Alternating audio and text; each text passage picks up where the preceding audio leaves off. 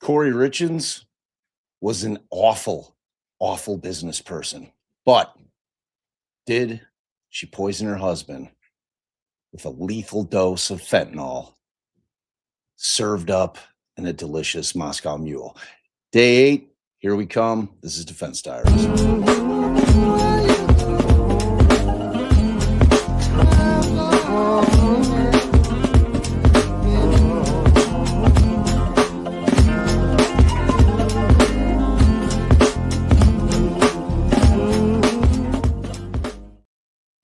What is up, y'all? I'm Bob Mata. This is Defense Diaries. This is day 8. Good morning, beautiful humans. Good morning, beautiful humans. We had quite a day yesterday, huh? Long day, one witness. It was grueling. It was one of those grueling days in court where, it's just a lot. It's just a lot to digest in one day when you got one witness up there.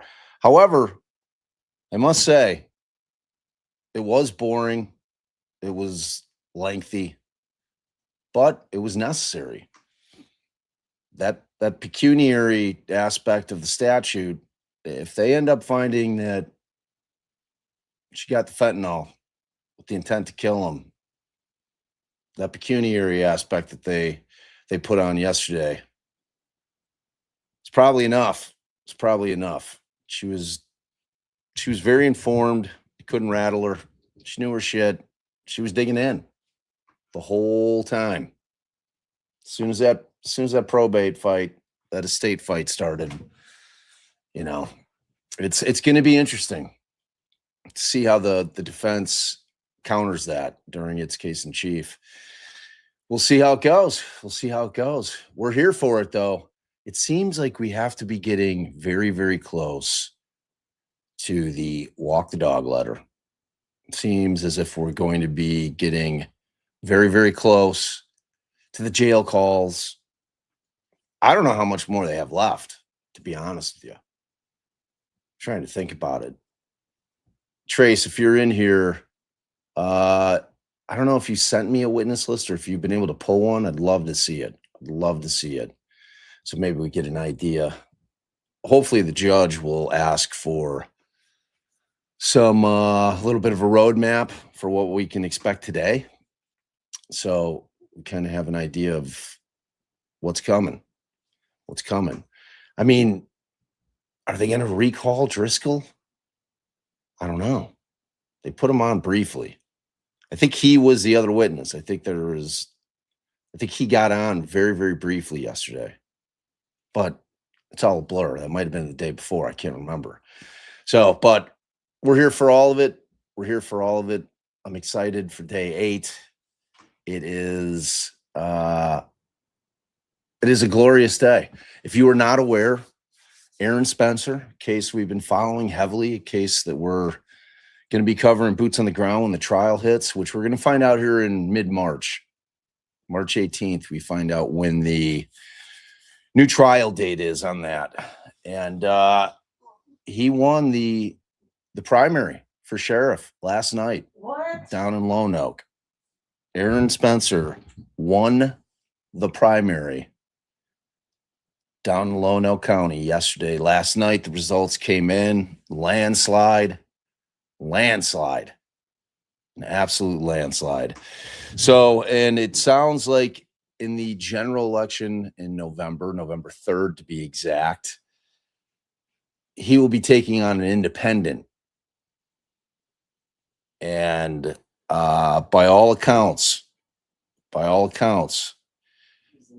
he's the next sheriff of Lone Oak County.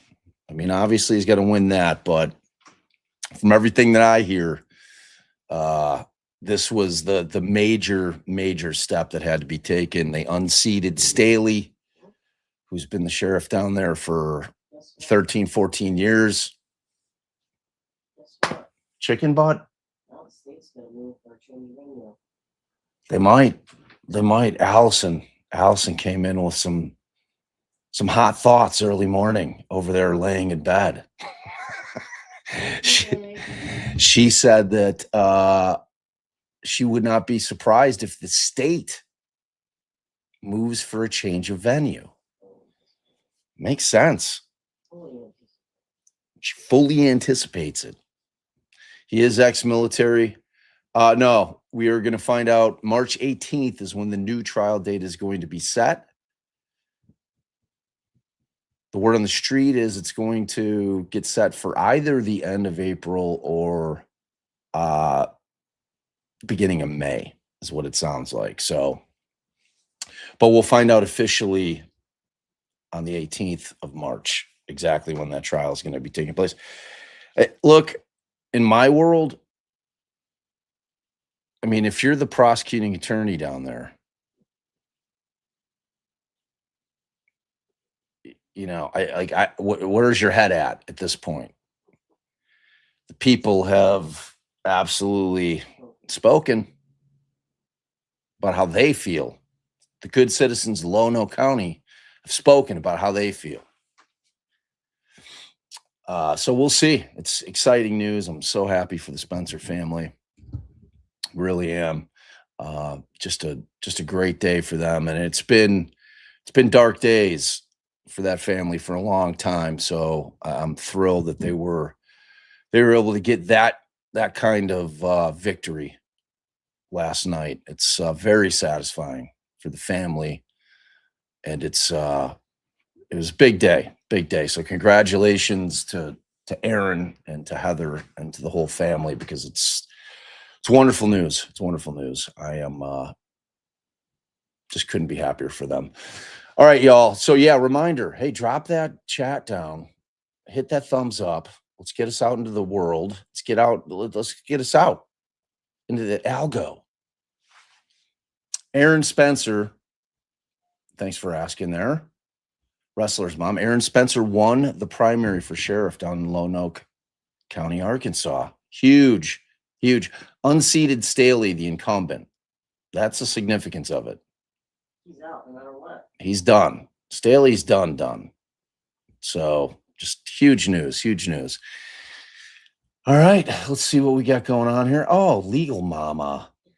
Welcome back. You've definitely been a member, yeah, for sure. There's no question, right? Well, family hug. Good morning. So we are, don't be on top chat.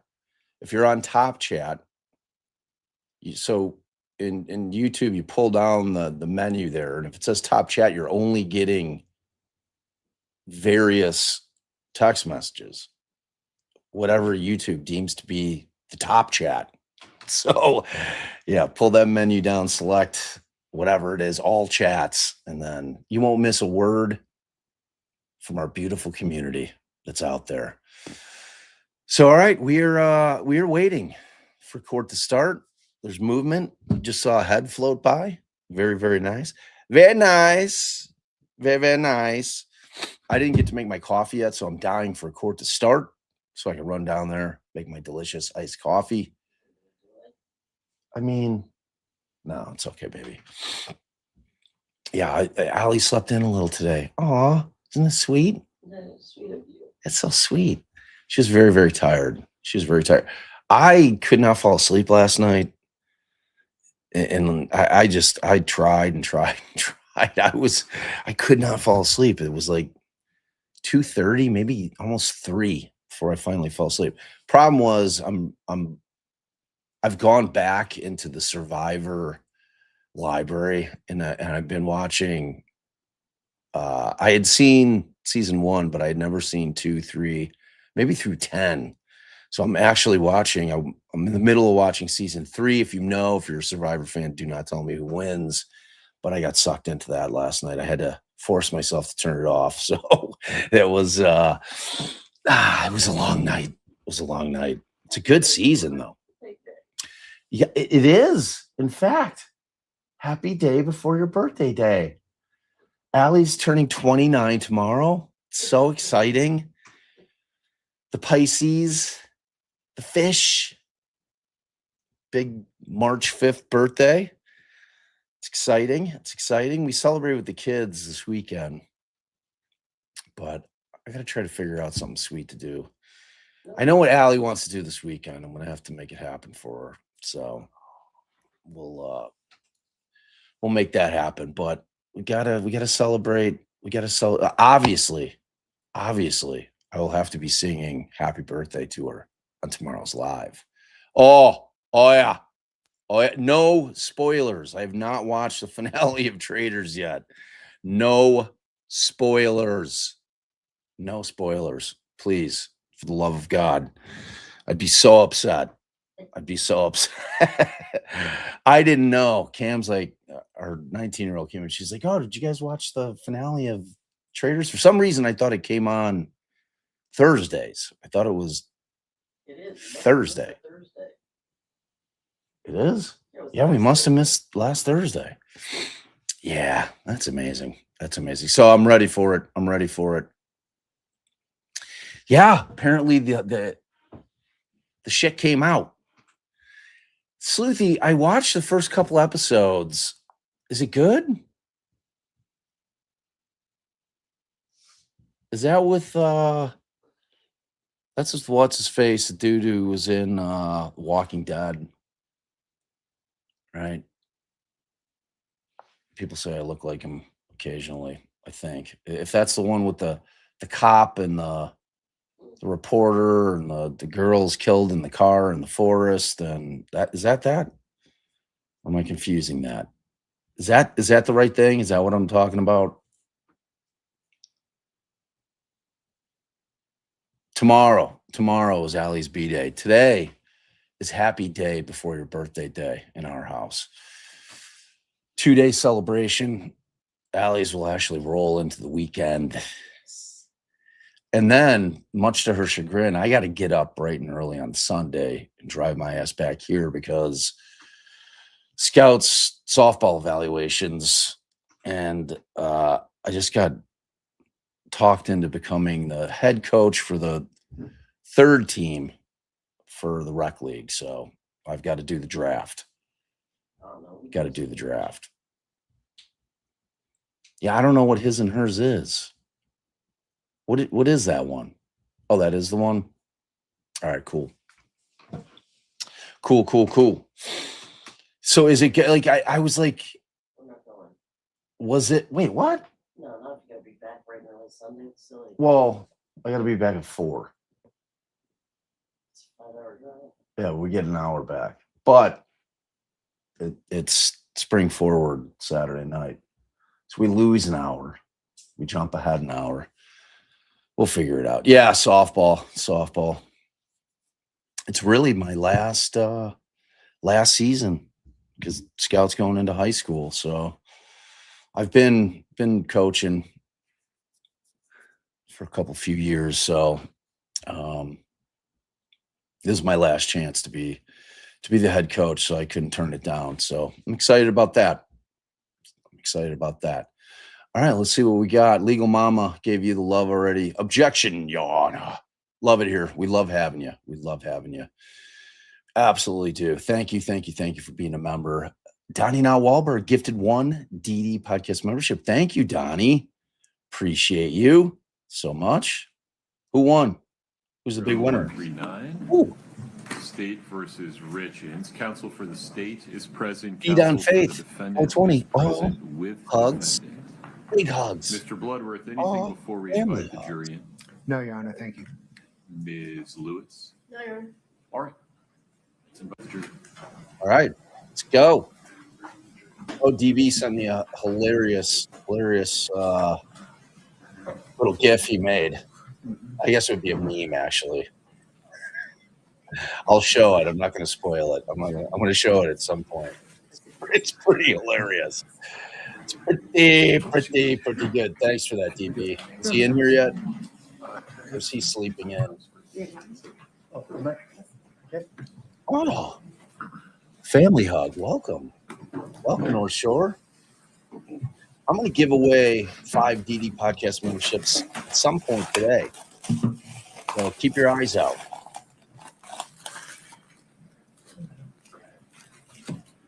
There's Driscoll there, sitting there staring into space. Does Bloodworth wear the exact same suit every day? Curious. Just a navy blue suit kind of guy. Shaw. Scouts ball. Love it. Love it. Oh, man. Had bad news from the Bears yesterday. They're all-pro center. Well, at least Pro Bowl center. Like, out of the blue, retired yesterday. 27 years old. Have a seat. Thank you. Starting center for our offensive line. Rough day. I didn't like that.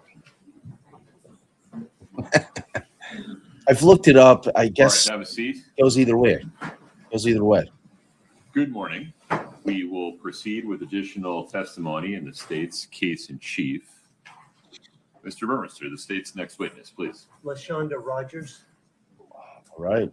Let's see who Lashawnda Rodgers is. Because I don't know. I don't know who she is. Who is that?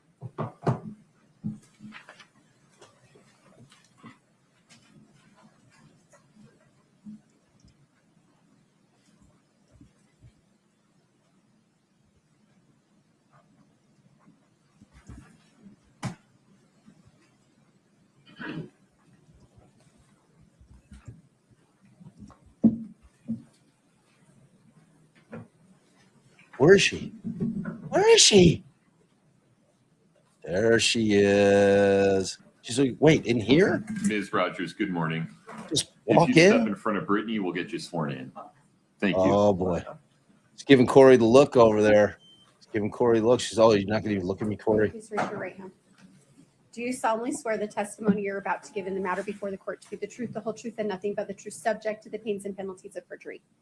Thank you. Please have a seat.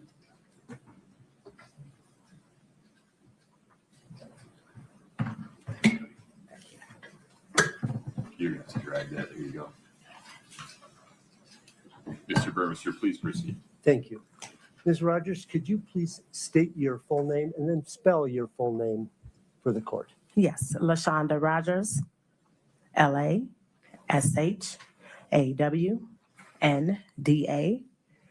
and Rodgers is Rodgers. Thank you.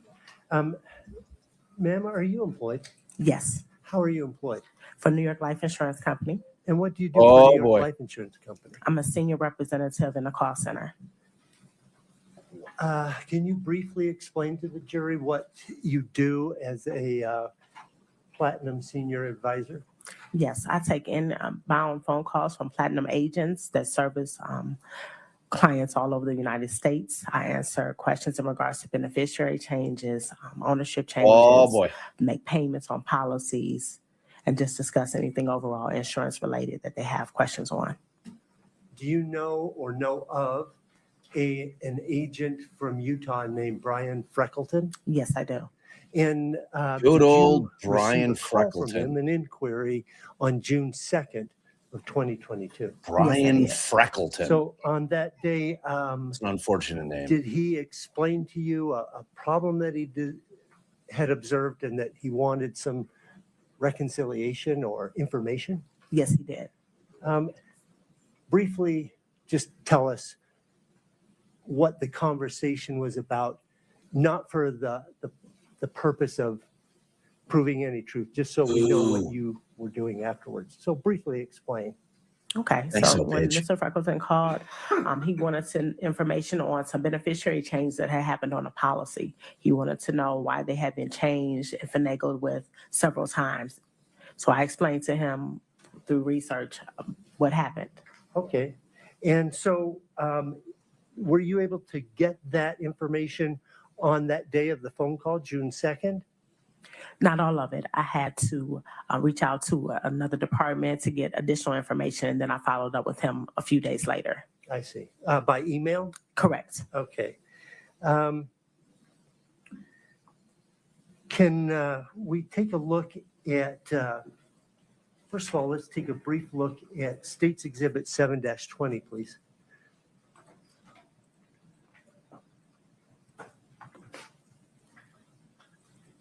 Can you scroll through that, Scott? They can see them for you if you'd like. It's not a touch screen. Oh, okay. Corey's like, let me look. Okay. What's Mel doing? If you My- can't see it, they can zoom in for you. My view is kind of fuzzy. Is Yes, mine is as well. there a Mm. reason it would be out of focus? It's never been out of focus before. Oh, That tablet's a little bit out of focus. Is it? Yeah. Burmister's getting concerned with the out of Do you focus. have trouble Do you seeing mind it? if I lean over and just No, make sure you're seeing? Your Honor, please. She has as clear a view as I do. Scott, I think it'd be helpful for the witness if you could zoom in. The type is pretty small. Mhm. Thank you, Your Honor. I appreciate it. You're There we go. Thank you so much. Okay, so does this look familiar to you? Yes. Okay, can you explain to the jury what this is, or for the court, I guess, really?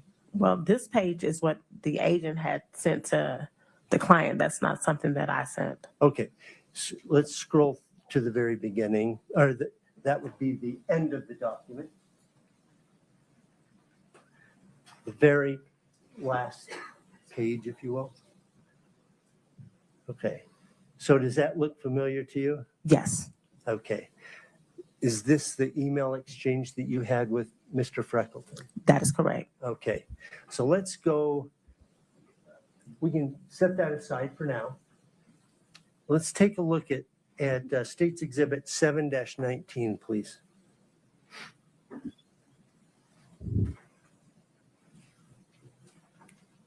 This is a multi-page document, actually 23 pages. As he's scrolling through that, does it look familiar to you? Yes, it does. Okay. I'd like to have you take a look at page 13 of this document. Perhaps we could focus in, there you go. Thank you. Does that look familiar? Yes, it does. Okay, what is this information depicting? This information is providing the client's policy number, who the insured is, the address, the date of birth. It's showing beneficiary changes, address change, beneficiary change, and it has the policy number, has the insured name there as well. Okay. Is this a true and accurate copy of the policies, buy-sell policies that you recall seeing? Yes. The state would offer, State's Exhibit 719? All right, states 7-19 is admitted. Do you want me to publish to the jury? Please, Your Honor. Okay.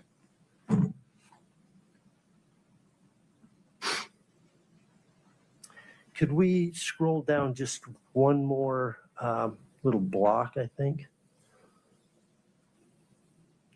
Okay, so this appears to be going in reverse chronological order, right? So the older things are at the bottom and it gets newer as you go towards the top. Is that fair? That is correct. Okay. So on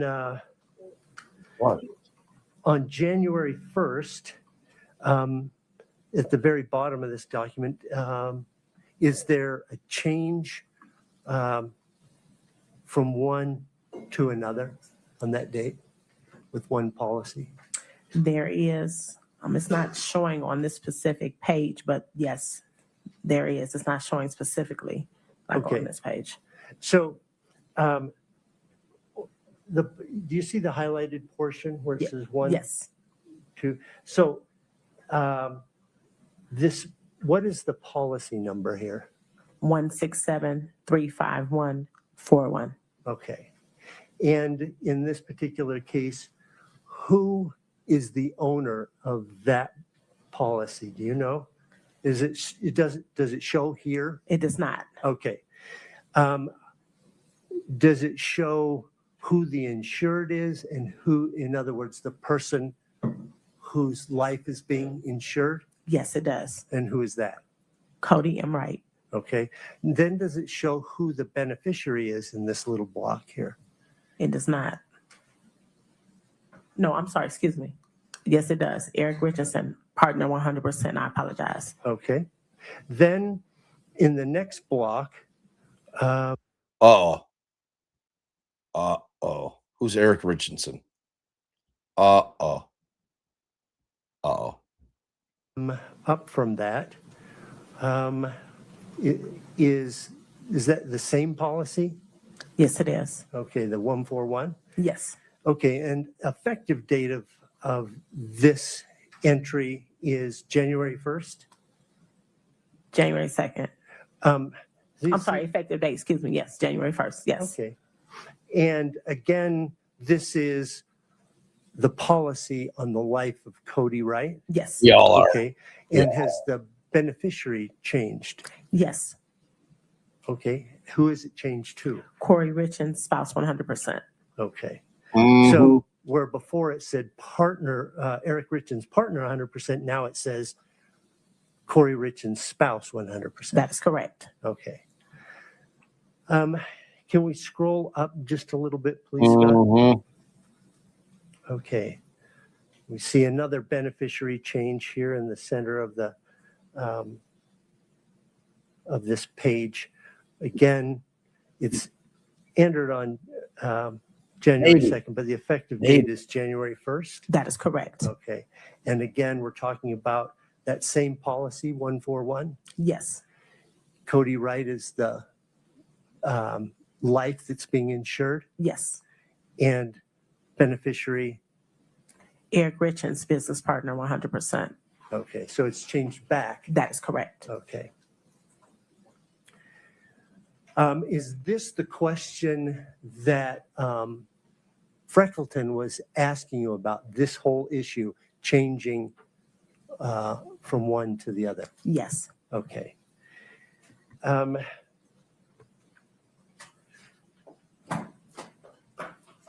How does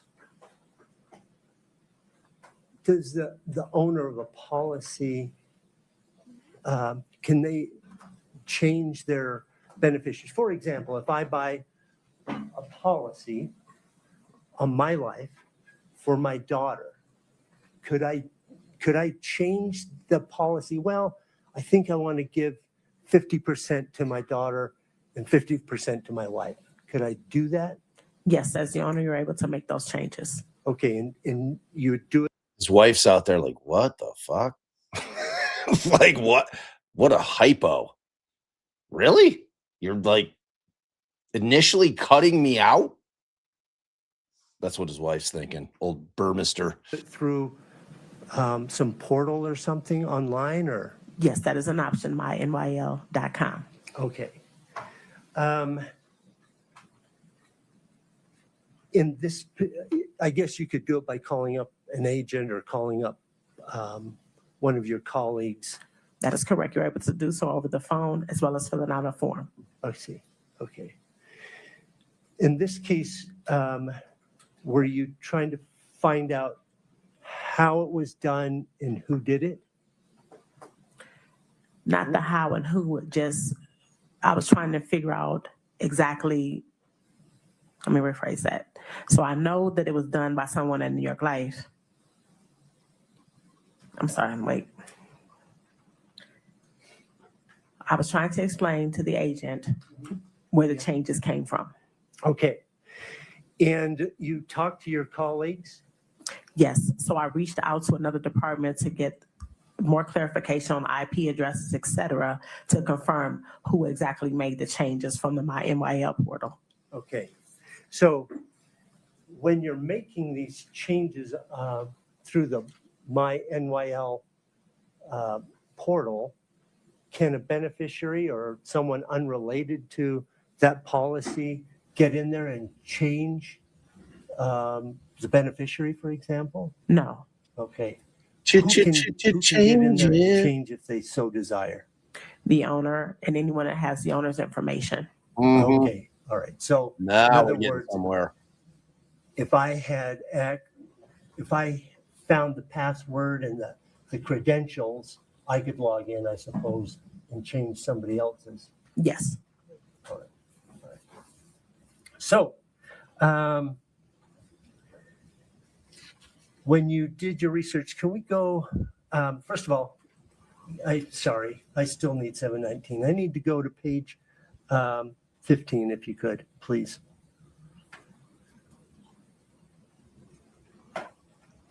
the direct. I think Allison might divorce Is that me if I page grew my 15? mustache like that. Okay. I'd be twirling it constantly Does like this. this tell you, I think we need to scroll up just one more, so we have the policy ending in 141? Okay. Does this page tell you who the owner is? Yes, it does. Okay, policy 141 is owned by who? Eric E. Richins. Okay. Now I'm through with this one. Can we go to 720, please?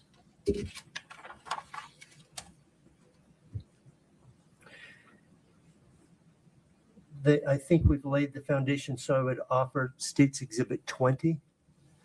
This is the email chain. Exactly. Classic Raleigh fingers. States 7-20 is admitted. We would ask permission to publish. It's up. Okay. Can we go to the very last page of this?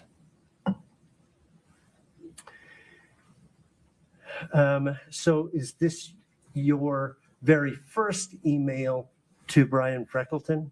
That is correct. Okay. And in this, you're saying, hey, this is in response to your question last week? Yes. Okay. Then can we scroll down to the next portion? On this, is this the information that you acquired from looking at talking to your colleagues and looking at the rest of the data? That is correct. Okay, so can you explain to the jury what it is that you found out? So I found out that on January 1st, 2022, the beneficiary was changed from Kouri to Eric, back to Kouri, and then to Eric again, Okay, within a few minutes of each other, okay, all on that same day. all on that same day. I see. And were you able to, at that moment, provide some of the details of how that transaction occurred? Yes. What was So, I mean, state's obviously implying that Kouri jumped onto the portal through Eric's login, changed it. She's like, oh my God, are they going to figure it out? Changed it back. It's like, oh my God, what should I do? Changed it back to her. And then thought better of it and changed it back to Eric. Or was it Eric? I mean, no. So after speaking with the representatives in our IT department, they stated that all were from Eric Richins' login and all from the same IP address. okay? Then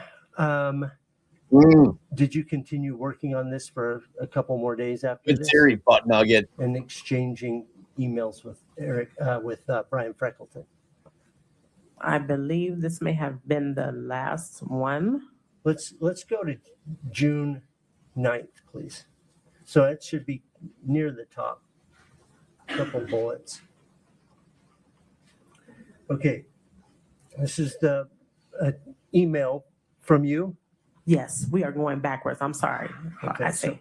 June 9th? Yes. Okay. And you're reviewing further information. A general point, you give a general point about who can log on, just generally speaking. In order to get into somebody's account, you have to have what? Their login credentials. Okay. So that means a password, a registered email address. That is correct. And a username. Okay. And in this particular case, it appeared to be coming from whose email address? Kouri Richins. Now, Ooh. did you also get further information that all interaction was coming from that same email address? That is correct. Okay. Richins. Now, Did you also get further information that all interaction was coming from No, that it's not same off. email address? Doing That is things. correct. Doing things. I had to switch.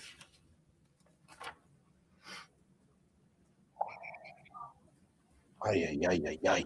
All right. Okay, that's all I have for this witness.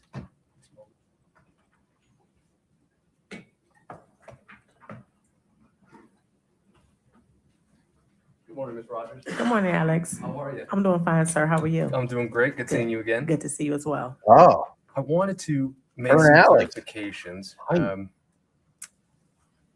I'd like to talk to you about client IDs. Okay. Is that all right? Yes. Okay.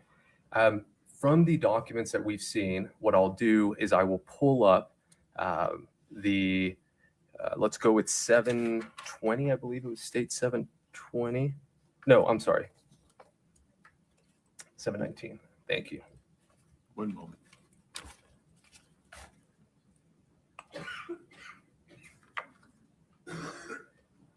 Do you see that there? No, nothing has not come yet. up. Okay. Yes. Perfect. Now that client ID right there, can you? Do you want me to show this to the jury? Oh, sure, Judge. Okay, Thank you. I apologize. very good. That client ID we see there that's highlighted, whose client ID is that? Eric's, That one's Eric's? I believe, just by first glance at this is Eric's. Yes. Okay. And then if we can, actually, you know what I'll do? If we could pull up, let's do this one. 1 second.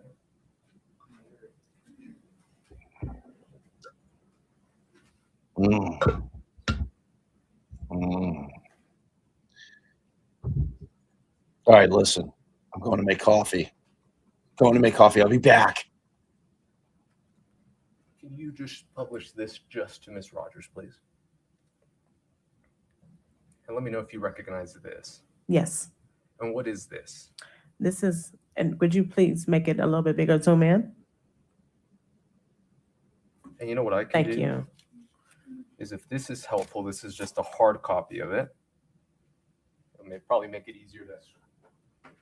It's the same one, is that right? Here you go. Thank you.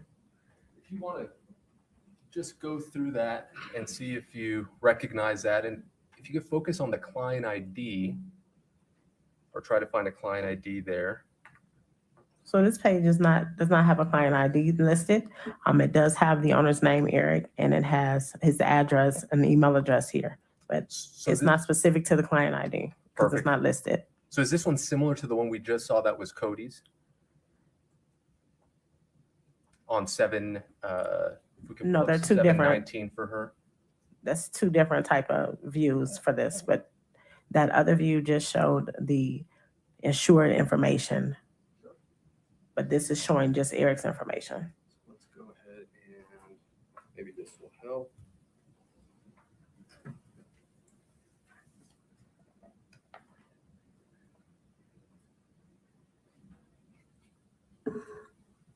So that client ID that's listed here is for Cody. For Cody. Correct. That's the one that's circled. Maybe we go to page 14. Of what document? This is for Eric. So are we talking 719 or are we talking 1046? 1046 right now. Okay. Yep. And so there on your screen is just a electronic copy of what I just showed you. And that client ID, that one is Mr. Wright. Is that correct? Or Eric's? No, Eric's starts with a 9, not with this 153. Okay, let's do this. The one we previously showed you, you had indicated that that was Eric, so maybe there was a mix-up. So Eric starts with a 9? Correct. Okay. Mhm. Is it 99? Well, look, before we complicate more things, we move to admit this document, Judge's Defense Exhibit 1047. That's not the one on the screen right now. This one is. This is 1047? Yeah, they look the same. 1046. let's go back to the beginning and make sure we're talking Yeah, about the could we go to the same first page then? thing. Okay. So they So look, this is defendants 1046. Correct. Mr. Burmester, any objection? Well, I think we need foundation to establish exactly which one we're looking at. And is it different or the same as? Mr. Ramos, just for clarity of the Sure. record, would you lay a little foundation for could we this put witness? 1046 and state 719 side by side? I think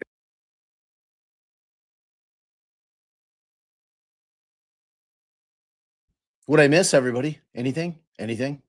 Anything? that would be the clearest because they look identical.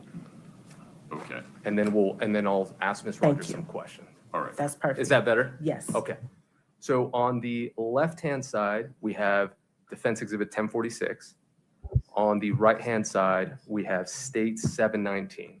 They appear to be the exact same format, correct? Correct. Except that one's for Eric and one is for Cody, correct? Correct. All right. Corey's, oh, I caught her in a blank there. Yeah, I don't know what's up with that jacket. Yeah, Nestor's jacket, not great. Not great. Corey's is, I don't know, kind of looks like a velour tracksuit zip up type deal. I don't know what the hell that thing is. I don't know. And within these documents, this is where the client IDs are, correct? There's no client. Not on this first page, I apologize. Correct. But the remaining pages, if we could scroll through them, just so Ms. Rodgers can see.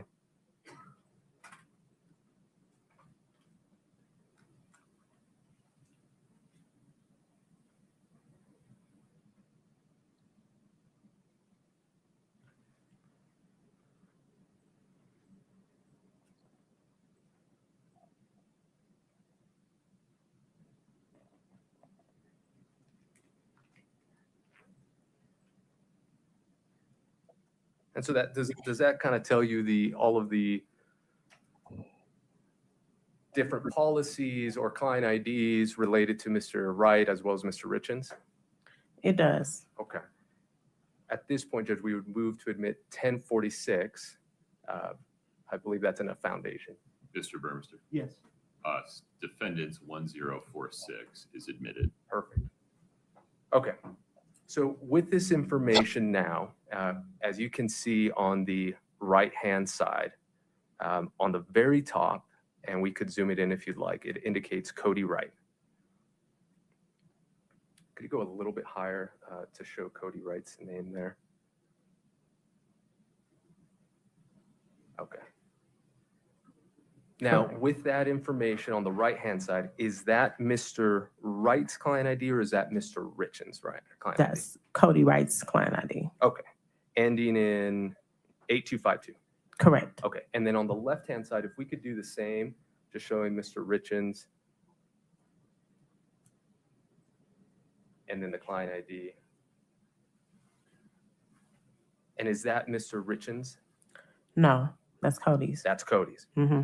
And if we go to on the, if you could highlight on the right-hand side, it is 1, 2, 3, 4. January 24th, there indicates a client ID there. That is Eric's. That is Eric's. Okay. Yes. So with that information, it appears that client ID 992141444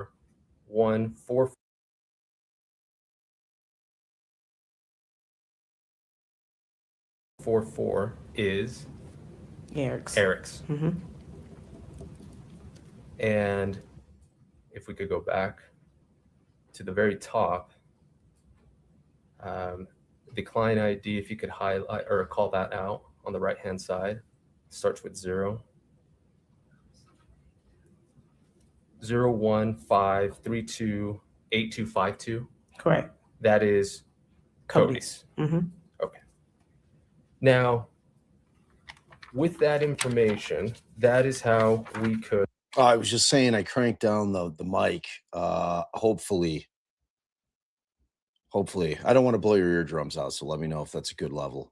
could, or your office could determine where the changes were made, correct? No. How did we determine the changes were Oh, made? I'm sorry. Well, I agree. It looks like all the friendliness, that train has left the station because Lashawnda looks like she's giving Alex some side eye right now. It's classic side eye right there. It's like front side eye, front side eye, front. Just kidding. Let's go. Right, That's not correct. Correct. I apologize. That's okay. Those are the client IDs that were used to figure out when changes were made, who made the changes, correct? It wasn't the client ID that was used. It was the actual owner's information, but Okay. not the client ID that comes into play in a different way, but not in regards to logging in. Because there's different ways to log into my NYL. You can log in with your name, social security number, and then you have to have an email address. And then the other way is to use a client ID, but you still have to have an email address associated with it. Correct. Let's go there. Maybe this will be helpful. If we could pull up the state's exhibit. Front side eye is just eye. 720, please. I don't know about that. We just And saw if we could go to the front side last eye. page. If we could call that out, just so it's a little bit clearer for Ms. Rodgers. Thank you. Okay. So maybe what we're talking about here is different. So I'll get on the same page with you. Okay. This is the Eric Richins login, Yes. correct? Is what you indicated. If we could publish this to the jury. Okay. So this one is saying that it was all from Eric Richins login. Mm-hmm. And now what you just indicated, and maybe this is where I was mistaken, Eric Richins login, it could be an email you indicated? It could be either his name and his date of birth and the last four of his social. Okay. And then on the next screen, it's going to ask for an email address to do verification. Okay. Or they can put in the client ID. And then on the next page, it's going to ask for clarification. Okay. I'm sorry, for an email for verification. Understand. So that's kind of the login process That is correct. for my NYL. Yes. Okay. And then if we could go to page 2 of that same document at the bottom, that second bullet point there, if we could call that out for Ms. Rodgers so it's clear. Thank you. Thanks. Yes. Appreciate that, Gregory. And this is what you're Amen. referring to, that they cannot log in with any other credentials besides what we have on record, correct? That is correct. Okay. And in this case, what did you have on record? The credentials that we had on record were Eric's name, but a different email address. It wasn't an email address that, so two clients would never have the same email address associated with one policy. So in looking at Eric's policy and the email address versus another policy that had the same email address is where we came up with that information. So then the login information or the login email, Mhm. when you're referring here to Kouri, it's Correct. the email that's associated with it. Yes, Okay, and that's where I wanted to get to. So on the second bullet point where it indicates it does appear that Kouri is the one that has been managing the online activity, it's based on the fact that her email is being used. the email is being used, correct. Okay, and her email, do you recall what that one was? Kouri Richins, I'm not quite sure what that, it might have been at gmail.com or AOL, I'm not Yeah. sure.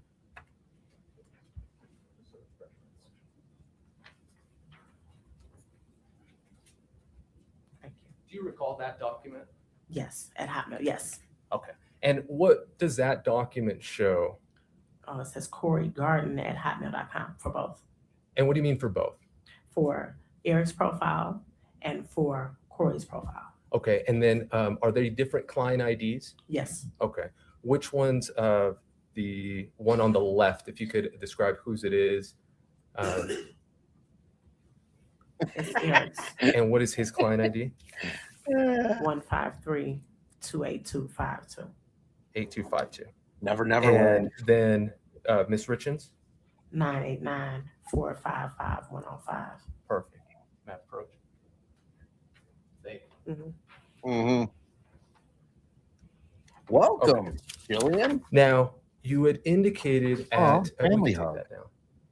you had indicated there in that email with Mr. Freckleton that you had to reach back out to I believe your IT people, That is correct.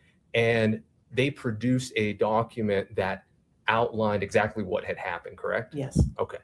If we can, just for Ms. Rodgers, pull up. Yeah.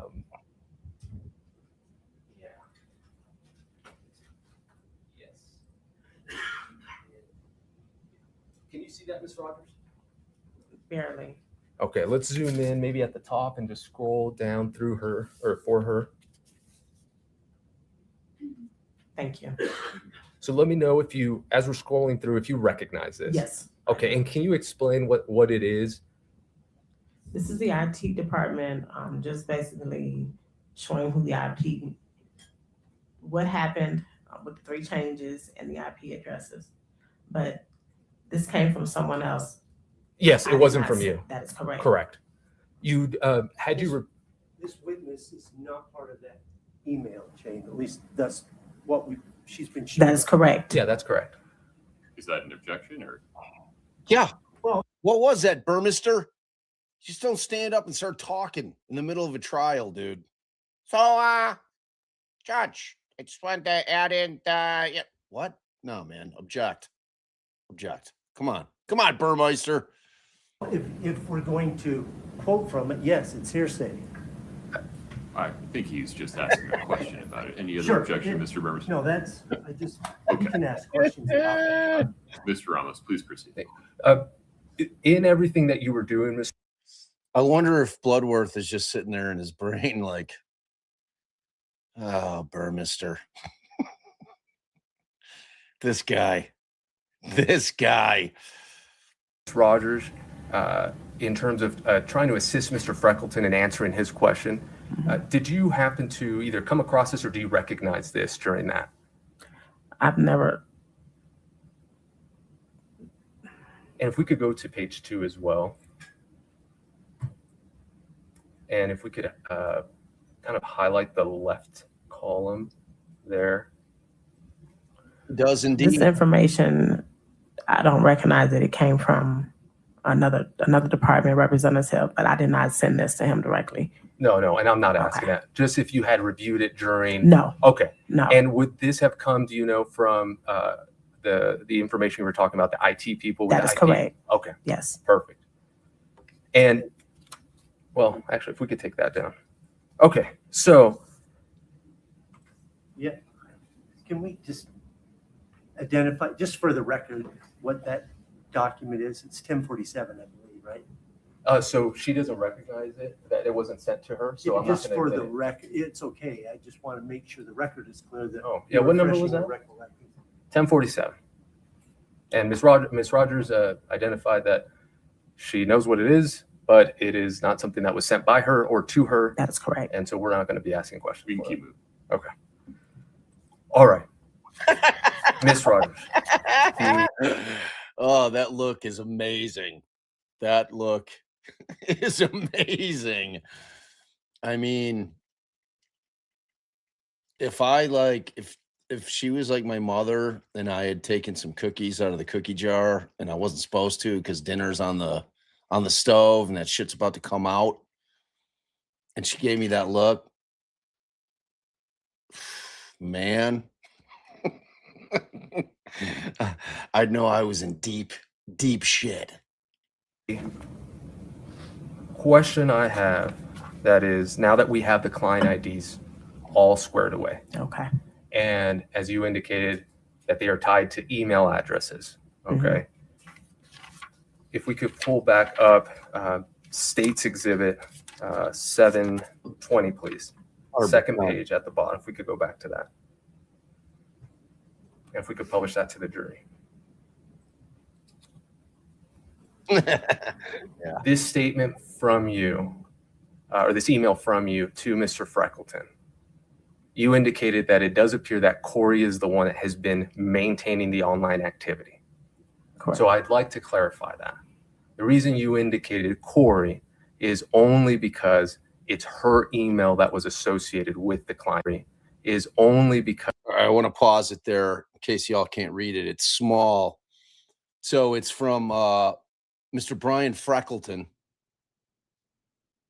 Hello, this is Brian Freckleton calling from New York Life Insurance. Yeah, I'm the agent out here in Utah. So this is actually from Lashawnda. She writes back to Brian Freckleton. She says, "Good morning, Brian. After further reviewing this with my manager, here is some additional information on this policy. Bullet point 1, they cannot log in with any other credentials besides what we have on record. It will not let them in. Bullet point 2, it does appear that Kouri is the one that has been managing the online activity since her email is being used.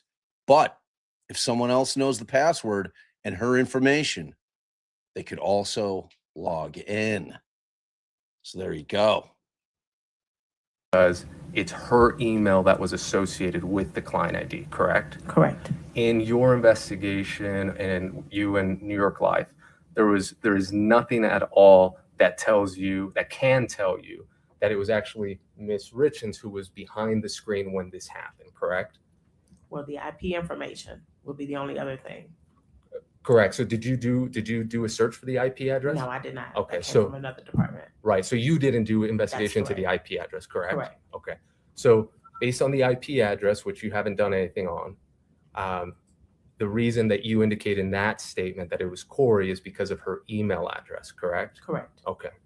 And as you indicate there, if someone else knows the password, and you indicate her information, and to be clear, the individual or the login information was tied to the client ID, right? When we saw the beneficiary change, or for the policy, I'm sorry. Correct. Okay. If we could go to the last page, please. And Chris, that was the Brian Freckleton voice. I have a million voices, dude. Don't try to put me into a 2-3 voice guy. That ain't me, bro. these changes all happened within 6-ish minutes? Yes. Okay. And at the end of the day, between 7:21 and 7:27, everything remained or went back to being the same, correct? It did. All right, just in case you guys can't read that, this says they were all from Eric Richins' login and all from the same IP address. Please let me know if you have any other questions. Have a great day. Love, Lashawnda Rodgers. Okay.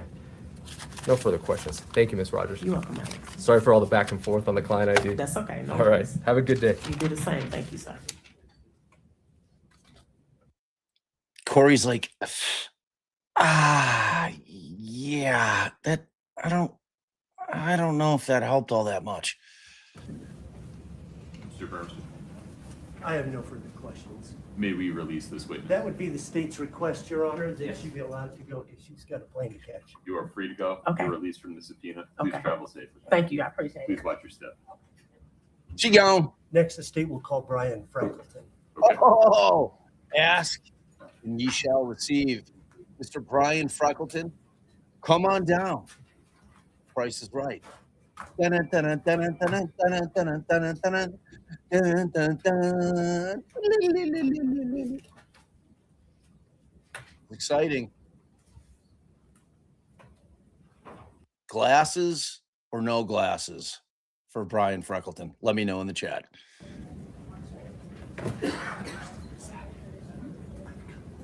Mr. Freckleton, would you step in front of Brittany? We'll get you sworn in, sir. Wait a second. Would you step? Mr. Mr. Freckleton? Would you step in front of Brittany? We'll get you sworn in, sir. Oh my God. He's everything I dreamed he would be. Yes, sir. That is definitely a life insurance pimp. Wow. I love it. Do you solemnly swear the testimony you're about to give in the matter before the court to be the truth, the whole Mr. truth, and nothing but the truth, subject to the pains and penalties of perjury? Thank you. Please have a seat.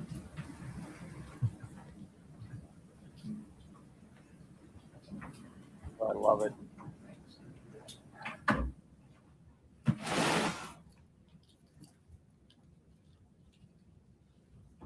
Please proceed. Thank you.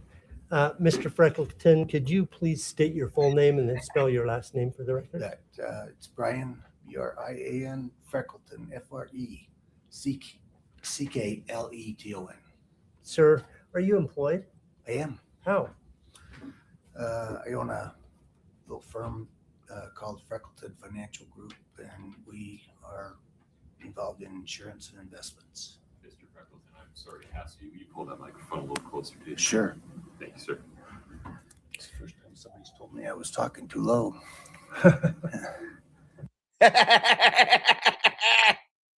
Good one, Freckleton. You do have a low voice, so we got to project out to the very reaches of this room. Okay. Thank you, sir.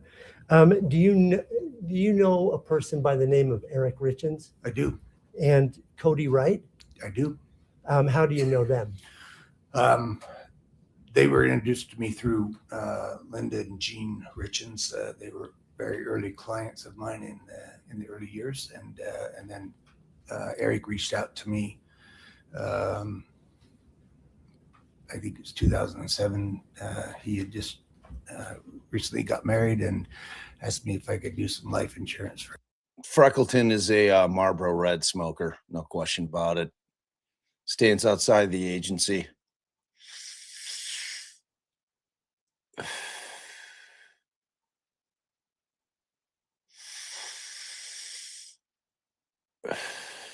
Well, I like the Tom Bosley call. Him and his first wife.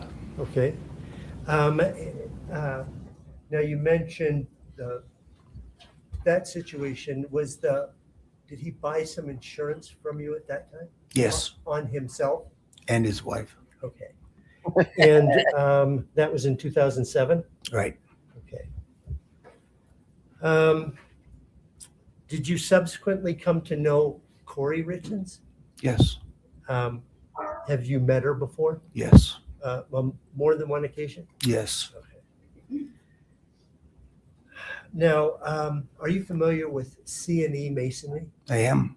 And did you do work for C&E Masonry? I did. Okay. Are you familiar with the term buy-sell agreement? I am. Could you briefly explain to the jury what a buy-sell agreement is? We don't have to go into great detail, but we're dealing here with a partnership, is that right? Yes. C&E is a partnership, Eric and Cody? Yes. And so what is a buy-sell agreement? A buy-sell agreement is an agreement that one or two or more partners will put together to protect from the partners dying, retiring, becoming disabled. It's a document that allows them to be bought out, usually of that partnership. In the case of this one, it was called a cross-purchase agreement, and the way it's set up is that we take. So Oh, now you go ahead. I'm sorry. transitioned into, in this case, so did you help put together parts of a buy-sell agreement that involved Kouri Wright and Eric? Yes. Okay. So in this situation, go ahead and explain what that buy-sell agreement did for Okay. Eric and Cody.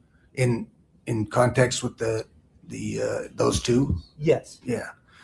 So the agreement is usually funded, and life insurance is usually the least expensive way to fund large amounts of money. In this case, it was $2 million.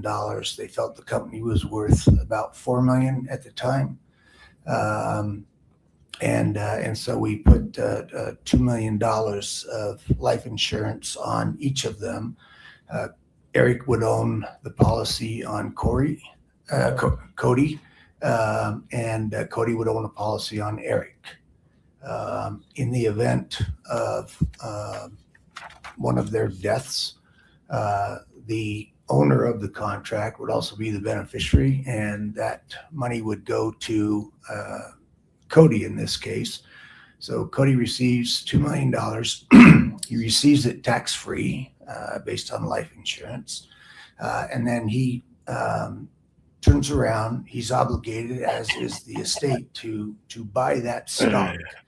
And so he has to come Morning, in with Michael. that $2 million and buy the stock from the estate of Eric, or the trust of Eric, in this case. Okay. And Whoa, Right. whoa. Michael's always on. He's always on. Just have to pay attention. Welcome in, Michael. Always love to see you. You said that there's $2 million on each man for the Yes. total value of the company being $4 million at the time this That is agreement correct. was entered. Yes. And so was there more than one policy to come up with the 2 million? Yes, we started out with $1 million of term insurance and $1 million of what they call traditional whole life insurance. Okay. Initially, was there 2 terms, 1 million each on each guy, and then it one was converted to a whole life product? Well, the initial policies were 1 million of the permanent insurance and then 1 million of term insurance. And I then later down the line, we converted the term insurance over to I see. permanent. Yeah. Okay. Could we have that one aid? The demonstrative exhibit? Okay. Can you see this Again, thing? Does that portray the various policies that we're talking about? yeah, the first 4 policies there. Would that be helpful in conveying your testimony to the jury? Sure. Would ask permission to publish. Mr. Ramos, any objection to this demonstrative? I don't know the number. It's not labeled Okay. anything. I just Okay. Go ahead, Mr. Burmester. Okay, so the 4 on the left are $1 million policies for each man.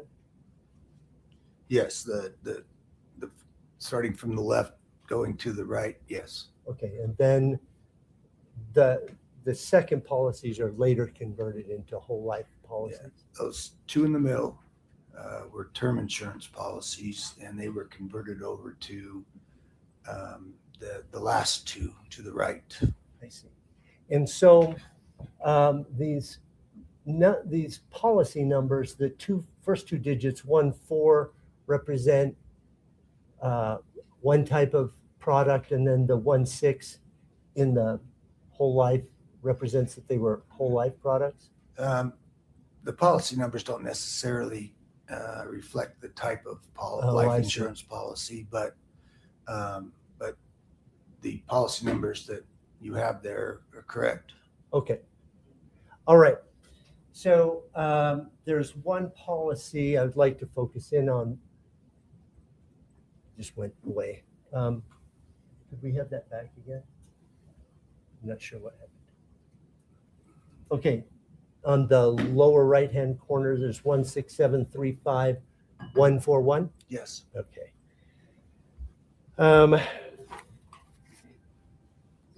Do you have some sort of notice system or portal or something that New York Life contacts you as an agent? We have a portal system, and in that portal system is what we call alerts. It allows us to see if what clients may have done, or confirmations of things we've done for our clients that got done. If money comes in, it tells us that. If the beneficiaries have been changed, or check-o-matics, or banks, or stuff like that, it tells me that. So on January 1st of 2022, did you receive an alert? I did. Okay. Can you tell us what the alert was to you? Yes, it was an alert that the policies on Eric and Cody, the beneficiary had been attempted to be changed. Okay. And so what did you do about that? Well, I called both Cody and Eric, and both of them went to message like usual. They were very busy guys and hard to get a hold of. And so we got a notice that someone that they had changed tried to change the beneficiaries of the policies, and I called them. And Do you remember today who had been changed to who? yeah, the beneficiary had been changed to Kouri Richins From? well, in this case, it was from Eric. Okay, all right. Bob's? And to be clear, so Eric is a beneficiary. So in this type of policy, he's the owner. He is the owner. Okay. And so it was actually insurance on the life of Cody Wright. That's correct. And so Y'all are on fire in the chat. Y'all are on fire. I love it. you talked to, did they contact Cody and Eric call you back or? They did. Okay. Did you explain to them what happened?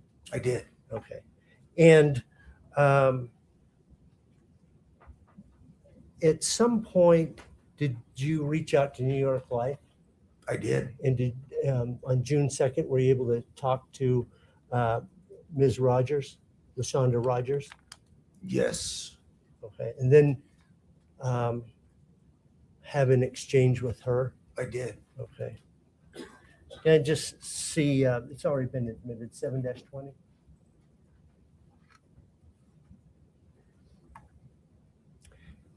Is this the email chain that you had with Lashawnda Rodgers? Lower the. Yeah. Okay. If I haven't done this, I would offer States Exhibit 719 and 720. Are those different? There are. All right. I have no more questions for this. Mm-hmm. Mr. Ramos, please. I'm finished with this guy. Morning, Mr. President. Good morning. How are you? I'm well, thank you. You indicated that you had set up these life insurance policies for Mr. Wright and Mr. Richins, correct? Correct. Do you recall when you had set up the one for Eric, approximately the year? Which one? This one. That's it. Having to do with the buy-sell? Yeah, correct. Yeah, I think it was. Or how about this? Yes. Anything with New York Life? Maybe we'll just start there. Well, there was a policy put on Eric in 2007. Okay. It was $500,000 of term insurance. And when would this one have been started, this buy-sell? I believe the buy-sell was done started in 2020. I'm going to approximately, show you. I guess. Okay. I'm going to show you a document. Maybe that'll refresh your recollection. Please. All right. If we could pull up, just for the witness, Your Honor, 1048. Yep. Yeah, we'll just see if he recognizes it. If we could, yes, perfect. Thank you so much. These on.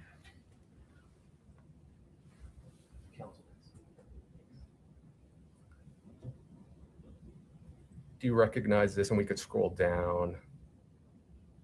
Yes. Okay. And then at the very top there, sorry, go back. You're included in that email, or your name comes up, correct? Yeah, this is a something that New York Life, the carrier, sends out to me, or myself, and the insured, Okay. And is this kind of like or the owner. I apologize to the owner. to the owner? Yes. Is this kind of like an introductory kind of welcome email? No, this is the documents. Okay, perfect. Yeah. Now, this is on Mr. Richins, correct?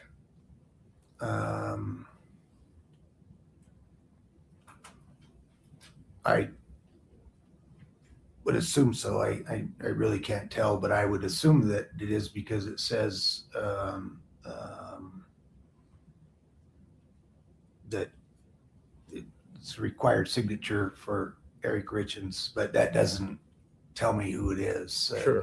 Because the insured and the owner has to sign these applications. Sure. And then when you set this up, did you also assist with the email process or the login process to, we could take it down, MyNYL?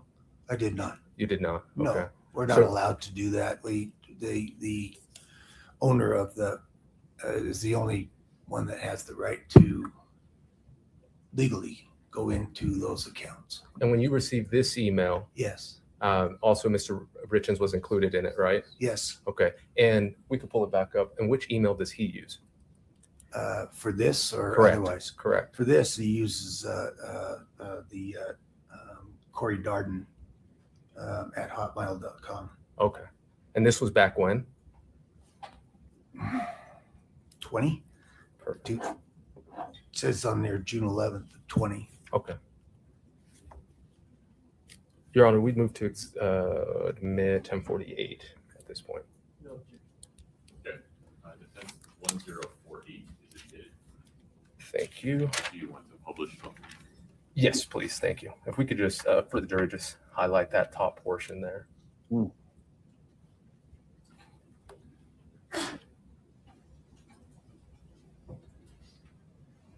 All right. And my only other question, I'm not sure if you know the answer to this. Are you familiar with the client IDs for Mr. Richins as well as Mr. Wright? I know they have them, but I couldn't even come close. Understood. Yes.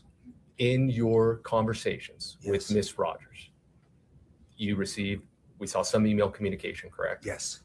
Did you receive anything at all related to the IP address or the client IDs used? Yes. Do you recall, if I show you, I'm going to show you an image. Let me know if you recall it. Okay. Okay. Sounds good. Pull that one up, please. Just for the witness, Judge and counsel. 1040. Yes. Thank you. If we could call it out, and we'll scroll through it. Yeah. if you Just let me know if you end up, I'm sure it's in a different format with all these, but just let me know if you recall seeing this. It's about 3 pages long. This was I mean, this is the email that I literally requested. Perfect. Yeah. And so if we could go to page 2, and if we could just kind of call out that left column that doesn't look like the matrix. And do you see that right there? I do. And do you recognize that policy number?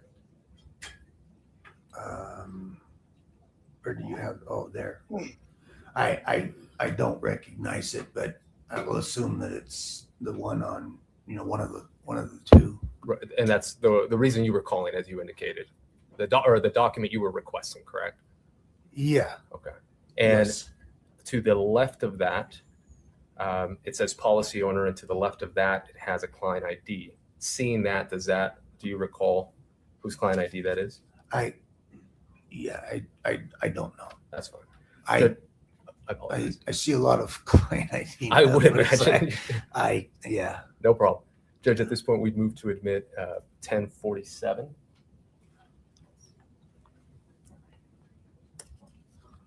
Well, I didn't scroll through pretty fast. I did not see Mr. Freckleton on the email chain. So Would you folks approach for just 1 second? I could just say his name all day. Brian Freckleton. The man, the myth, the legend. The Freckmeister. All right, let's get a little blooping. Let's go. Burmister's up there. He's got his highlighter in his hand there, ready for action. Mr. Freckleton, Sure.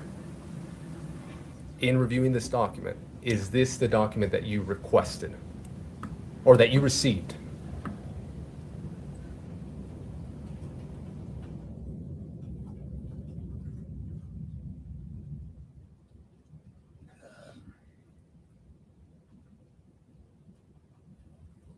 I don't remember the exact document, but it was similar to this. Okay. I mean, it just told me where the policy changes in the beneficiary had been done, and then changed back. Okay. Renew my request to admit. I don't think foundation has been made. He hasn't identified this It's not document. there. Foundation objection is sustained. Okay, no problem. Kouri looks like, oh my God. She looks like a nervous Nelly sitting there. I mean, rightfully so. Her life hangs in the balance. She is in a perpetual state of absolute terror. Mr. Freckleton, Yes. you could take that down, thanks. At one point, you requested information about the changes, correct? Yes. From Ms. Rodgers, correct? Yes. Or from New York Life? Yes. Okay. And at one point, you were told that changes were made. Oh, I knew they had been changed because I had gotten an alert, and then that made me Confirm. confirm Correct. with them that it had been changed. And you received that information back? I did. Okay. No further questions. Thank you, Judge. Okay. Thank you, Mr. President. Betcha. And did Lashawnda sent you the email? That was Yes. 7:20, please. One moment.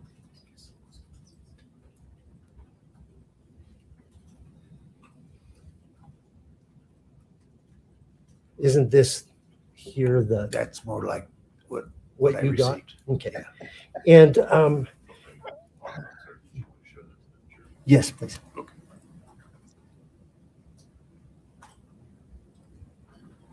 Okay. This here is the document you had received from Lashawnda. Yes. Okay. Now, defense showed you an exhibit that's All right, let me, in case you guys can't read that. It is from, it looks like it's from Brian. It says, per our conversation, or no, it looks like it's from Lashawnda initially, the top one. It says, per our conversation last week, please see below for who the beneficiaries were changed to on 1/1 of 2022. Luckily, in parentheticals, I was able to work with our tech support team to get this information. And then down below, it says they were all from Eric Richins' login and all from the same IP address. Please let me know if you have any questions. Have a great day. Love, Lashawnda. now, defense showed you an exhibit that said it was established June 11th of 2020. The policies. Yes. Okay. I believe so. Didn't you change or alter it somehow in November in conjunction with Ms. Bowman Carter, which Change included policies. changed it in, there's Yeah. suddenly a trust involved? Yes. I just want to clarify this point. She's been charged with the financial crimes. They've severed those. Those are going to be in a separate trial. Think Murdoch. Same shit. Exact same scenario. I mean, nobody remembers the financial crimes trial for Murdoch. I mean, I kind of do, but so same thing. They moved to sever those financial charges. Judge granted it, so that's going to be a separate trial, but she's already been charged for those. Okay. Yes. That's okay. I just wanted to- Okay. All right. Thank you. Uh-huh. Mr. Rowe, No further questions. Thank you, Judge. may this witness be released, counsel? Yes, please. You're on. He's subject to recall, Judge. He cannot be. You're free to go today. You may need to be recalled by defense counsel. We'll give you some notice. Okay. In the meantime, please don't talk to anybody about the case. Please don't watch any coverage of the case. Okay. All right. You got it. Thank you, sir. You're You free to bet. go. Mr. Freckleton. I clipped that, put it right up on the Mr. Twitter. Your Honor, I know we've only been at it an hour. Oh, boy. Perhaps we could take a very brief break. No problem. Let's do it. Please rise for the jury. Maybe they're waiting on a witness. Maybe. All right, I got to refresh. Like my screen, something's been going weird with StreamYard past 3 days. Like my screen for the actual, like what I'm seeing backstage is like the size of a postage stamp. So, all right, while we're breaking, let me see. So I'm going to pull this off, and then I'm going to refresh. All right, I'll be right back.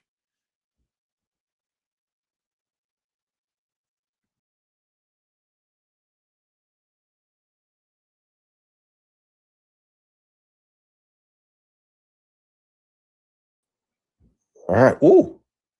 Whoa. All right. Let me pull this guy up again.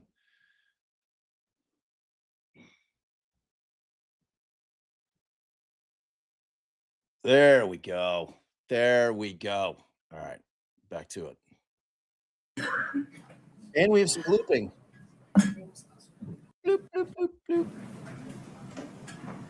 Mr. Bloodworth, forgive me, I couldn't tell if you actually wanted a break or if you just needed to address something on the record. Your Honor, I need to go to the bathroom. No problem. We're going to take a break until 11:45. Thank you. If you just needed to address something on the record. Your Honor, I need to go to the bathroom. No problem. Mr. Bloodworth, forgive me, I couldn't tell if you actually wanted a break or if you just needed to address something on the record. Your Honor, I need to go to the bathroom. No problem.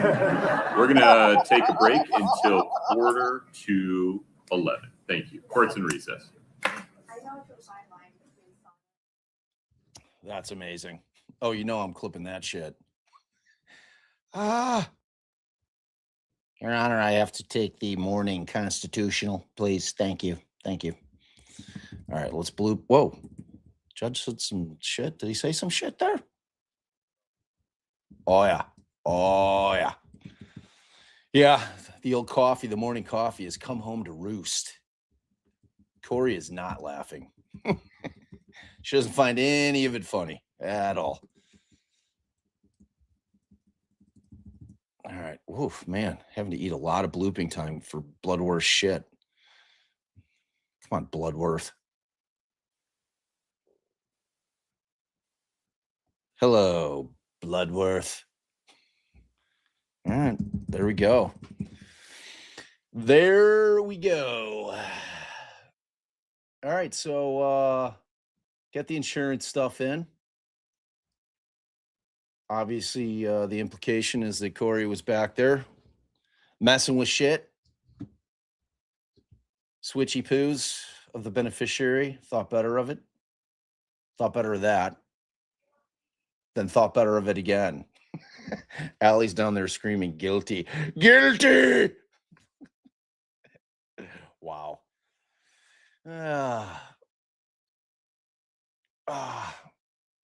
All right, so let's see.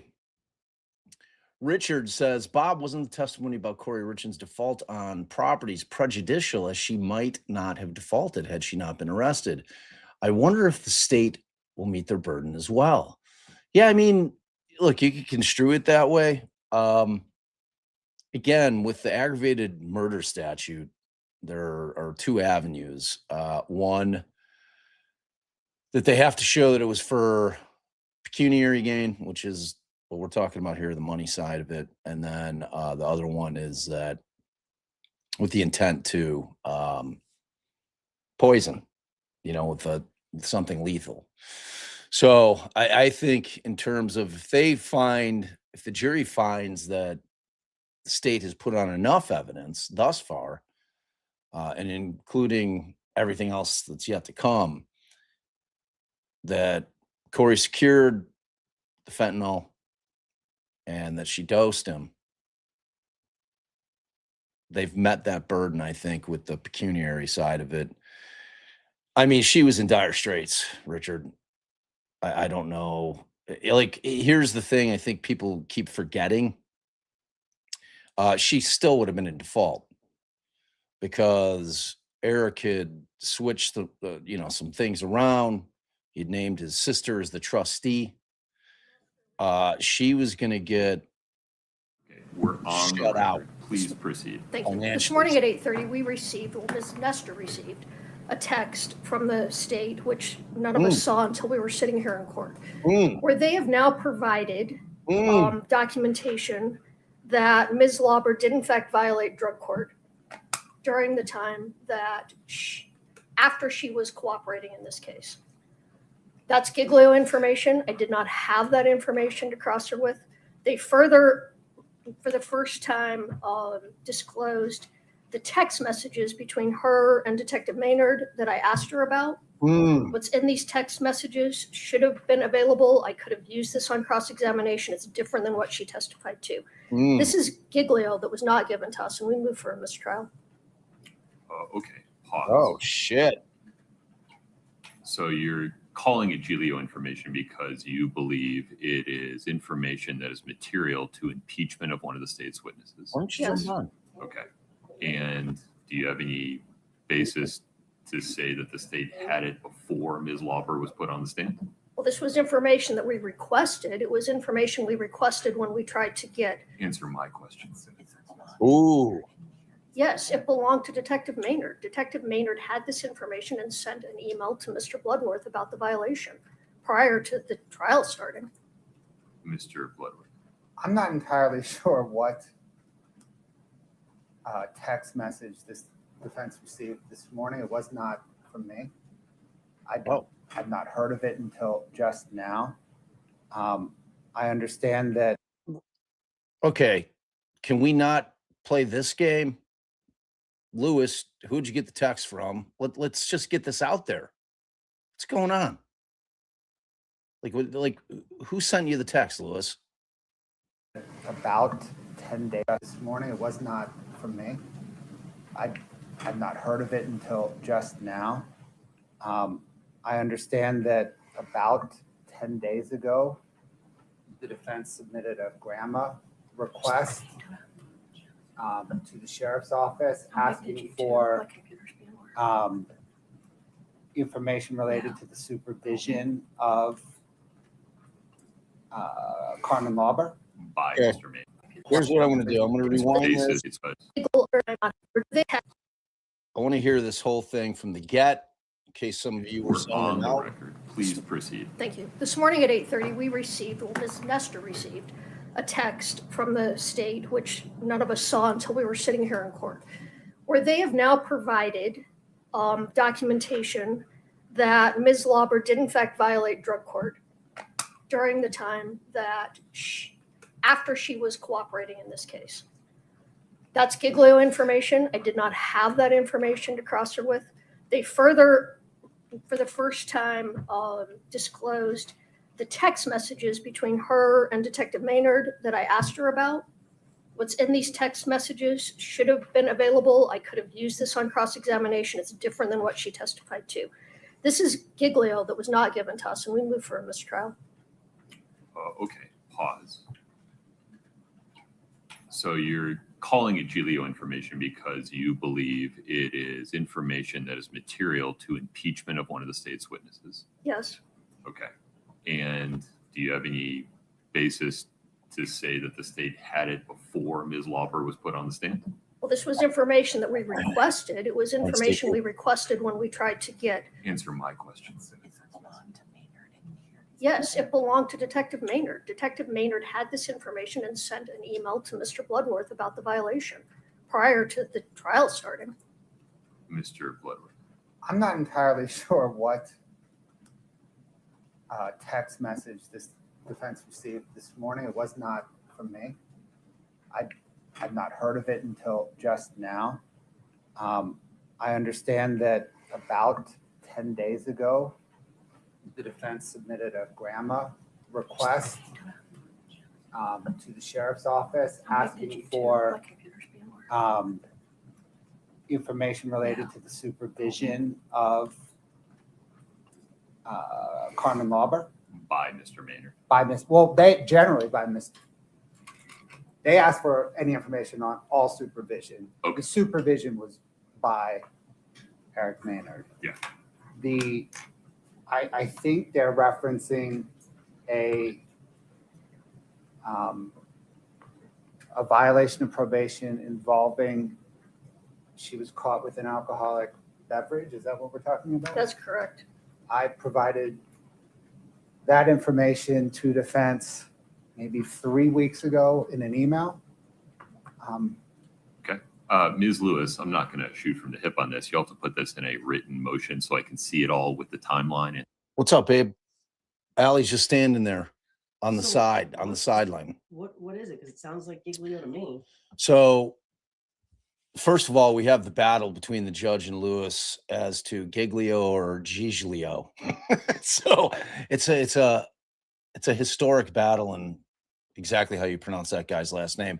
So essentially, that type of information refers to any kind of evidence about a witness's credibility that could have been used to impeach that witness on the stand. Now, I remember Lewis specifically asking her whether or not she had violated the conditions of drug court recently, and she basically said no. She said no. So, I mean, obviously, in terms of attacking somebody's credibility like Laubers, I think they're going to have to call her back.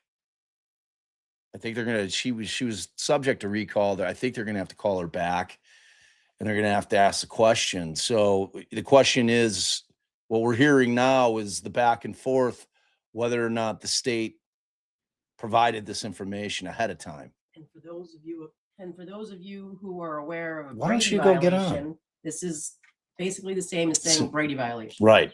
They're hand in hand. They're hand in hand. All right, I'm getting on. I'm coming. Oh, good. Come on down. I've been missing you. the content, let the state respond to it. Of Carmen Lauber By Mr. Maynard. by Miss. Well, they generally by Miss. They asked for any information on all supervision. Okay. The supervision was by Eric Maynard. Yeah. I think they're referencing a violation of probation involving, she was caught with an alcoholic beverage. Is that what we're talking about? That's correct. I provided that information to defense maybe 3 weeks ago in an email. Ms. Lewis, I'm not going to shoot from the hip on this. You'll have to put this in a written motion so I can see it all with the timeline and the content. Let the state respond to it. Yes, I can. I will just state for the record, the email about the alcohol violation was sent to Mr. Bloodworth November 15th of 2023. Well, what about Mr. Bloodworth's email to defense that he just referenced? I saw no such email. Okay, well, we'll get into it, but you've got to put this in writing. We're not going to do this on oral representations in the moment. Understood. Okay. Anything else on that? Not on that, no. Do you want to address anything? Chloe's mom, because this is important. This is important. So the state is basically telling the judge that, look, or I'm sorry, the defense is telling the judge that the state withheld important information from the defense that could have been used to impeach, theoretically, is the state's star witness as to the fentanyl aspect of this, Carmen Lauber. So I want to be sure everybody's hearing the argument. Judge is taking it seriously. I mean, we've already heard one oral motion to dismiss in this. This one, he's saying, I need it in writing. I need a timeline. It's interesting. One other issue, Okay. Anything else on that? Not on that, no. Do you want to address anything? do you have one other issue, Your Honor? I know that it is always tradition that the state gets to sit closest to the jury in every trial I've ever been in. That's the case, and we actually prefer it that way. But we are getting reports from individuals who are watching this matter on television that particularly yesterday, but also previously to yesterday, that members of the prosecution team are making faces at the jury during our cross-examinations. And we would ask that With respect, I have a better view of this than any of the cameras. I haven't seen anything like that. Okay, well, we've asked for the timestamps and we're going to try to provide it to the court, but all I'm asking is just a gentle admonishment that that's not appropriate and to try to refrain from doing that to the extent that is happening. Also, the second concern that I have is when Mr. Bloodworth is tendering the witness to the defense, he's making a statement that I believe the defense will have questions for you. Thank you. We do believe that's, I'm sure it's not intentional, but it's burden shifting, and we would ask that you Yes. not make that statement at the conclusion. We're not required to ask them any questions. How many times have you guys heard me bitch about that? I don't fucking like it. Thank you. I feel like Nestor's watching me. Thanks, Nestor. So we would just ask that that no longer be stated to the witnesses in the presence of the jury. Yeah, as a matter of law, I don't view that as any instruction to the jury or comment regarding burden shifting. If you stand up and say you have no questions, you have no questions. I'm not going to admonish anybody for anything that isn't happening. The only faces I've seen are counsel at me. And so I think we're well within the proper bounds of appropriate conduct from what I can see from here. All right. Anything else? We'll submit it in a motion, Your Honor. Okay. All right. Mr. Bloodworth, anything before we invite the jury in? No, Your Honor. Okay. Mr. Ramos, you ready to go? Yes. Okay. Mr. Burmester, the stay. Oh, I'm sorry. May we invite the jury in, please? I don't understand why the judge is just not basically telling the state, hey, quit saying that shit at the end of your examination. That's all. Simple. Because I think it does. I think it does. It creates an expectation from the jury that the defense is going to ask questions. And if they don't, jury will be like, that's suspicious. I don't know. Oh, boy.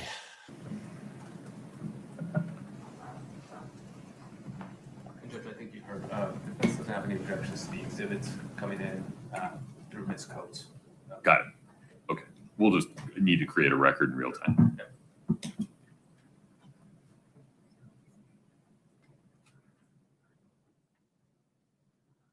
I mean, we've definitely seen some Smugworth faces. I don't know if they're directed at the jury. He does seem to be kind of looking at the judge when I see like a typical Smugworth face.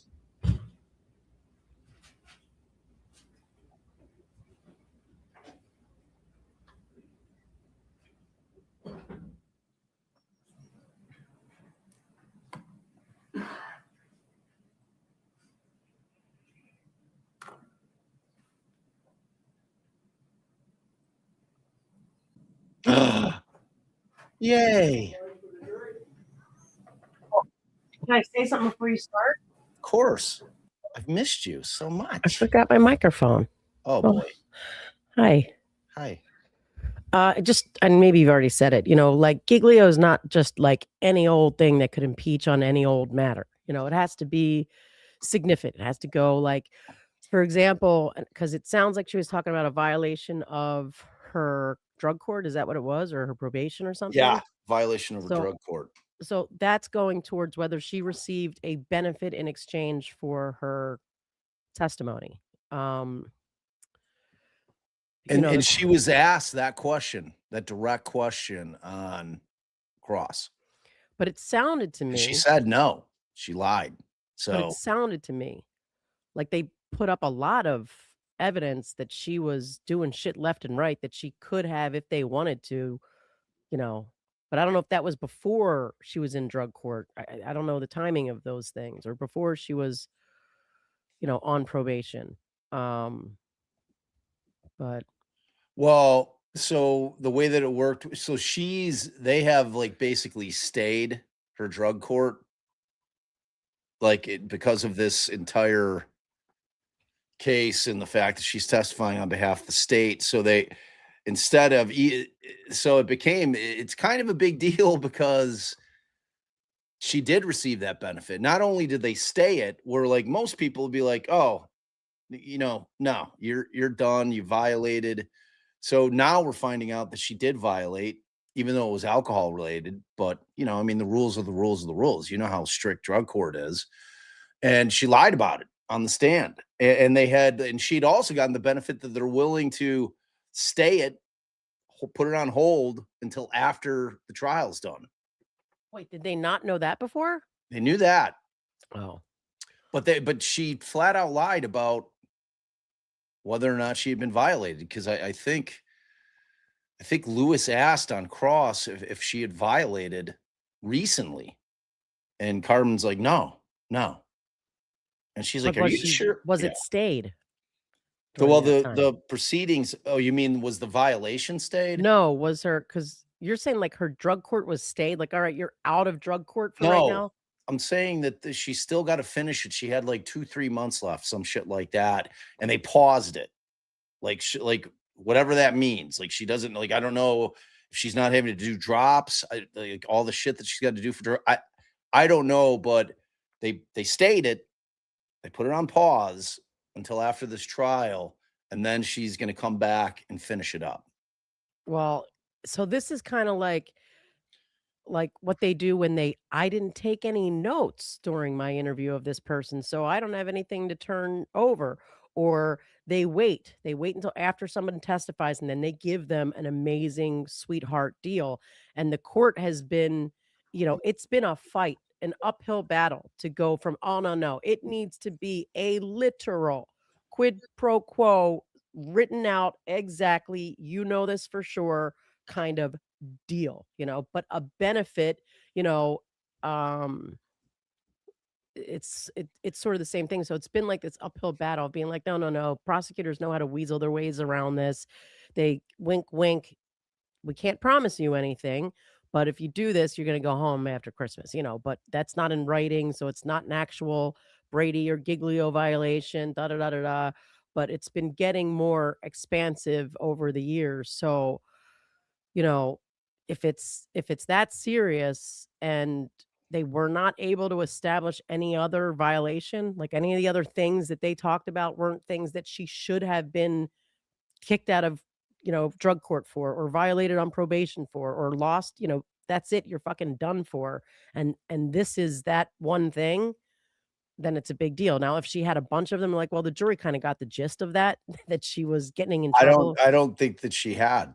I mean, there were some early violations, certainly, like in the beginning of it, and she got into that. She, those admissions were made on the stand that, she had dropped dirty a couple of times, so she had fucked up early, but like once she had claimed that, she was in good stead and she was clean, then she was good. and then, and then she was directly asked about this recent violation.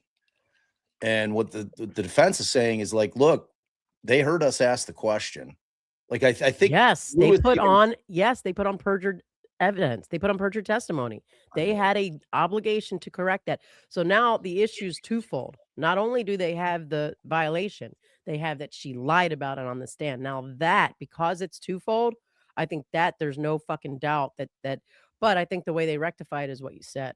I don't think it's a mistrial. No, I don't think you bring her back, and then the jury gets to hear how the state stood by. Right. And didn't, so I don't think it's something that cannot be rectified. And yeah, DB's right. Napu would also be, is it Napu? I forget now how we pronounce that one. Yeah. Giglio might be said the way he said it. How do you say it? I think people say it both ways. I mean, how's the judge say it? He says Giglio. I think it is Giglio then. Giglio. I think I always say Giglio. Oh, Giglio. I say Giglio too, and I'm Italian, so whatever. Giglio. And I think has anyone heard Andrea say it? I think she says, I don't know how she says it either. Like, frankly, more I'd say, has anyone heard how Osbrook says it? Right, or Osbrook, yeah. Yeah, definitely Osbrook. Let's text him. Yeah. Ask him, babe. We'll get back to you.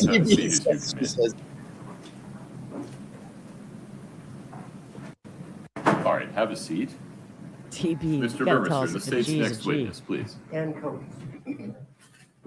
Ms. Coates, if you would step in front of Brittany, we'll get you sworn in, please.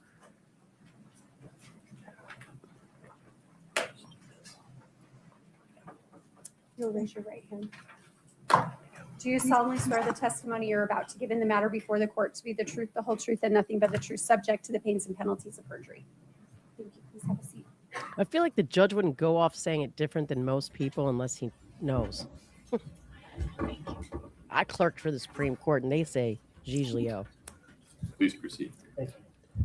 Can you please state your name and spell your last name for the record? Ann Coates, Oh, the dog. Coates. Ma'am, are you employed?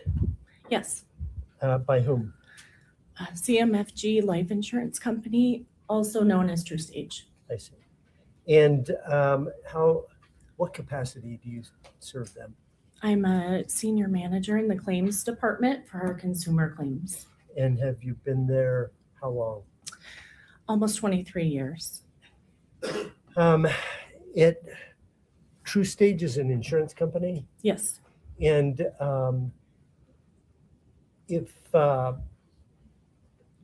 is True Stage associated with a particular business? yes.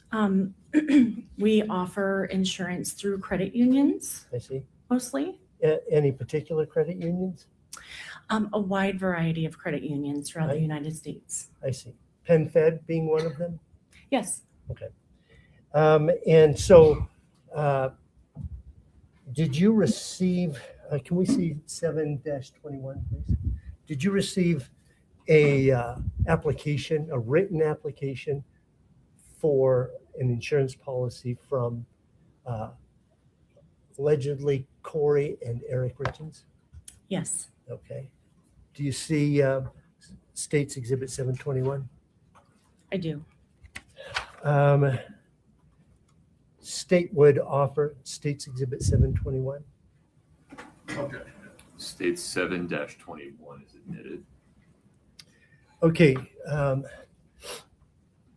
In here, the author or authors have listed a mailing address. Yes, Can you, is that the P.O. Box 759? it is. Okay. And is there a phone number for Eric Richins? Yes, Could you state that phone number, please? it is 801-892-9317. I see. Okay, was there any email address given for Eric Richins? No. Okay. Now, we scroll down just a little bit. At some point, does this application connect to a method of payment? Yes. Okay. Can you go to the last page there?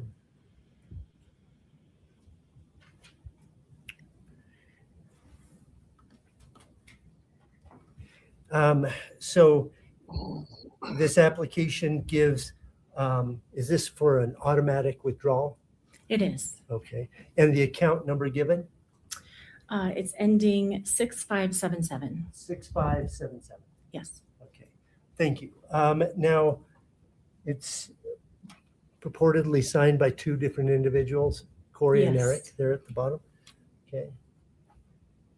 Let me go back up to the top, please.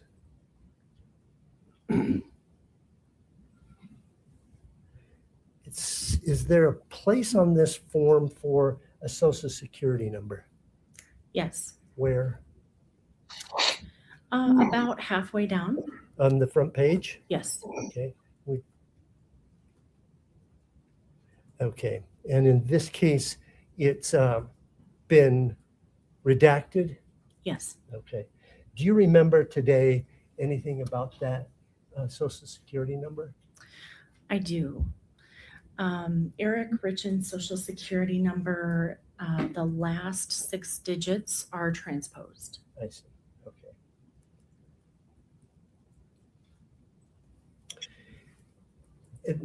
Once this, do you know when this application came in? We received this application on February 3rd, 2022. And when was it approved? On February 4th, 2022. Okay. And did any sort of notice go out to the owner, to, for example, Eric, to let him know? Yes, we sent a billing statement confirming that there would be an automatic withdrawal for the premiums. Can we see States Exhibit 722, please? And then also a welcome letter with the contract. I see. Is this the welcome letter you're talking about? Yes, Okay. And in this, does it indicate where it was mailed to? it does. It's true. P.O. Box 759 in Camas, Utah, 84036-0759. Not 282 Willow Court? No. Okay. And this is an automatic withdrawal? Yes, And that's what this, Eric is being notified, it's going to be an automatic withdrawal? yes, And out of this account, 6577? yes. And when will that initial deduction come? The first deduction we were notifying him would come on February 14th, 2022. Okay. Now, did Eric Richins have other policies, any other policies besides this one we've just been talking about? Yes, Okay. There wasn't there a policy of accident? Okay, I got to get a quick coffee re-up. Please note the image that pops up when I'm off camera here. Death and dismemberment policy, yes, ultimately valued at $300,000. that's correct. Okay.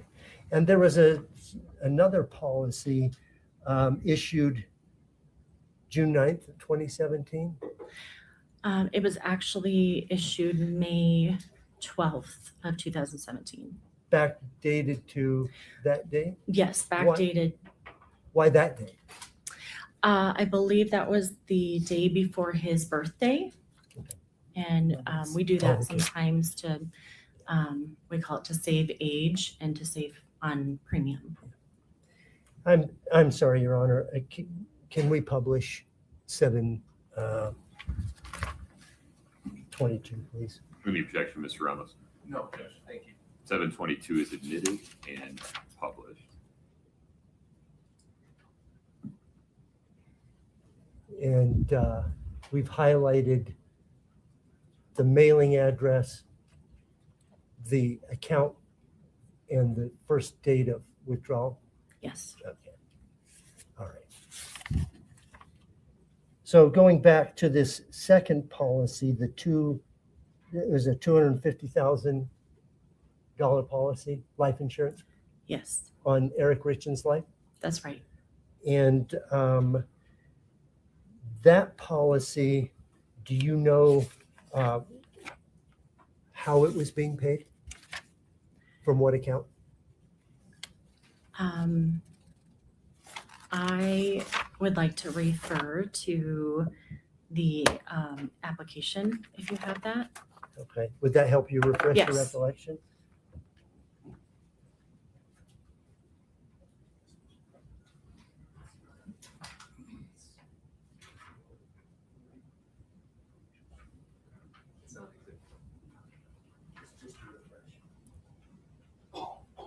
I approach the witness, Your Honor.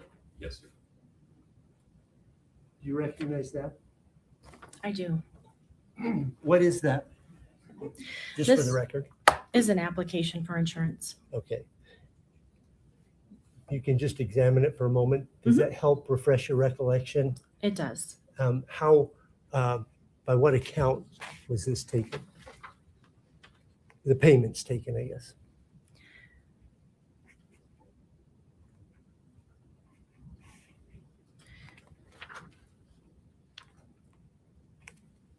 Yeah, sorry, just one moment here.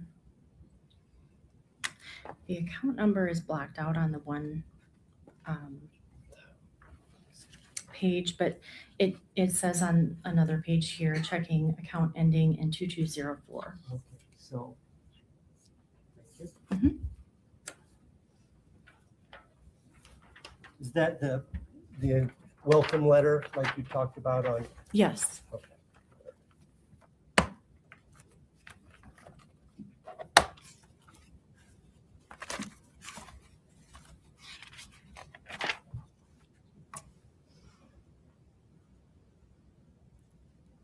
Then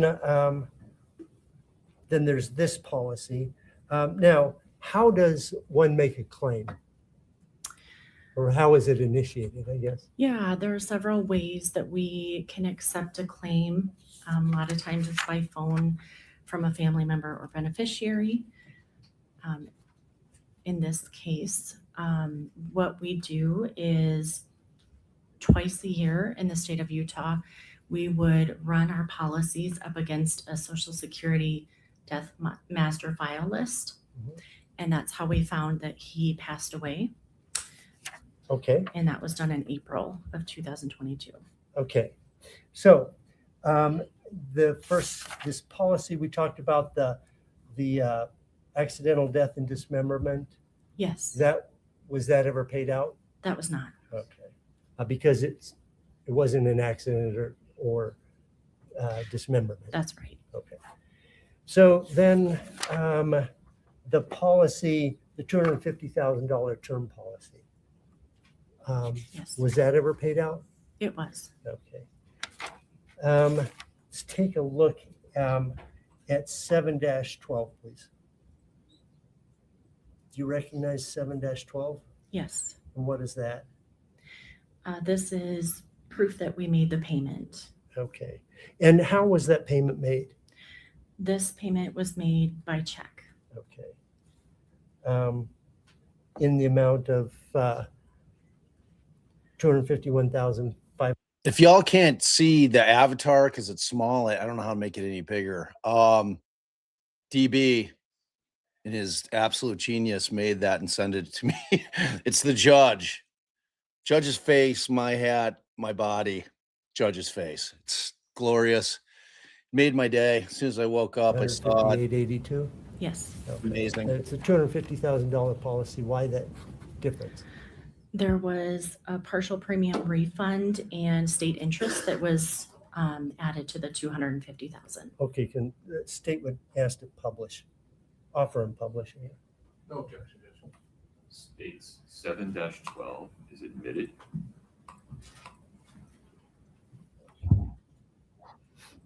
That was sent out, when did you say?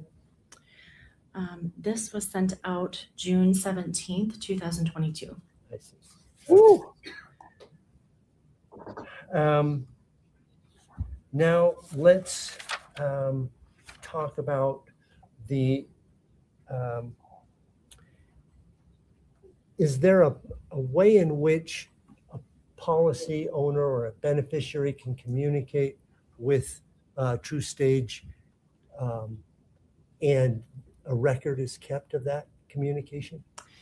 Yes, they can call us or email us at any time, and we keep a claim log for every call or every transaction that's made. Okay. Those things are called claim notes, right? Yes. Okay. Can we take a look at 7-11, please? Do you recognize that? Yes, Is that one of the claim notes? it is. Okay. And it looks like 220 state would offer state's exhibit 7-11. Okay. Permission to publish. 7-11 is admitted. There's a number at the top. In this case, 2204 22032. Yes, that's the claim number. Okay. And that represents the year 22. 04 is the month. Yes, And then 22 is the 22nd day of that month. yes, And this happens to be the 32nd claim made that day. yes, Okay. So this one occurs, the claim is initiated on April 22nd of 2022. yes. Okay. Then let's take a look at also 7-23, please.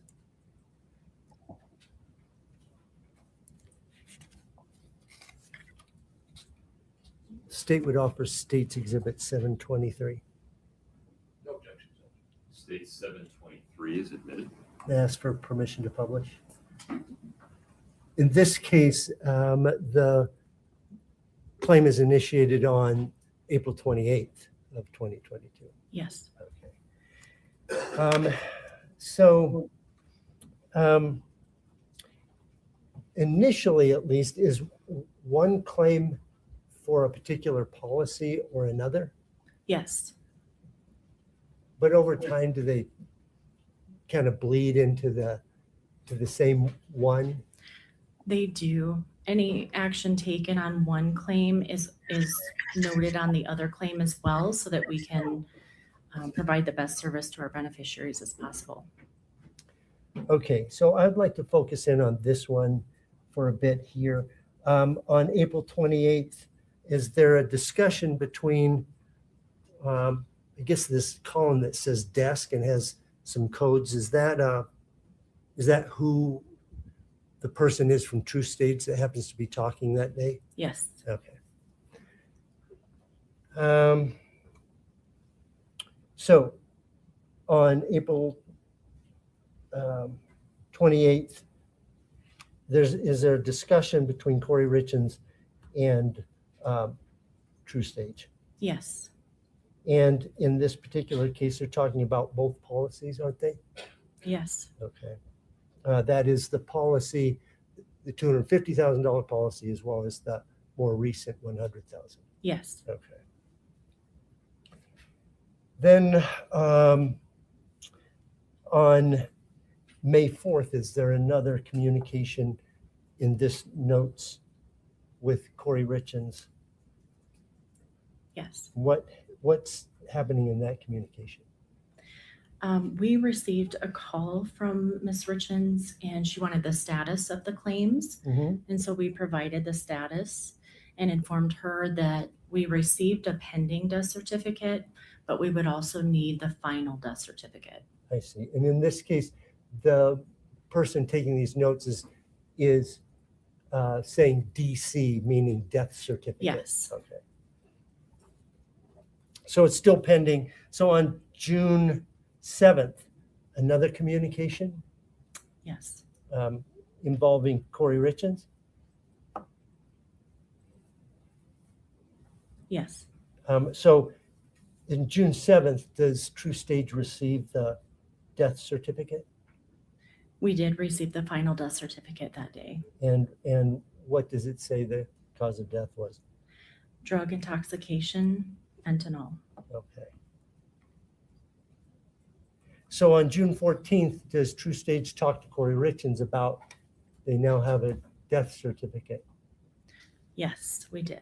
And so what is the question of Kouri? The question was if the drug fentanyl was prescribed to Eric Richins. And that's important because the $50,000 accidental death benefit rider as well. Excuse me, just one second. That extra $50,000 is on top of the $250,000 Yes. policy. Yes. Okay, go ahead, continue. 300 It large. provides an provision and an exclusion where the prescription would need to have been provided by a doctor and administered on the advice of a doctor in order to be payable. Okay, and I mean, if you know anything about life insurance, those mofos are trying not to pay out on policies. All right, as far as Ann Coates here goes, does anybody else get this vibe of what Ann is like back at the office? Here, listen to this. Just a moment. Corporate accounts payable, Nina speaking. Just a moment. Corporate accounts payable, Nina speaking. Just a moment. I'm sorry, but that's exactly what I imagine Ann's like. the person write some notes about what Kouri Richins told them. Yes. Okay. And what does Kouri Richins say? She said that the fentanyl was not prescribed. And she also added that she doesn't know how her husband got that. Okay. The next day, Kouri Richins called again? Yes. Okay. And what was stated in that conversation? It was the same thing that she provided us, that the drug was not prescribed Okay. and that she doesn't know where it came from. Okay. On June 21st, did she call again? Yes, And asking about a status? she did. And what did you guys tell her? We told her that the $250,000 claim was paid, but the most recent claim, the $100,000 claim, was still being reviewed. Okay. And why was it still being reviewed? That was a brand new policy. And so whenever we have a death that occurs within 2 years of the effective date of coverage, it becomes a contestable claim, Mudrucker wins. Mudrucker wins. which just means that we will review the application questions and the insured's medical history to be sure that the answers were accurately answered. Okay. So all you're looking at is, once again, medications and answers to medical questions on the application. Yes. Okay. And because this was 1 month. Right. Okay. Did ultimately True Stage pay on this claim? Yes. Do you know when and how that went out? Yes, it was August 31st, 2022, and we paid that by electronic funds transfer into an account of hers. Can we see 725, please?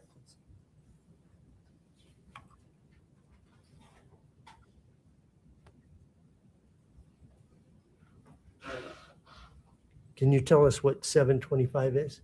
This is confirmation of the payment. Okay. State would offer State's Exhibit 7-25. Okay. 725 is admitted. Okay. So you said this one was an electronic funds transfer. Yes. As opposed to a check. That's right. Okay. Now, in this document here, is there a second page? Yes. Okay. Can you keep?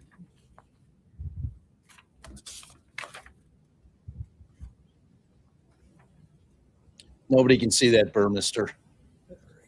Do Blow it you up. know where this electronic funds transfer, what account that went to? I do. Could you go back to the first page? Okay. To an account ending 2204. Okay. Now, it was being paid from 6577. Can we look at State's Exhibit 710, please? 710, please. I'm sorry. Speaking so low.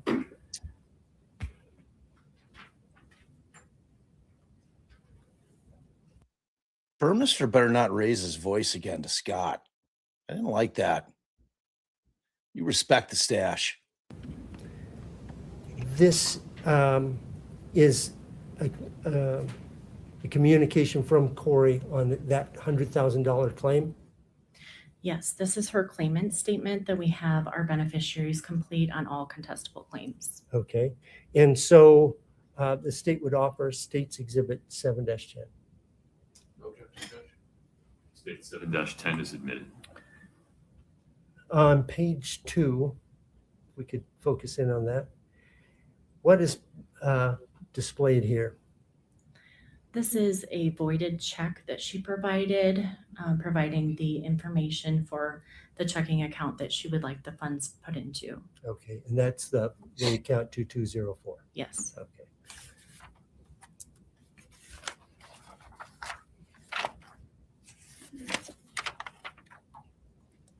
And finally, back to, I think that was States Exhibit 7-23.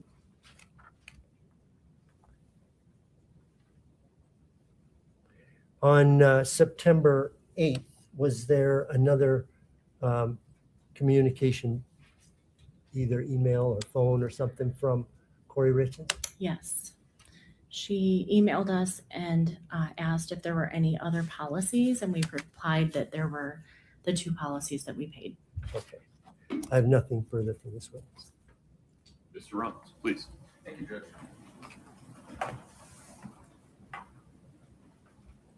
Good morning, Ms. Coates. Good morning. How you doing? Good.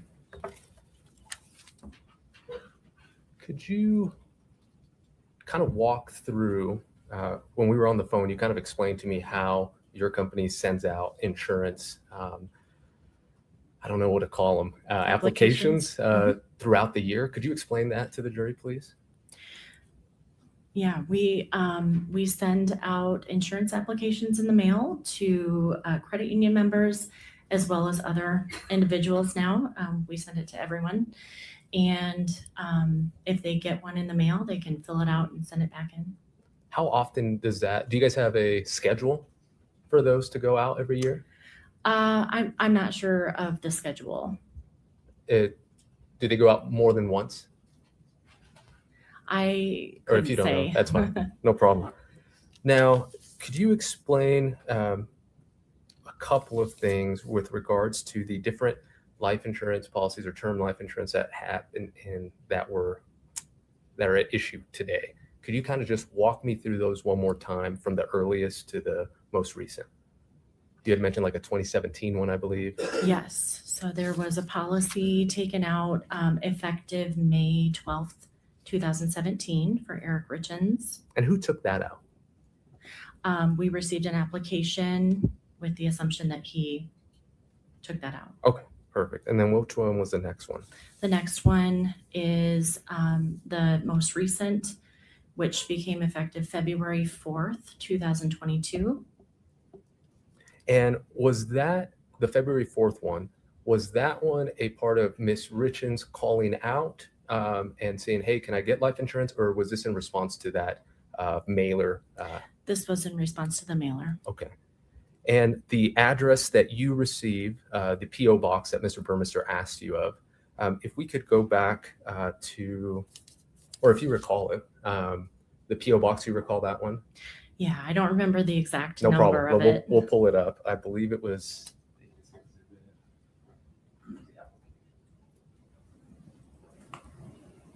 Yes. If we could publish to the jury as well, this has been animated, Your Honor. It's not there. One moment. Go ahead. Perfect. And so as you can see on the applicant information side, as well as the spouse or partner information, the P.O. box address is the same, correct? Yes, And it's already pre-filled. it is. Okay, so that information you received from the credit union? Yes. Okay, can we take that down?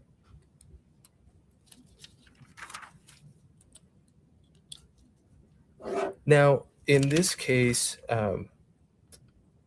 you received would you do a script check score?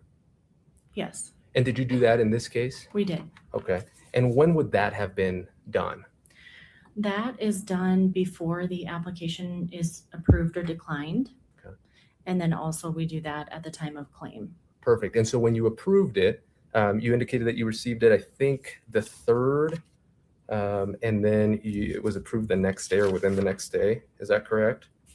Yes, we received it on February 3rd, 2022. And then the script check would have been done and approved on the 4th. Okay. And is there anything in the script check that would have resulted in it not being approved? No. Okay. Now, if we can go to states 723 and just on the 27th of April, which would be, I think, the 2nd page.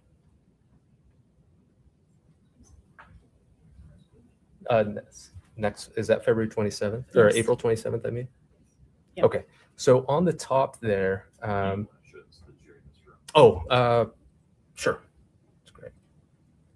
Just to get clarification, the first line there, LexisNexis, primary Benny, and then it goes, before it gets to the second one, it goes obituary not found. So could you walk me through how did you guys receive notice of Mr. Eric's passing? Yes. So twice a year in the state of Utah, we run a match up against the Social Security Death Master File to see if any of our insureds have passed away. And he came up in this instance. And what we do is we use LexisNexis to match and find the beneficiary and make sure that we have the correct person. Okay. And then the obituary at this time, when it was noted, was not available online. Okay, understood. We could take that down.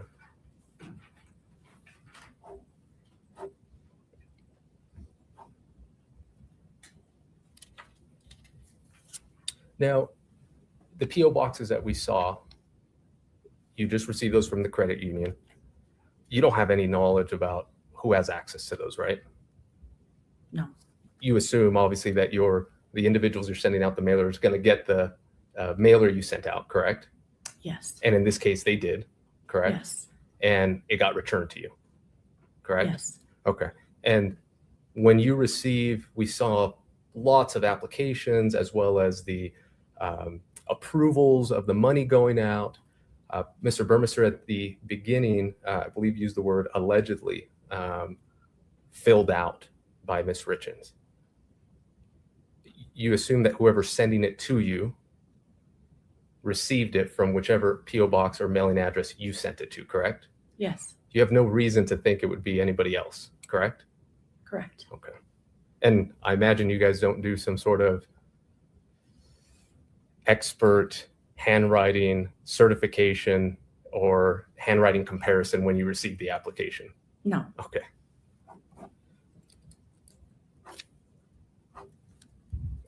When you receive the application, in this case on February 3rd, do you call the individual who submitted the application, or does it automatically just go into the process of being screened?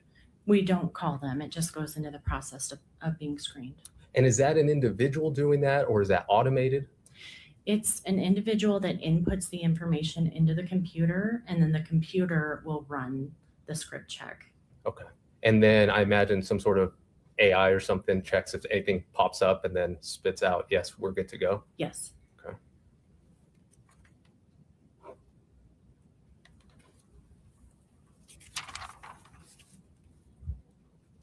And in this case, before the life insurance was paid out, your office sent out requests for medical records, correct? Yes. For Mr. Richins.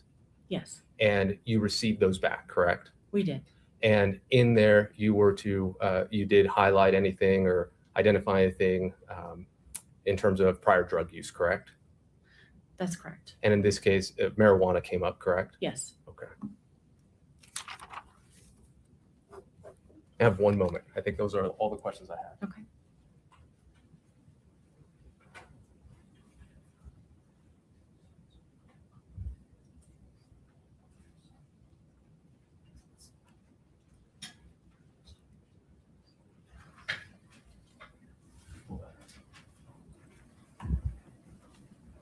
Now, this application that we have here, and if we could publish this to the jury, it's been admitted, Your Honor.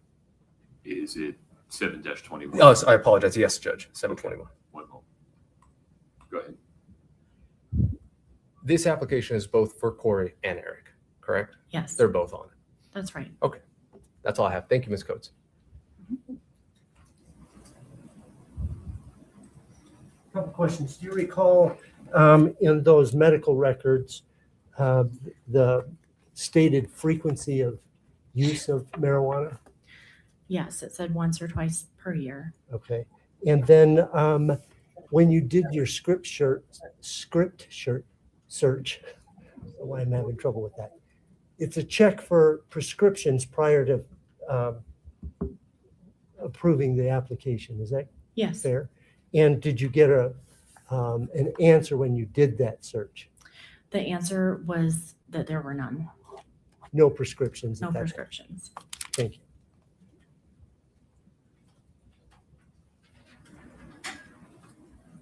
Oh, sorry, no further questions. Thank you. Counsel, may we release this witness? Yes. Yes, that would be the state's request. You're free. Okay. Thank you. Thank you. Please watch your step.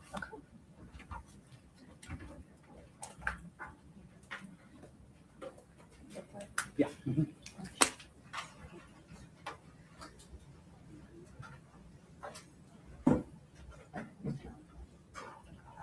Ms. Shervanek, who's next? Christina Miller. Ms. Miller, if you step in front of Brittany, we'll get you sworn in. Yana, I need to go to the bathroom. Yana, I need to go to the bathroom. Yana, I need to go to the bathroom. Are we all the way on the stand? If you'd stop here briefly. Do you solemnly swear the testimony you're about to give in the matter before the court to be the truth, the whole truth, and nothing but the truth, subject to the pains and penalties of perjury? I do. Thank you. Have a seat. Please have a seat.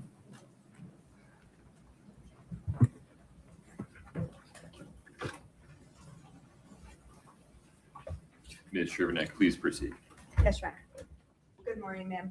Morning. If you could state your name and spell your last name, please. Christina Miller, Miller. Ma'am, what do you do for work?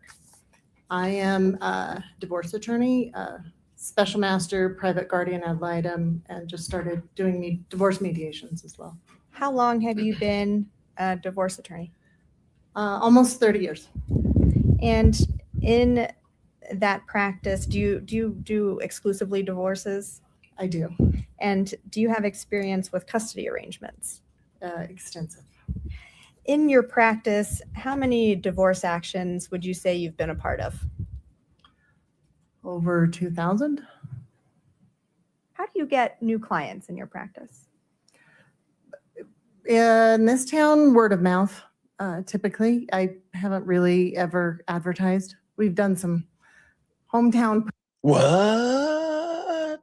Never. I am trying to eat this little brekkie Allie brought up, so sorry. Parades back in the day, but was really more for team building, office building. I don't advertise in the newspaper or radio or anything like that. And I didn't ask you this, and I should have, but what geographic area do you typically practice in? Typically Park City, Wasatch County area. On occasion, I'll have cases out in the basin. Sometimes I have to go down to Salt Lake, not often, but I have some people who won't take no for an answer with leaving some in Wasatch County. Understood. And so tell the jury a little bit about your process when you take on a new client, what happens in your office, and then eventually how you get involved with that person. So we have I think I'm a bit unusual as divorce attorneys go. We have a very strict process that we have developed, we being me and my paralegal, Leslie Staples, who's been my paralegal, we're going on 28 years now this March. And we determined pretty early on in our practice that there was a lot of information we needed to receive from clients in order to get a case going. So I developed forms that we use in every single case. When I'm meeting with client, I've developed diagrams. And approximately 2008 is when we really started putting things together so that every client meeting could follow the same pattern, the exact same order for the most part. And I could take all of that information, hand it to my paralegal, and she would know as much as I did at the time with regard to some basic information. So if a new client was being referred to you, would they first set up a meeting with your paralegal via phone? Yes. She has vetted clients since we started practicing together. If I vetted all clients, I wouldn't get any work done. And so after that call with your paralegal, do you meet with the new client? If they get past Leslie, then yes, she will schedule a meeting for me. Almost every new client, especially if they're at the beginning of a divorce case, she tells them that the meeting can be anywhere between 2 and 4 hours, depending on the complexity of their case. Like I said, my process, I think, is pretty unusual because I try and get as much information as the client knows or can give me, and I give them back as much information as I can to make that initial meeting really impactful because it's getting divorced is a very emotional process in addition to a legal process. And so during that, or I should say, after you have that intake meeting, this extensive meeting with a prospective client, new client, or with a new client, how many people actually, in your experience, proceed from that meeting to filing a divorce? Based upon my 30 years, almost every one of them. There are a handful that don't, but the process of emotionally, psychologically, finally calling a divorce attorney, and then the process of showing up for a meeting is significant for most people. Once they've kind of hit that stage on an emotional, psychological standpoint, they're ready to move forward or ready to prepare to move forward. So, I mean, there have been people I've been meeting with for 10 years who have yet to move forward, but there are rare, it's rare that they. Allie's down there screaming about how this attorney here is, we've just watched a 5-minute commercial about her greatness. Her phone's going to be ringing off the hook today, y'all. They don't move forward either with me or someone else or something happens. And in those rare occasions, what are some of the reasons that those people give or that you experience that they don't move forward with a divorce? It's pretty specific to each individual client who's not moving forward, but the top reasons are they're concerned about kids, the impact of divorce on kids. They're concerned about the age of their kids and being too young to be able to speak up about what's happening in both households. Some people are concerned about their religion and what it means for them from a religious standpoint. Some people have stayed together for quite some time because of health reasons. Back in the day when it was more difficult to get insurance, you would have some people who had a significant health issue who stayed together until that health issue was resolved. And so you've kind of talked about this extensive first meeting that you have with new clients. And part of that, it sounds like, is information gathering from that person. Is that correct? Yes. And you've talked a little bit about the forms that you go through. Are one of those forms directed towards, or the topic of that is any children involved? Yes. So my office staff, I'm sure, gets annoyed at the fact that I like to have all my forms in a very certain order. And like I said, I'm a visual learner. That's how I teach people about divorce. So I have the diagrams I have and what I call the blue sheets, which are sheets that have all topics on it that I feel like I need from most divorcing people. They go in a certain order. So my packet, when somebody comes in to meet with me, it's thick and it goes in order. So it's first, what is divorce? And what does this path look like? Then it's kids, and I have forms and booklets and reading material and the Children's Bill of Rights that we go over. And then there's assets and debts, and then it's ongoing issues. So if alimony may be a concern, we go over a diagram for alimony and hit a lot of topics on income, expenses. Then there's miscellaneous, and then we go over what does this path look like if you went this way? How do you tell your spouse? How do you prepare for ultimately filing or defending? Holy shit! I want to turn your attention to Eric Richins. Did you know him? I knew him in the sense that I met with him. And how did you come to meet with him? Who referred him to you? Several people, but the person that reached out to me was his brother-in-law, Clint Benson.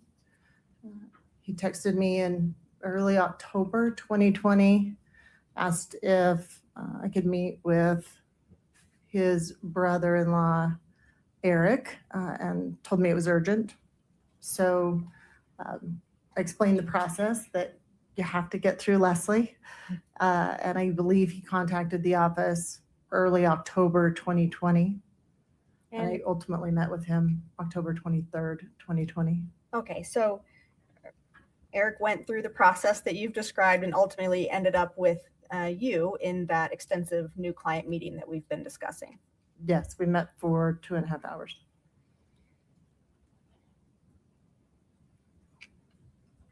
While Eric was with you in that meeting, did he fill out the typical paperwork? Did he go through that packet that you've been describing? Yes, he left the packet at my office. He didn't take it with him. We have a bound binder, for lack of a better word, that people take this packet of information home with them and read it. Eric did not. Okay, give me just a moment.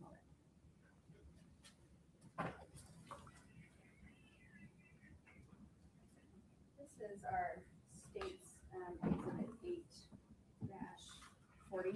If you could turn to the 8th tab. Yana, I need to go to the bathroom. Okay. Do you recognize that? I do. And we've been talking about paperwork that Eric filled out. Is that some of the paperwork that he filled out in your office? Yes.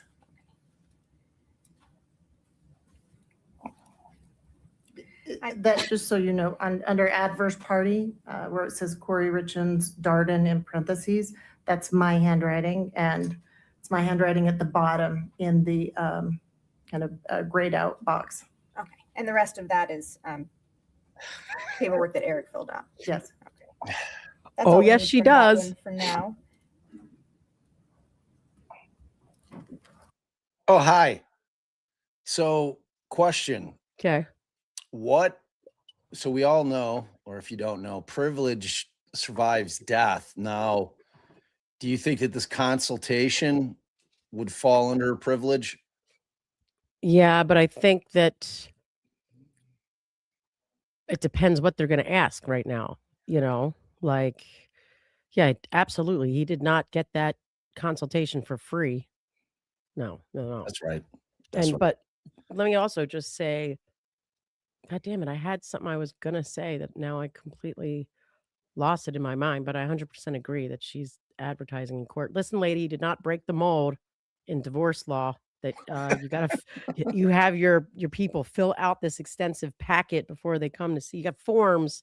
Got a packet. She's like, I'm, real homegrown, home family kind of lawyer. I don't do much marketing except when I'm here in court to tell you guys just how amazing I am. I mean, Greatest lawyer of all time. Very unusual practice I have. I do something that no one else does. I have you fill out forms. I need to go to the bathroom. Why do I keep hearing I need to go? Why do you keep playing that? I when I sat down, I was like, he's asking to go to the bathroom again? Hey, that's inquiring minds want to know. I mean, that's DB's cooking backstage. That's what's going on. Oh, let me just say I want before to you talk start about again. Wait. the advice that you. Yes. What? Now that you brought that up, so here's what happened when I left the screen. Okay, so I heard the dog who I'd let out. It's noon, and the dog had not gone out yet. Because when I rolled out of bed, I was like, all right, I have to shower before I get on this live. So anyway, I went up because I left him hooked. He's barking. And then I'm like, oh, damn it. I forgot to go get food yesterday. The dog is out of food. So I'm like, oh, I'm going to make my little doggy some brekkie. So I cook him up some eggs with salami in it. And I clean up the pot. And I'm heading back down here. And I hear Bobby say, hey, what smells so good down here? I was like, yeah, but the dog's food is quick. I just like, he's like, no, I want something real quick, real quick. I'm like, all right. And then start to make his stuff. Up comes Bob Sr. Oh, So- man. Oh, Oh, but man. while I'm down there and Bob comes down, he's like, well, you can watch it on TV. So I put it on. He's like, you see my little avatar? And I'm like, oh yeah. And I was like, wait, that doesn't look like you. I'm like, that looks like the judge. And he I told me told about you, DV's thing. And I was like, but it TV's does, been cooking. but it does kind of look like you, even though it's the judge. I mean, That was I need to wild. go to the So, bathroom. oh Lord. That's all we need from that one for now. All the breakfast making's done and I'm back anyway. So I want to talk about the advice that you gave to Eric Richins during this meeting. Did you get an impression about why Eric was in your office? I did. What was that impression? He was there to find out what it would look like in terms of going forward with the divorce. Was there to learn how to protect his finances, having just. Sure. Are you Yeah. asking about what was said or her observation of his physical demeanor? I'm asking about effect on the listener, Your Honor, how his She's the information listener? informed her legal advice. No, Please approach. the effect on her does not matter. That you can't. That is the stupidest thing I have ever heard. I want to get into evidence what someone who is the victim, or just say even like the biggest piece of this case, said to you, and I'm going to assert as my basis that somehow what he said to you is relevant to this court. What legal, but I mean, at the end of the day, if I could be thinking of something now that I said all that, there might be something that she said to him that's really actually important. Like, I mean, it's the effect on the old effect on listener. no, but she might have given him. I don't think they need. So that's still stupid. And I think the judge is probably going to say you can say what she said to him. Well, I gave him without the saying what he package. said to you, right? He But told me a thing, and then I gave him the package. It's Right. thick.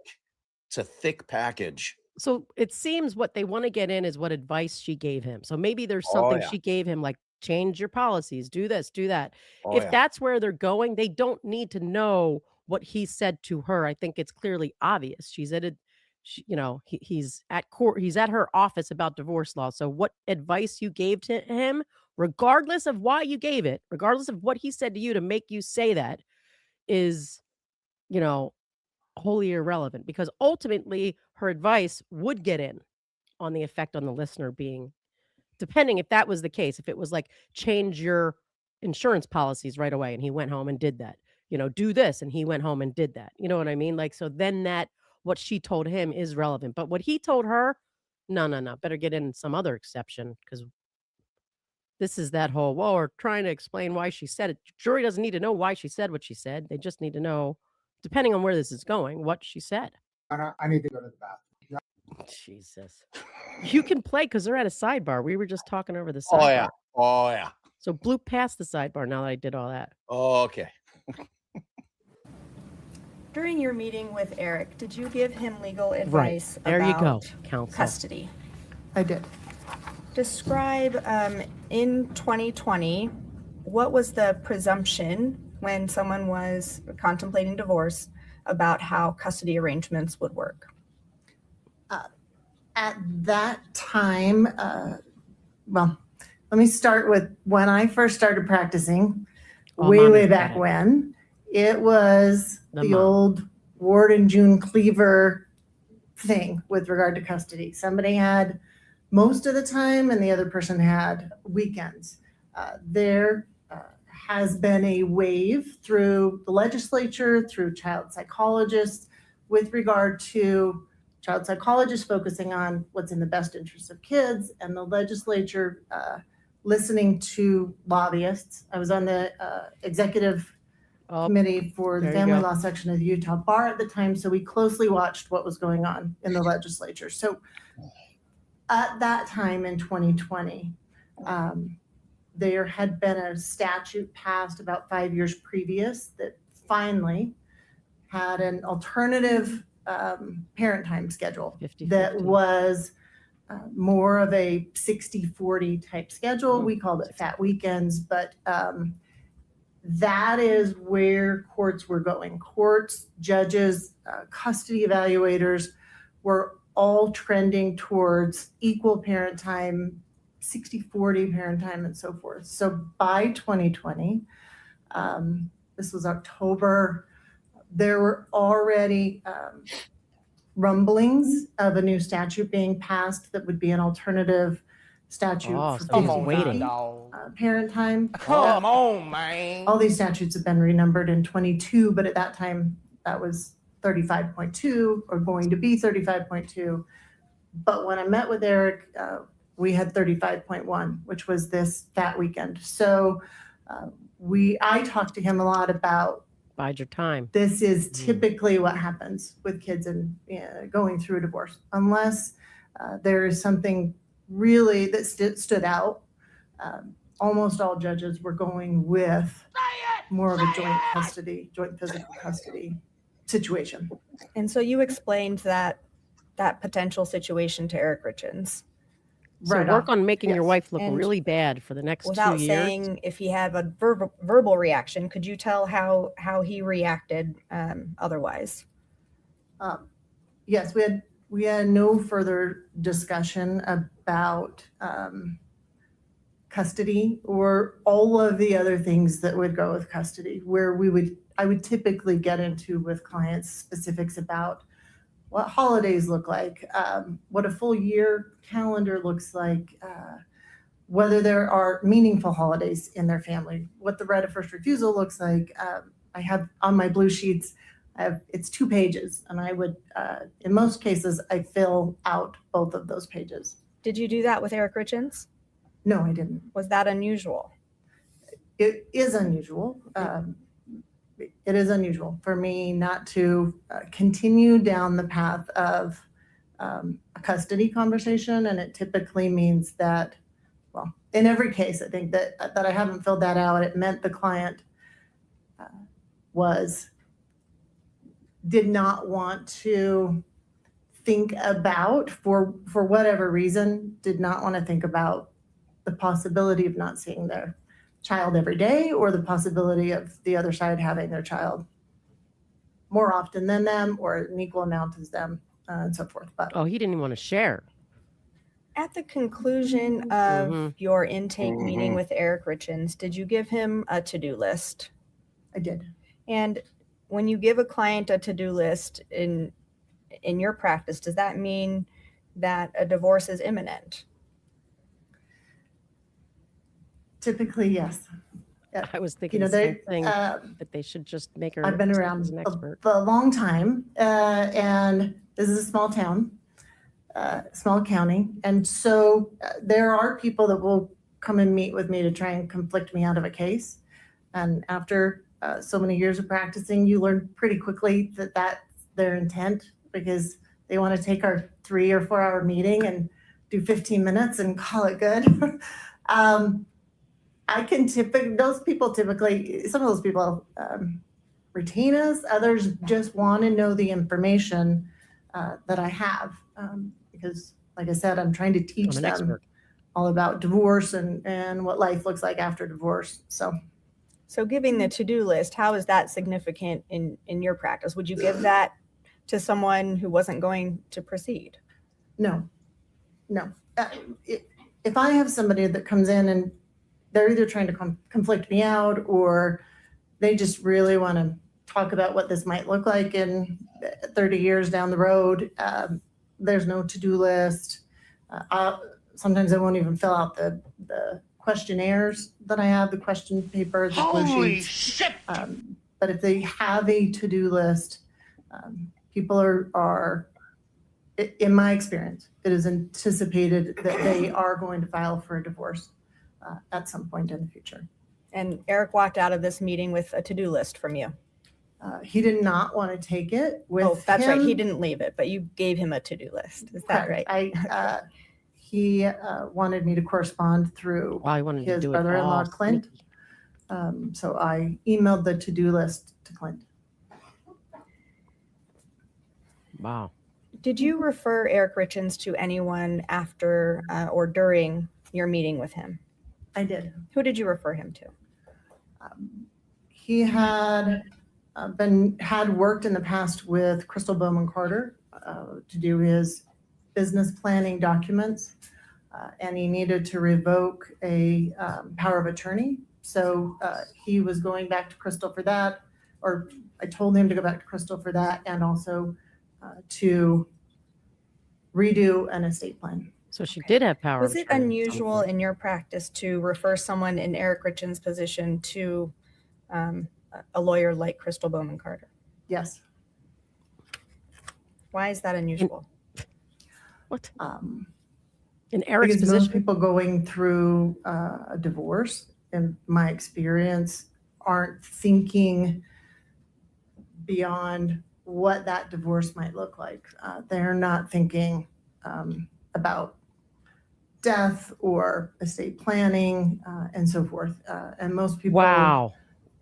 once you file for divorce, you cannot change any beneficiary and so forth. And so that was not a rule at that time in 2020. It's a rule now, but it was unusual. I've only referred one other person in my memory. Pause it real quick. To change their estate plan. So is she implying that he was worried about being killed? Is that what she just implied? Because at first I thought she was saying, well, when you file for divorce, you can't change it. But she said that wasn't in place yet. So that's not why he was doing it. But she said people aren't usually worried about what happens. Did she say those words? What happens if you die? Yeah. Right. And then Elizabeth says, is she trying to indicate he was trying to conflict her out? No, she was doing just the opposite, saying when people are trying to just conflict me out, like they come in real quick and they don't take a to-do list. And, so she was saying just the opposite. But I just need to ask you this real quick, because you remember when I was like, guilty, was what I heard that Kouri had close in time to the like around the time of the first attempt, or shortly before the first so-called attempt, that's when she tried to change his beneficiary, or after the fact? That was on 1/1 of 2022. So right before the first. So right. So that would have been the sandwich was February 14th. Valentine's. I'm just gonna say this, okay?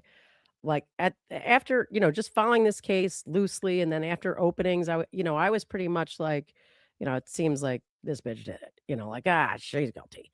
And then I was starting to hear some of the evidence, and like, wait, they don't even know if she bought fentanyl, and there's no, and the science about what's in his stomach and what's not, and how could he have drinking a whole Moscow Mule if there's no Moscow Mule in his stomach and no alcohol in his blood? How the hell did that pill get in him, or those pills?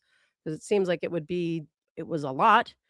But and Bob and I have talked about, I'm sure you've said that to the people many times, that this is a strong narrative. Yeah. Like a strong narrative case. The story Great makes story. sense. It's a Right. great story. So to me, and if you were following Colin Gray, I started to waver when I didn't know how much he knew.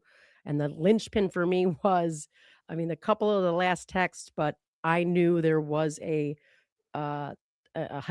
school shooter up on his wall, and pretty much sure he saw the whole damn thing. But even he admitted he knew there was at least one on the wall. That was where I went, all right, now there's enough. Once you know that there's a killer on the wall, it's pretty likely that you're, under these circumstances with everything else, that your son poses a risk of, going into school shooting. Her trying to change or messing around with and thinking about changing the beneficiary right before, that's a big, that's big. That's weighing very much in, like, all right, now the coincidences have gone too far. And this is a death by 1,000 paper cuts case. You know what I mean? It's like a totality of the circumstances. They're not going to have one smoking gun piece of evidence. It's a bunch of shit that when you look at it all together, leads you to one conclusion. Yeah. I mean, that's what their case is. Because you where know? is the other times that this woman bought drugs? The only 2 times that she bought drugs that they can even hint at, like not even like, conversations in your phone, like, hey, can I get 2 tickets? Well, I mean, look, I think by the end of the state's case in chief, they're going to have established that their theory is plausible. It's plausible. We've put on all the evidence to show you why we think this. It's going to be up to the defense to see whether or not they can give context as to why things may not be how they appear to be. Without her testifying? I know. That's the $1 million question. How the fuck do you get it in without her taking the stand? And right, and Now, we haven't like- heard the walk the dog letter yet, though. We have not heard the walk the dog. Right. So, I mean, the walk the dog letter, having known that before, was what really. But I did always have the possibility, like, hey, if you didn't do it and you think they're building a case around that you did, you might be trying to strengthen some people's testimony, or you could just be reminding them of shit. Don't forget that brother saw So, this, and that. In the way that is coming in is it's redacted. We went through it the other day. It's 6 pages in its entirety. 3 pages is coming in redacted, and we don't know what's going to be allowed. And again, this is a perfect example of following a case prior to trial, us knowing a hell of a lot more than the jury might know at the end of the day, based on what's admissible and what's not. Like, it's like we almost always know as observers of these trials we watch more than the jury knows. It's not to say that not a lot of it comes in, because a lot of it does typically come in, but there's often times where things for both sides are kept out, whether it be the defense, whether it be the state, and we just happen to be more knowledgeable in terms of things that were excluded. Like, they're not going to see the entire walk the dog letter, which is damning. I mean, if you don't put her on to explain it, I don't know how you fix that. And I don't know if you put her on if you can fix it. So this is what I was telling Bob too, that it's reasonable to think that Kouri had a hidden drug habit, but not from his wife, because that's the thing. You mean If you- Eric? Eric.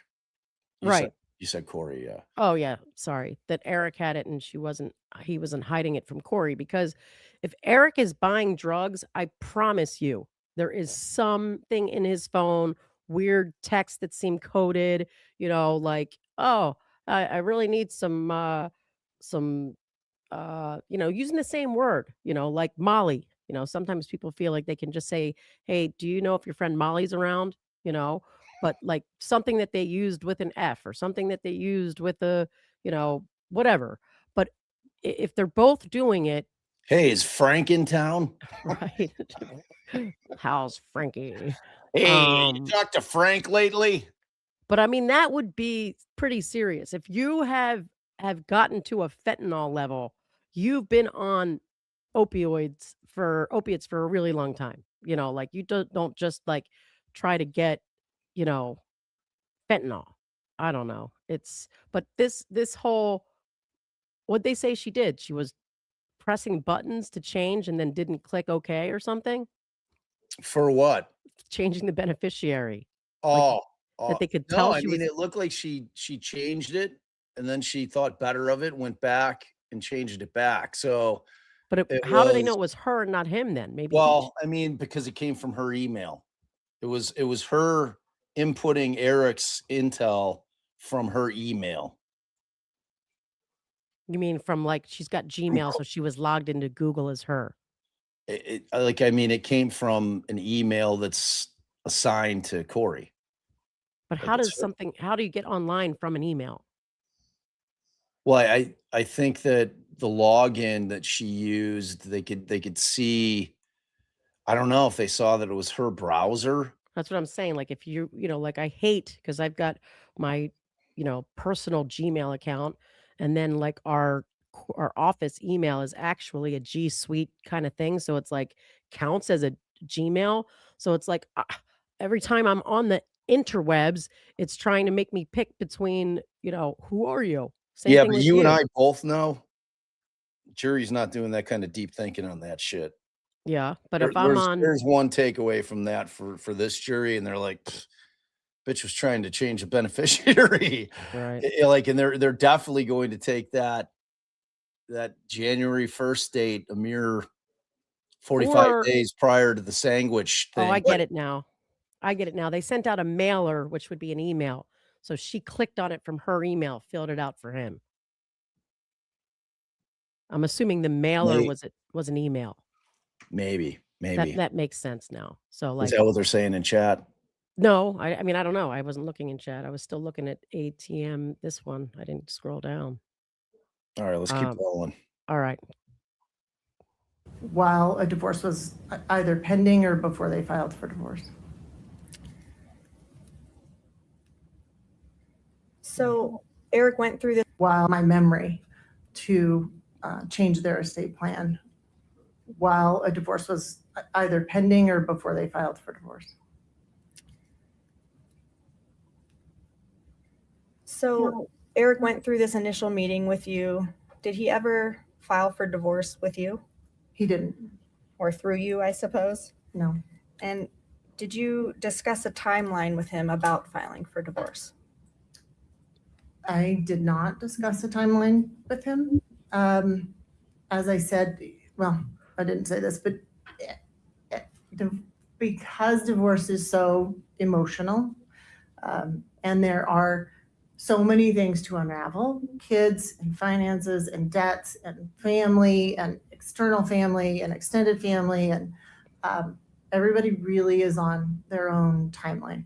Like I said, I have a couple clients currently that I've been meeting with them for 10 years off and on. So they're not ready to pull the trigger, and everybody has a different timeline. Thank you. Those are all my questions for you.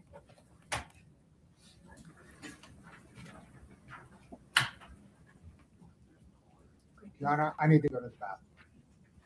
Good morning, Ms. Miller. Morning. My name is Wendy Lutz. I am one of Ms. Richins' attorneys. So I think you stated on direct already, but it wasn't Eric Richins that reached out to set up an initial appointment with your office, correct? That's correct. It was his brother-in-law reached out, and not just to say, hey, I'm referring someone to you, but he reached out to set up the appointment, correct? I don't recall whether I wouldn't have been part of that conversation. That would have been with Leslie, my paralegal. Can we take a look at CM1, just for the witness? Let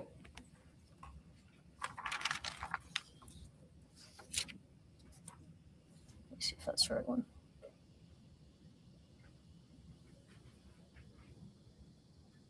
Okay.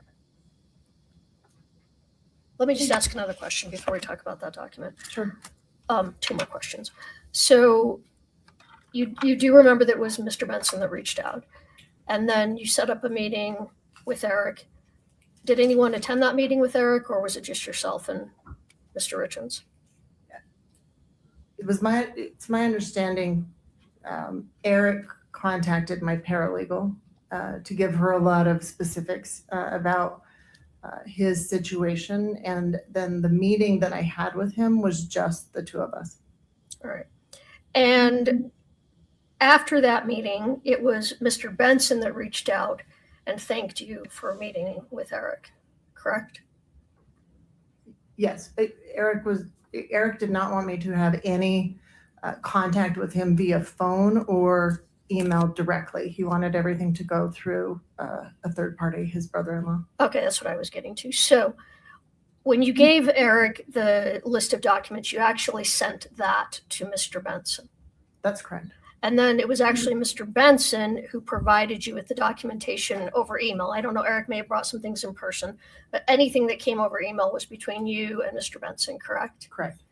And would one reason that a client would ask for that, would it be because they weren't ready to let the spouse know that they were considering divorce? Is that fair to say? Yes. All right.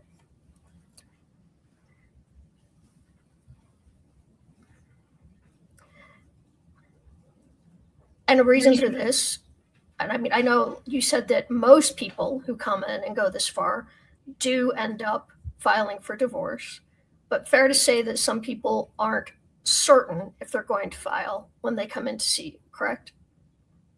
Very few. It happens though. It does happen, yes. All right. And you testified that you went through custody arrangements with Mr. Richins. See, I think this would have been a good place for Lewis to get into the whole gatekeeper situation, because what it seems to me is that this attorney is adamant about not getting stuck on phone calls with people that are just trying to extract information from a divorce attorney. Does that make sense? So it sounds like by the time they get to this particular attorney, she is essentially pretty much of the mindset that these folks have made it past my gatekeeper, and this person is at the goal line in terms of wanting to file. Because a lot of people, you know, they get in a shitty argument with their spouse, and the D word is thrown around, and you know, somebody makes the call and they're asking a bunch of questions and they're just probing to try to get some free legal advice. If I were Lewis, I would dig into that, because how does she, you know, it's important for context in terms of this particular lawyer saying, well, if they've made it to me, we've vetted them and we know that they're not just calling, inquiring about some, you know, legal questions that they have about how this thing might look. Correct? Yes. And you went through the forms you went through regarding children involvement in divorce, correct? I might be naming that form wrong, but you said you went through forms about children. Children's Bill of Rights. The Children's Bill of Rights. Yeah, it is not an official thing in Utah, but I have it and I give it out on it. I'm very color coordinated. So I've colored pens for various things, colored paper for the initial client consultation. That happens to be on purple paper and it's taped up all over our office as well. So I can remind clients, this is the sun, your kids are the sun, and we're all rotating around them. So let's keep our eye on the price. So it's just, it isn't anything you could enforce in court, but it's something that I like to share with clients. Sure, because clients with small children, that's a huge consideration, is what will happen with the children, both financially and emotionally, and who the children will be living with. Fair? Typically not financially, but emotionally, and who they will be living with and what the possibilities are, for sure, is a big concern for most people. Okay. Finances are a concern, which is why you fill out a child support form with clients, correct? Yes. And can you pull up CM 5? And you filled out a form with Mr. Richins about child support, correct? I did, yes. And he reported to you at that time his monthly income was $33,333, correct? That based upon what? Yes. Okay. Sorry, I was going to say I didn't have documents at the time, so we were just, this is more for kicks and giggles of this is what child support would look like if this were the number. Fair. Yeah. And his child support was going to be high, correct? Based on his income. Yeah. Well, I mean, it depends on who you're thinking about. In Park City, probably not so much, but correct. For most people, that's true. In yes. my very small dalliance with divorce law, yes. We were frequently, you see people whose income it's quite low. I'm going to say frequently. Some people it's quite low, and child support's not very much. You can have that for sure. And for some people, this is a lot of people. $33,000 a month is a high income, correct? Not for a lot of people that I deal with, but I think on the whole, fair. Yes. All right. Oh, hoi polloi. Hoi polloi. I don't deal with the pores. Just let me be clear about that, madam. I do not deal with the pores. You're dealing with some more, maybe fair to say, that didn't come out very well, high-end clients, high-end divorces with more assets. I would say the longer you're in practice, the more difficult your cases become, and the higher the wage tends to be with regard to divorces. Okay. Now, other things you discussed with Eric were assets. Yes. Fair. And you were made aware that he was a partner in. Objection, Your Honor. I'm just asking if she's aware. Forgive May me, we what's the approach? basis of the objection? Sure. It's hearsay. Okay. Oh yeah. Oh yeah. Oh, is Tracy in here? Is Tracy in here? Oh, is Trace in here? I was gonna see if we could overhear what was going on at the sidebar.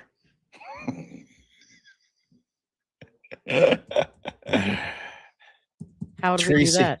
Tracy hates eavesdropping at the sidebar. She hates it so much. Why? When can someone eavesdrop over the side? All right, since Allie hasn't been privy. Oh, next side note, I'll show you. So in consulting with Mr. Richins and receiving documents from Mr. Clint Benson and maybe from Mr. Richins, you became aware, or were you aware, that Mr. Richins owned a couple of businesses? I became aware of that during my conversation with Eric. Did you become aware of that in any way through documents, tax information provided, other documents provided to you by either him or his family? I did not receive any tax returns from Eric Richins. Did you receive anything, documentation in terms of his businesses? No. You You mean the business specifically? Yes. No. Or that the businesses existed? Yes. Documentation that the businesses existed? Correct. Okay. And one of the businesses was C&E Stone Masonry, correct? Do you recall that? Yes. And Katie, can you just pull up? Good question. The next one, I think it's maybe CM6 or 8. I don't know. Help me out here. Here, one moment, Your Honor.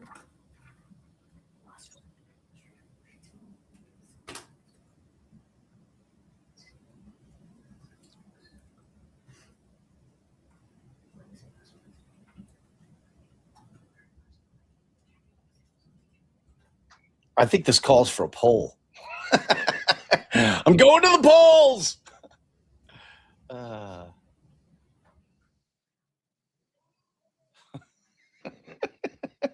I love you guys so much. I love you all so much.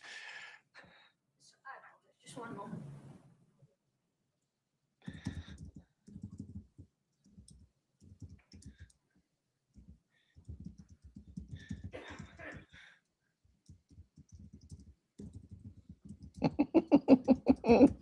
Oh, I love it.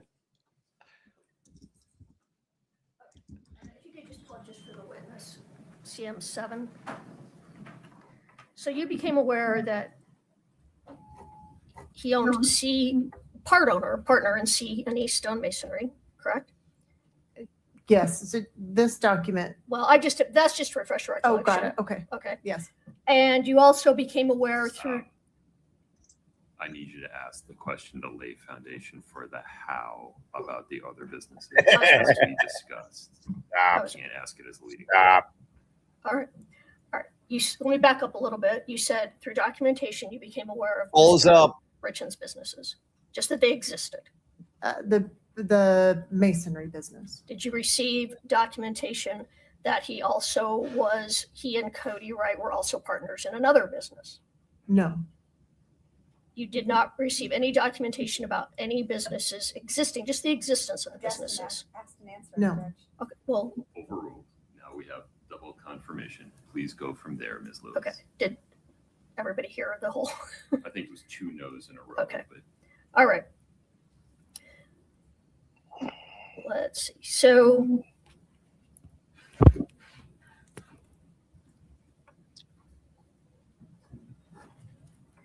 now, I know Ms. Sherbanek asked you, and you said it was true that Mr. Richins did not proceed with divorce in this manner, in this case, Not correct? prior to his death, no. Right. And to your knowledge, he did not proceed with divorce with a different attorney, fair? Correct. Fair. And you said that you referred him instead to an estate. Tracy's gonna create about 50 what do they call those, ghost accounts or whatever, to go on and vote against the side notes. Estate planner, estate attorney. Didn't An attorney refer- who does estate planning. Thank you, sorry. Didn't refer him instead. I just referred him to Crystal Bowman Carter to work more in tandem. All right. And you said you haven't done that very many times, correct? Right.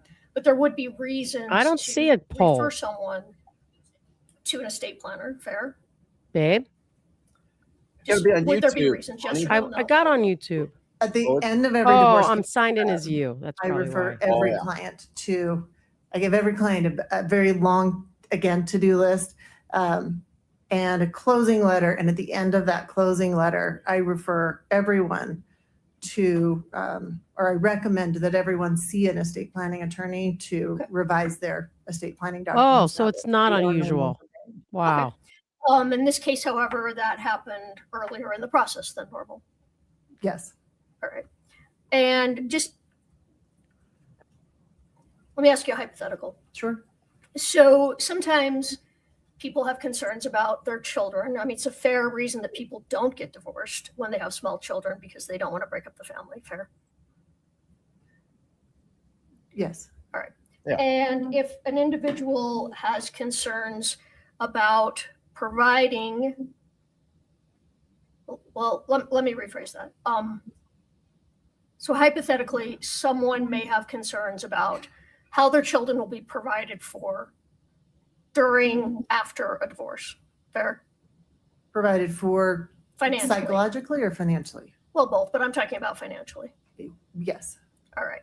So one reason someone may go to a estate planner could be to ensure that things were properly set up to provide for their family, whether they get divorced or not. Fair?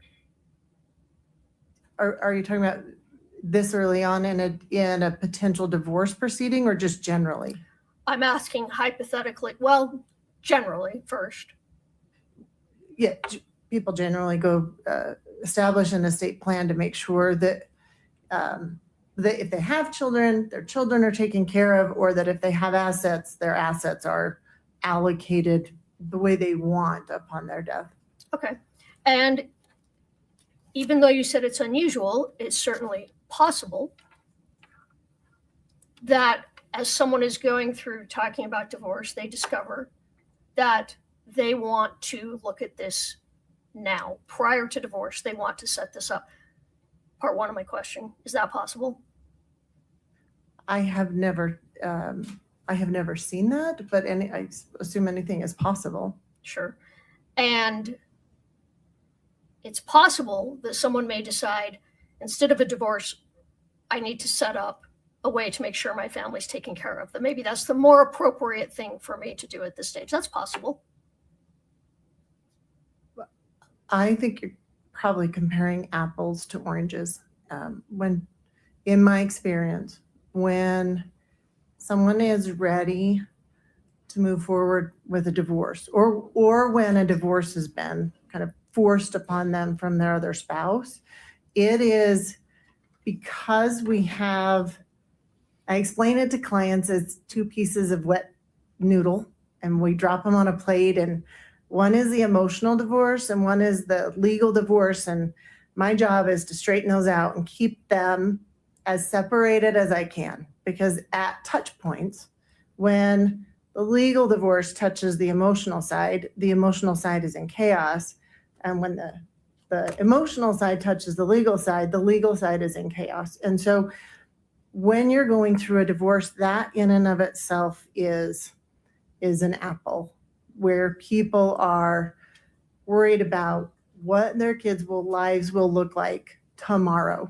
Understood. Or next month. When you are doing estate planning, it is what will my kids' lives look like if I am not here or me and my spouse are not here? Like, is grandma going to take them? Is my sister going to take them? And so they don't often overlap, because people in divorce don't often, in my experience, they don't even really think about their estate plan. It doesn't come up in our cases, except for a very small handful of cases. I understand it's a very small handful, but let me just try and ask once more. Sure. It's possible that while going through what a divorce is going to entail, someone can change their mind, correct? Decide not to get a divorce? And decide not to get a course. divorce, correct? And then it is possible that they want to go set up an estate plan, correct? I mean, that can happen. I'm sure it can. I've never seen it happen, but I'm sure it can. Okay. You don't, okay, I'll strike that. All right, but that's what happened here. Mr. Richins decided to see an estate planning, a lawyer who specialized in estate plans, correct? What happened was I advised him to seek an estate planning and attorney to help him with what I perceived as his concerns at that time with regard to his finances and his children. Okay, thank you. I have nothing further at this time. Thank you. I don't know what anybody established No there. other questions, I wasn't Judge. May playing we close release this witness? Yes. Ms. Lewis, may we release this witness? Yes, Your Honor. You're free to go. Thank you. Nice to see you. Thank you. Might take that cup with you. Of course. And your phone. Leave the binder there if you don't. Oh, is that your binder? No, you can leave it there.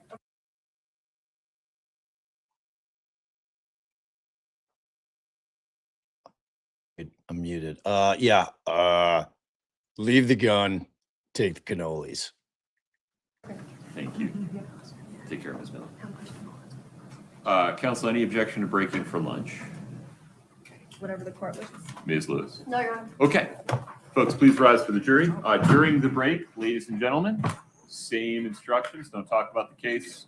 Don't read, watch, or listen to anything about the case. Do not do any research on your devices about the case.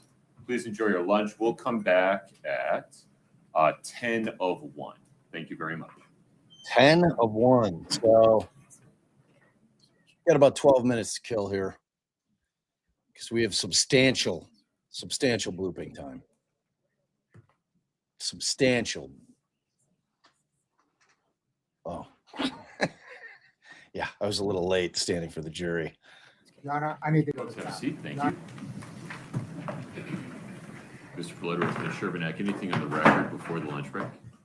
No, Your Honor. Ms. Lewis, Ms. Nestor, Mr. Ramos? No, Your Honor. Okay. We'll be in recess until 12:50. Thank you. All right, so we got about 12 minutes to kill. We have substantial blooping, which I suppose I'll eat up. Oh, boy. Oh, boy. We're all blooped up, babe. We're all blooped up. Oh, boy. Oh, boy. What do you think there, hon? What are you doing? Sorry, I got kind of distracted. Yeah, I saw that. You weren't paying attention to that So fascinating testimony. tell me this: was anything what does chat was established by that direct and cross? Just like if you had like one takeaway from both. Mm-hmm. In one word. One word.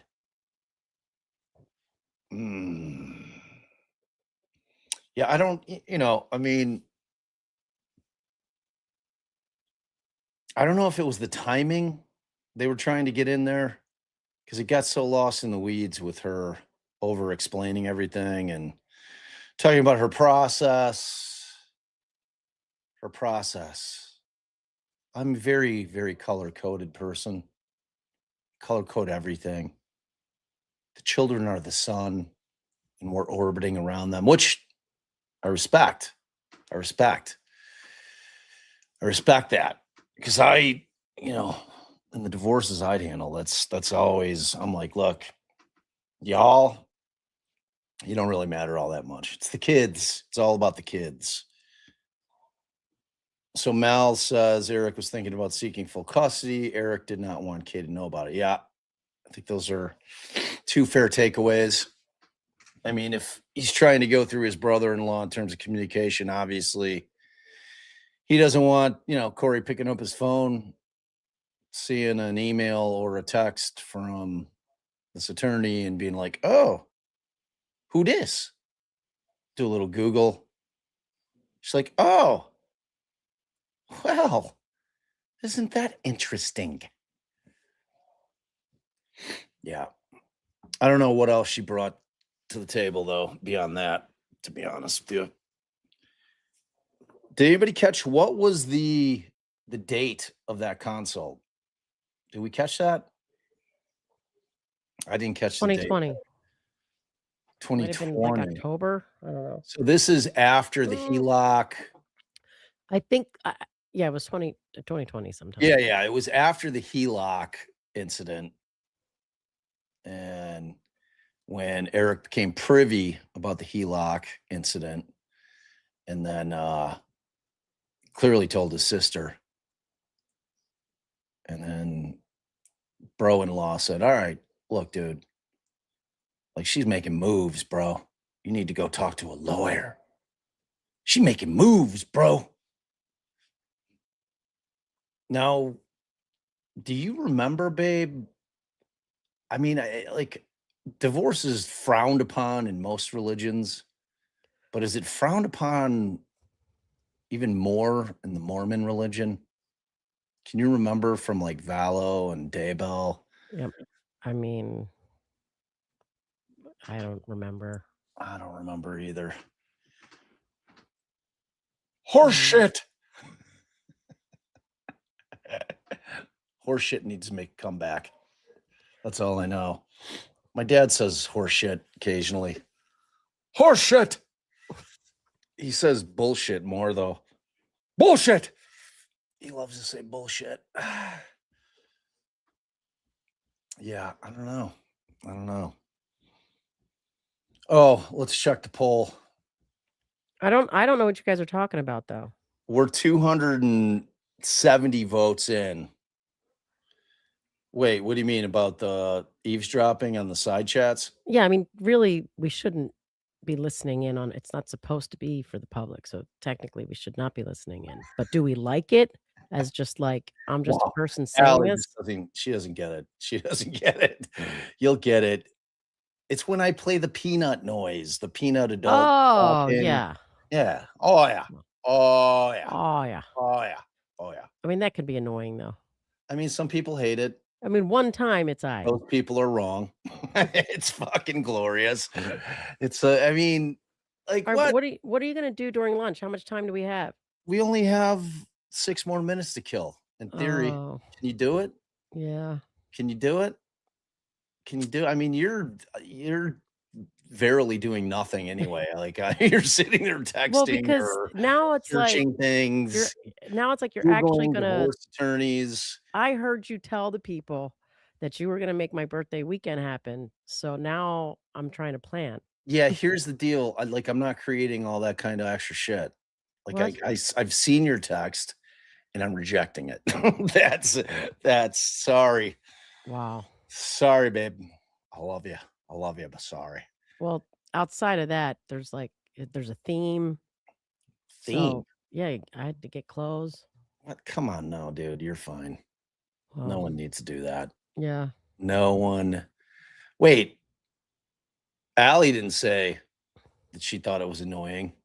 I said I'm sure it She can said get people right. could think You it's know, once annoying. once or twice. Words matter. No, I'm like, well, yeah, but how many times are we talking that you're doing it? What do you mean? Every side note. Like I always want to hear. Just one little blip of it. Oh no. No, Okay. it plays. Like I That's a got to hear lot. the whole thing. It's really not. It's really not. Fire lawyer, don't make me get in that ass. Don't make me get in that ass. Come on. Let's go. No, it runs on the loop.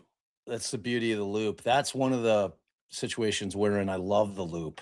No, then it's too much. That's not Oh, good. come on. Come on. Yes. People legal. revote. No. Everybody's. I think we're. No, I think there's a incorrect, trend here, madam. babe. Incorrect, madam. I'm going to tell you right now what the poll. The poll is. I mean, the poll, my friend, is quite a Wait, thing. Richard said something. Let's see what he said. I just had an observation. If you guys were to hold polls about the trial, if possible, on breaks, isn't that data valuable to other attorneys and law firms? Ooh, Interesting. I That mean, is that it is. definitely is, but they'd have to know that we were doing it. I mean, there is no question. I was talking about this when you were covering Colin Gray, that lawyers these days are 100% going and watching creators that are or streaming somebody their is in trial. the office. If it's No, not no, them, no, no, no, no. Are you fucking kidding me? If like they would have been streaming our trials, you would have 100% gone back and watched your shit. you mean while the trial was going on? Oh yeah, that night you'd have been like, "Oh boy, I think you're too I gotta busy. go see this shit. Did I ask this one thing? Did I Oh, look like an asshole?" rewatching what was said. Yeah, Absolutely, yeah. watching your performance. But Because only Ramos, Yeah, he like you changed were. his shit. Oh No, yeah, I was waiting with bated breath on mine. Like, babe, tell me when your guy gets on again. I want to see if he's I changed. know.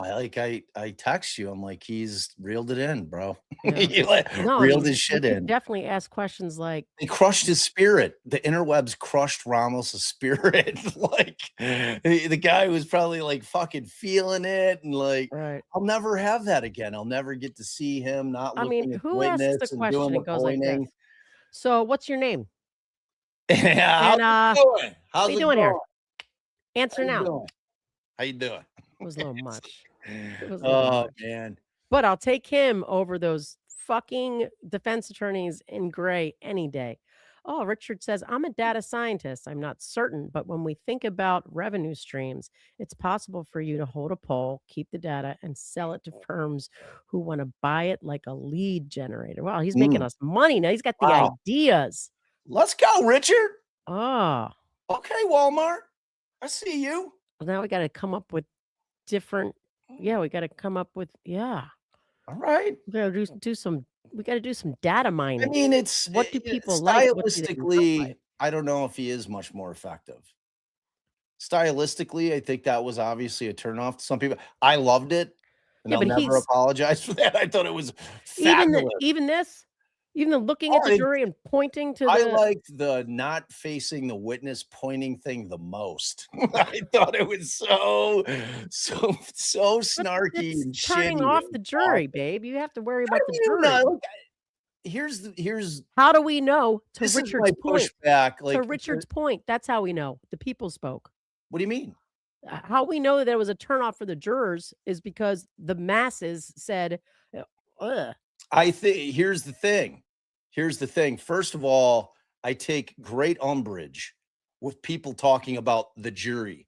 It's not a collective. These are 12 individuals, and every single jury is The different. jurors. Sorry. Well, my point is nobody knows jack shit about these jurors. People saying what's turning jurors off and what's not is bullshit. No one has any idea. And anybody pretending like they know what individual jurors in individual trials may be thinking is completely full of shit. And that includes me. And that includes you. We have no idea. Like there I think is. we do because No, the we don't. masses is a I don't give a representation fuck of the about the jury. masses. We are also potential jurors. Now Yeah, we we may don't not make count. it onto the jury. We don't count. That's a different thing. No, we have a completely different I view would than say the that average American. I would say that the one truth about jurors is we have no idea what a jury is going to do. You cannot group jurors as a collective. Oh, the jurors are going to hate that. What?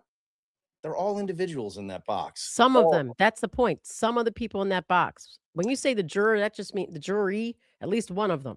And you can tell that by the masses. Yeah, but nobody's like, unless I think the only time that the likability of the lawyer really, really comes into play is if the case is super, super close.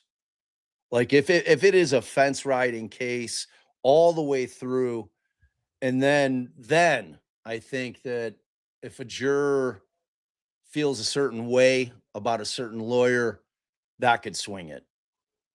You know, I mean, if it comes down to that, like nobody is voting guilty on a defendant because they hate the lawyer.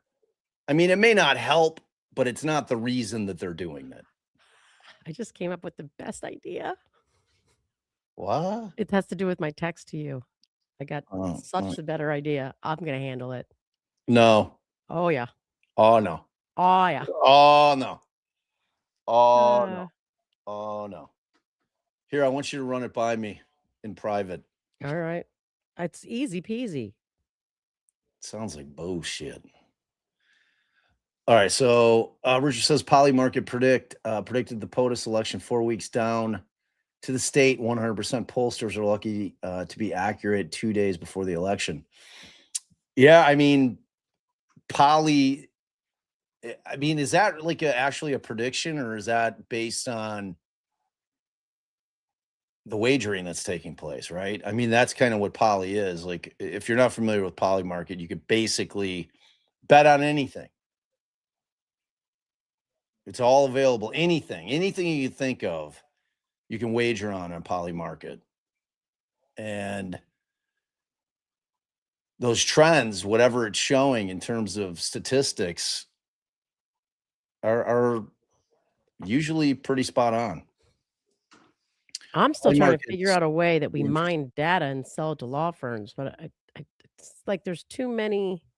Like, what do they want to know? Well, like we'd have to think of a certain type of question that would be relevant to all trial lawyers. I mean, obviously, like, do they like when I don't know. Gotta think Yeah, about this. Vegas sure did. Vegas. I'm in mourning from our center. And it wouldn't work on our hiring. 858 people. It would work on like a, massive live stream. Maybe Yeah, 1,000 people would be enough. I remember that. For what?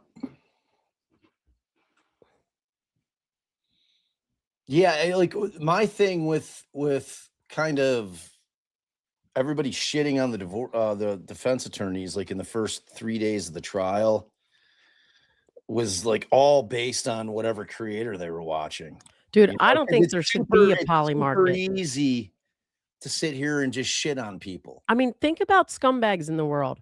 If you were, if you get yourself a little Murdoch lawyer, but on a criminal case, What do you and he mean? could, like, let's say your lawyer is like a Murdoch type, right? Like Poot? Murdoch. Like Murdoch himself, or like Y- Murdoch's lawyers? No, like him. Oh, And oh yeah. he's got some money issues, and he's got this big old case that he can fucking bomb, and somebody can make how much on it on the market? I don't know. If you So don't you're think that saying that just like a athletes are prosecutor, then a just so prosecutor. you're saying just like athletes can on occasion throw games, lawyers can throw cases. What prosecutor decides to throw a case? Because I mean, that's legit. That's legit. I mean, if you're dealing with, I gotta unalive my entire family to get out from under this, or lose this one murderer to go free, I'll dunk a case. Mm. I'll get, What Allie's Can you saying vote is on a that mistrial? lawyer can go on to Polymarket, lay a big fat wager. or his college roommate, Yeah, whatever. And I mean that's true. I mean, That is can you true. vote on, is there gonna be a Brady violation? Because I'll just hold some shit back, and my college roommate's gonna vote on a fucking Brady violation. Oops, Brady I love it. violation. I'll get I love it. sanctioned, but I'll have, I don't know. I love it. I love it. I love it. That is ingenious. You are so fucking smart. I love that. That is amazing. That is so true. That is so true. lawyers throwing cases so that they could fucking rake it in on Polymarket. Counsel, we're back on the record. Man, Ms. Shermanek, Mr. Bloodworth, anything before we invite the jury back in? No, Your Honor, other than I'd like to clean up this. Okay. I'd like to what? Blame Mr. Burns. I don't know. It was gargly. Clean Well, up there is my one ass? Ms. thing, Lewis, Ms. Nestor, anything on the record before we Oh, proceed? clean up my No, Your Honor. I need to go to the bathroom. Give me a preview. Who's the next witness? Crystal Bowman Carter. Okay. Will you get the jury ready to go and bring them in? Thank you. They got to catch you first there, Derek.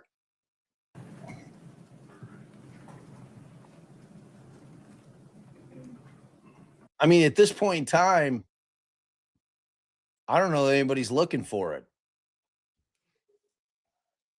You know what I mean? And I'm talking about lawyers pulling some kind of shit like Allie's talking about on Polymarket. I mean, somebody's got to be looking for it.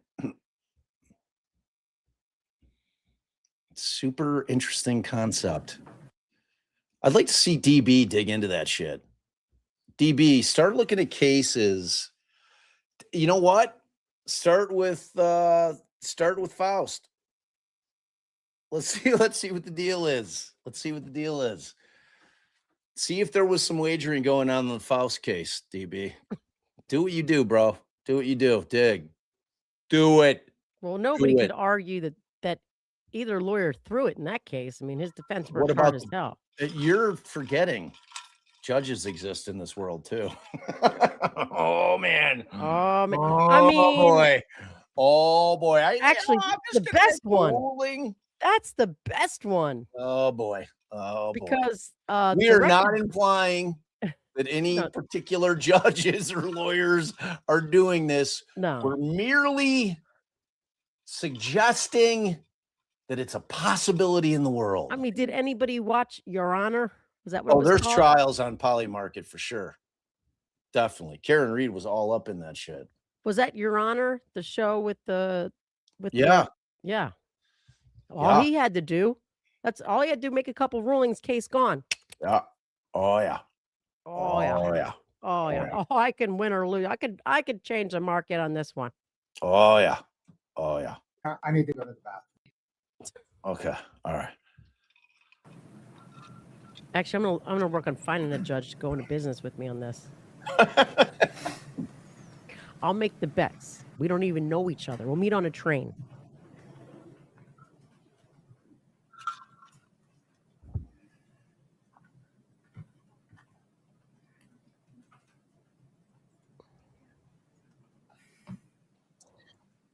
I mean, you said it, not me, DB. Wheels already in motion, babe. Dig. What? I text you. You didn't respond. Wheels are How already. dare you, madam? How dare you? Oh, I didn't text you. Oh, see. Who did I send it to? Oh God, I don't know who I sent that text to. Anna, the babysitter. How'd that Hey. happen? I don't even know who that person is. It's like some old babysitter. Can't even send it. Unsend it.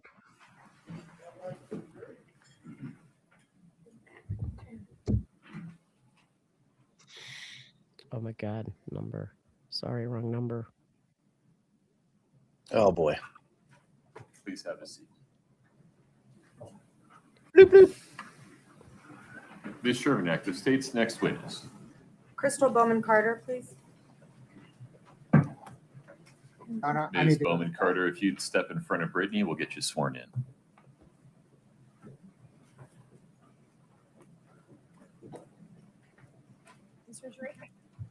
Do you solemnly swear the testimony you're about to give in the matter before the court to be the truth, the whole truth, and nothing but the truth, subject to the pains and penalties of perjury? Who is this gal? Wow. Good afternoon.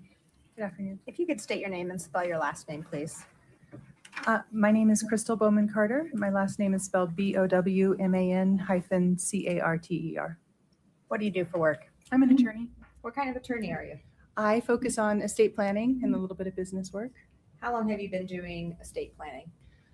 I have been licensed since 1996 to practice law, but I've been doing estate planning almost exclusively since 2012. And do you do that practice here locally? Yes, I have an office in Park City. Approximately how many estate plans have you drafted in your practice? 1,400, 1,500. Did you know Eric Richins? Yes. How did you know him? I did some work for him. What kind of work did you do for him? I did 2 projects for him. First, I did a buy-sell agreement for him and his partner for their business, C&E Stonemasonry. And then I did his estate planning. Did you meet with him in person? Yes. How many times? At least 4. Did you know Kouri Richins? I know of her. I've talked to her on the phone once the day that Eric died. How'd that go? I want to talk about the first legal project that you did for Eric Richins. You mentioned that was related to his business, C&E Stonemasonry. Is that right? Correct. When did you complete this agreement, or when did you work on this project for him? I was first contacted in June of 2018 by his financial advisor. We got the ball rolling. I gathered information, and then we ended up signing it almost a year later, June 25th, 2019. In general, explain to the jury, what is a buy-sell agreement? A buy-sell agreement is a contract between owners of a company that sets out the terms in advance, what will happen when there is a transfer of a business interest, whether it's by sale or because of an owner's disability or their death. Are buy-sell agreements, in your experience, are they common? Yes. If we could show the witness Exhibit 4-2, please. Is this like a joke? Like hee funny? What? What DB said. Yes, obviously. I'm like, you never know. I mean, He's got some come kind on, of link, Judge. some kind of link to ISP addresses of judges. It's probably blood work texting the judge this. I need to go to the bathroom.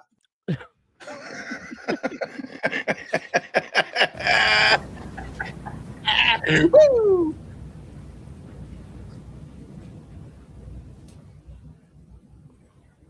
You should be able to see this. I can see it. Do you recognize this document? Yes. And what is it? It's the C&E Stonemasonry LLC buy-sell agreement that I prepared. Ooh, who'd she I'm prepare going that to move for? to admit 4-2. Ms. Lewis or Mr. Ross? Oh, Ms. Nestor. No objection, Your Honor. Okay. True story. 4-2 Love is it. admitted. If we could publish this and move to Article 3, please. Boys and bathroom humor. What's contained in Article 3 of this agreement? Article 3 provides what happens if one of the partners or owners of the company were to die. And essentially, what does it say in non-lawyer speak? Well, the mandatory cross-purchase agreement provides that if one person, if one of the partners dies, either Eric or Cody, then the decedent, the person who has died, their estate has to purchase the business interest from the surviving partner using life insurance.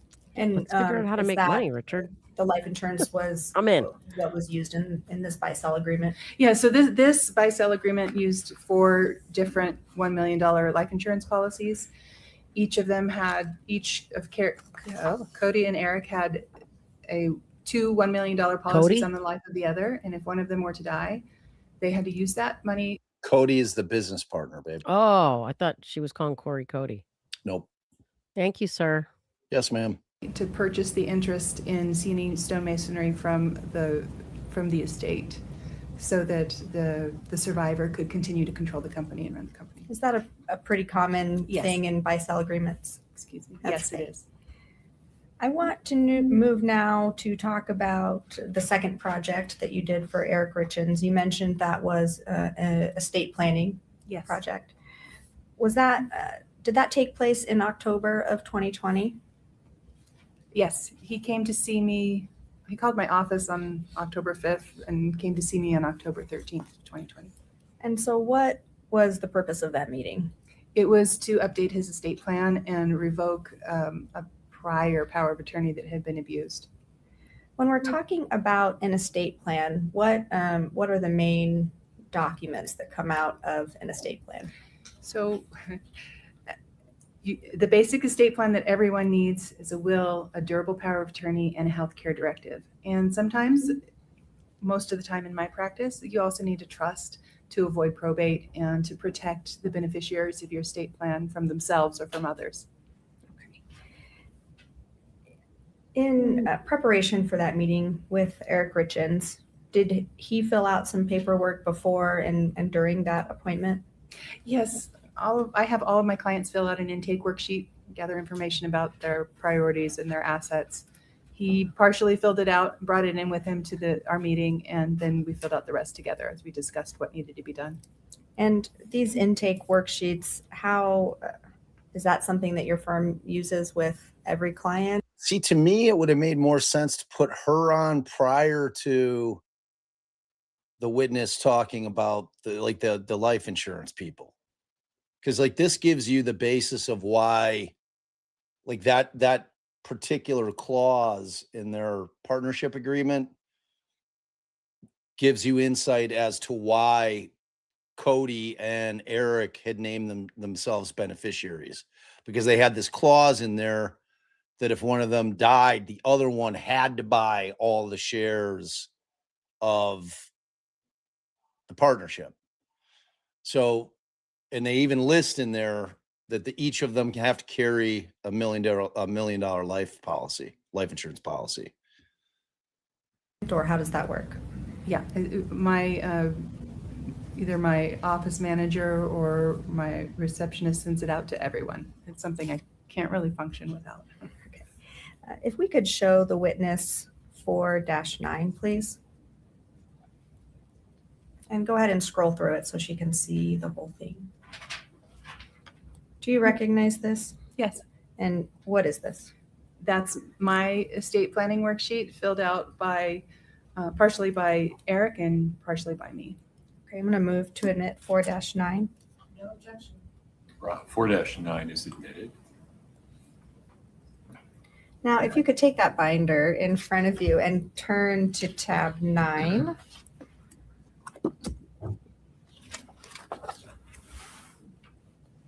Is that the same exhibit that we're looking at in 4-9? No. Okay. Which one is that? You're having me look at the healthcare directive. Oh, I see. We'll come back to that one. I had it labeled wrong. Before creating Eric Richins' estate plan, did you review a premarital agreement? I reviewed it the day before he signed his estate plan. Okay.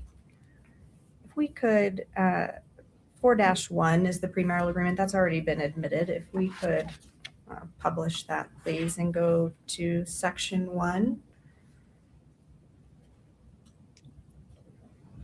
And paragraph 5. So this is the document, the premarital agreement that you reviewed. What does paragraph 1, section 5, again, the non-lawyer version, what does this say? So what it says is that C&E Stone Masonry would remain Eric's separate property to dispose of as he wished during his life after his marriage to Kouri Richins. And if we could go to section 2, please. What does this section of the premarital agreement deal with? Again, it deals with Eric's separate property, that C&E Stone Masonry will remain his sole and separate property, even if they commingle marital funds, except that if he were to die, then his interest in the company would pass to his wife, which is Kouri in this document. Okay. And if we could go to section 3, please.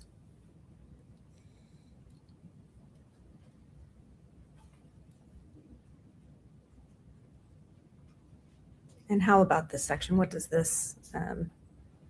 So that section addresses primarily Kouri's rights in C&E property that she might have under the law at Eric's death.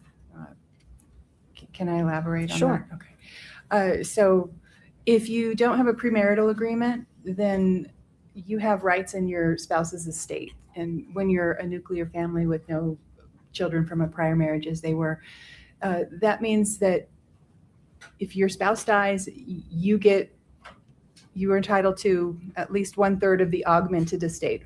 In other words, everything that passes to anyone as a result of your spouse's death. And this paragraph, the section 3, paragraph 1, says that Kouri is giving up her right to that 1/3 as it concerns C&E masonry, stone masonry. So I want to turn your attention now to that actual meeting that you had with Eric Richins in October of 2020. What was he there to accomplish? Why was he in your office? He was referred to me. I'm not sure if it was from Christina Miller or Brian Freckleton. Referred back to me. I had worked with him again to update his estate planning based on some recent financial malfeasance and some current concerns that he had for his sons, that if something were to happen to him, they wouldn't receive or be cared for financially with his assets. When meeting with Eric Richins, was there something unique to you or something that you did for the first time in preparing his estate plan? Yeah, there were a few things. What were those? So one, he didn't want us to communicate with him by email. That happened a little bit later, but because he was worried that Kouri would be reading his emails. Two, he wanted to leave everything to his kids if possible.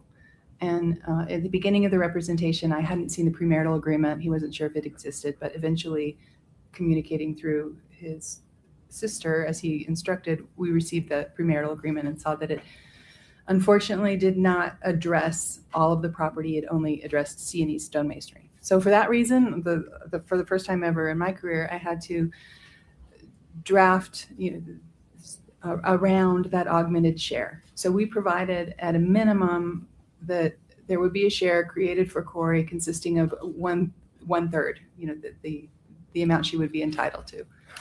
And the rest passed directly to his kids.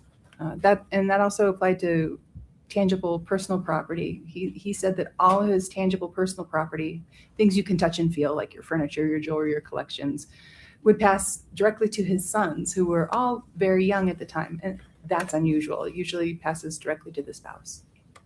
I think there was one other thing, but I'll come to it. If it comes to you, let me know. Mhm.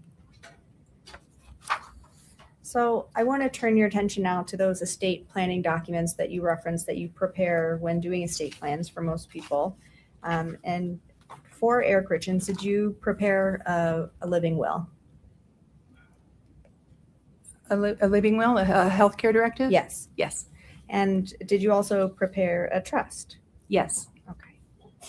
I want you to take a look at Exhibit 4-11. We'll put it up on the screen for you. And if you could scroll through it, Scott. Do you recognize this? Yes, that's the will I prepared for Eric Richins. And then if we could show the witness 4-12.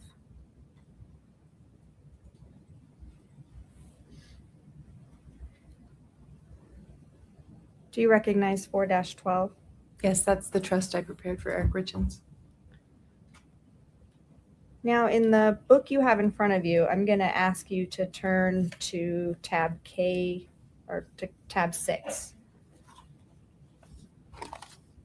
Is that the will that we just saw in the same exhibit? Yes. And there's a signature as a part of that document. Is that correct? Yes. And who is that document signed by?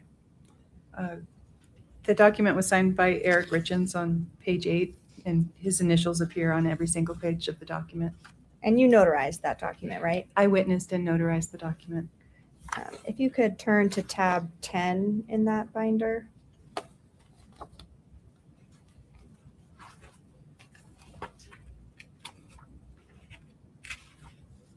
Is that the trust document that we just saw? Yes, it is. And is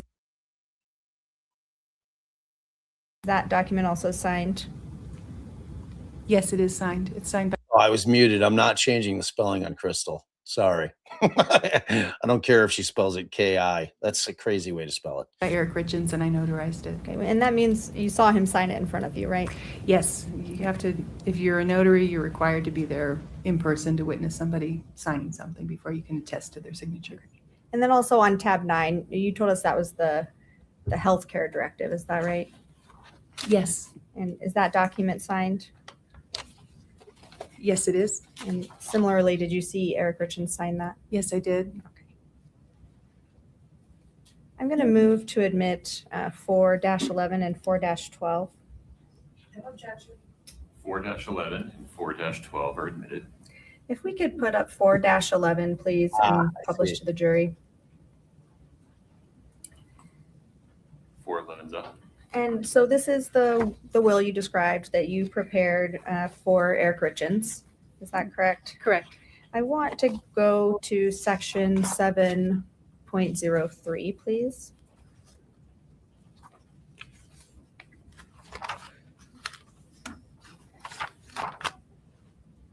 What does this section provide for? That's the section where Eric expressed his intentions for the disposition of his remains. He wanted to be buried upon his death. Now, talk generally about this document and what kind of legal implications, this document has. So in the case of a trust-based estate plan, which is what we prepared for Eric, the will is not usually as important as the trust.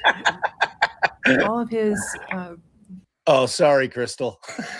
What are the odds? directions for what he wanted to happen to his assets and the protections he wanted to put in place for his loved ones were contained in the trust.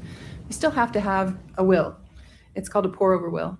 It says that if I leave anything out of my trust, and if I forget to make a beneficiary designation when I die, give it to my trust to be controlled by the terms of my trust. And then I always include either burial, cremation instructions if somebody has a preference. Sometimes people don't have a preference, then I don't say anything. Anything that's governed by a will has to go through a process called probate. That's a court supervised process of administering an estate, the non-trust assets. So when you draft a trust-based estate plan, or when you execute a trust-based estate plan, the idea is you're avoiding probate. You don't need to use the will. It never has to go through probate. The will is just a backup document. So now if we could put up 4-12, please, for the witness. And we can publish this as well. So There you go, talk 2020. about, in general, how a trust works. Okay, so a trust is a contract between, and I'm going to use Eric specifically because this one was prepared for him. It's a contract between the party who drafts it, the party who's going to benefit from it, and the party who's going to administer it. So initially, a trust is a contract between you, me, myself, and I. Eric was the grantor. He created the rules for the trust. Eric was the trustee. That means he was the manager of the trust, of all the assets that were contained in the trust, and had to follow the rules that he set. And then Eric initially was the beneficiary until such time as until he died. He was the trustee until such time he became permanently incapacitated or died, and then somebody else would manage those trust assets. It's like a box that you have rules for. You put the assets in, and those rules control all of the assets in the box. So you mentioned that a trust, the trustee was Eric while he was alive, Yes. and then he chose someone else to be a trustee in the event of his death. Is that correct? He did. That would be at Article 3. Okay. Who did Eric choose as his trustee? He chose his sister. Well, he chose a couple of successors. His sister, Kouri Richins Benson. And then I want to see who he chose as this. And then I'm looking at the will still. That's okay. You don't have to look at it. If you don't remember, that's okay. No, it was Katie that he chose as his first successor trustee, and I believe it was Clint as the second. What is a trustee? The trustee is the person who has legal title to the assets in the trust and is charged with managing those assets for the benefit of the beneficiaries of the trust in the way that the trust says. In your experience, was it unusual for someone who was married to not choose their spouse as a trustee? Yes. What Mhm. effect did the trust have on Eric Richins' property? While he was alive, he could still do anything he wanted with the trust assets because it was a revocable trust. But the trust owned his property, and it's property. This woman right here, right in front of Katie, is like wishes she had eyes in the back of her head so she can look at Katie.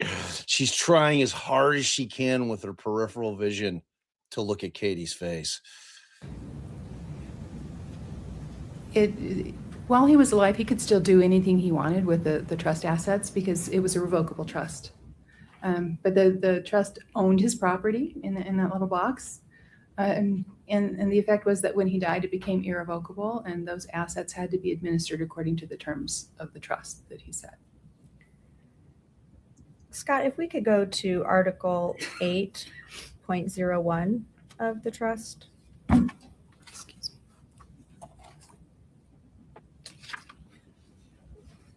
Describe for the jury, in layman's terms, what this section of the trust means as it pertains to Kouri Richins. Okay.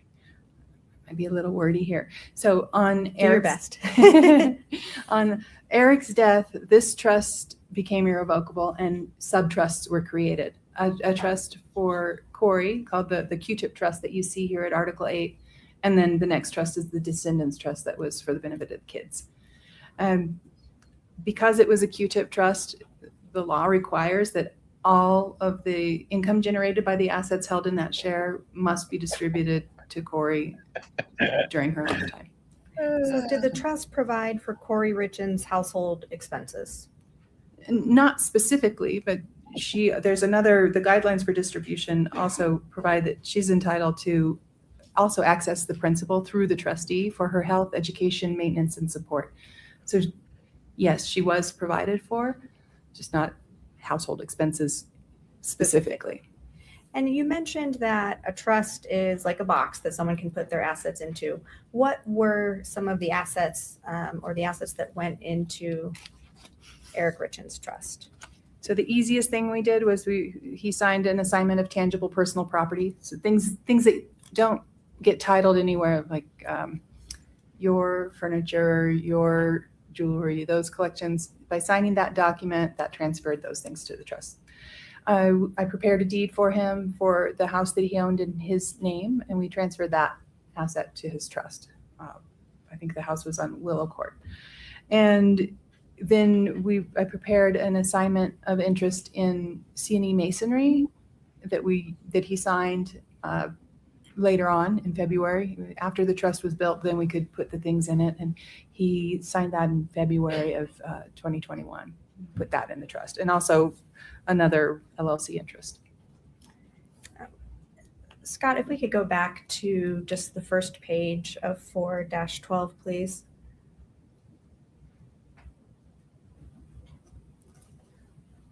Even the title page for. Yeah. So that document has a date on it. What's the significance of that date?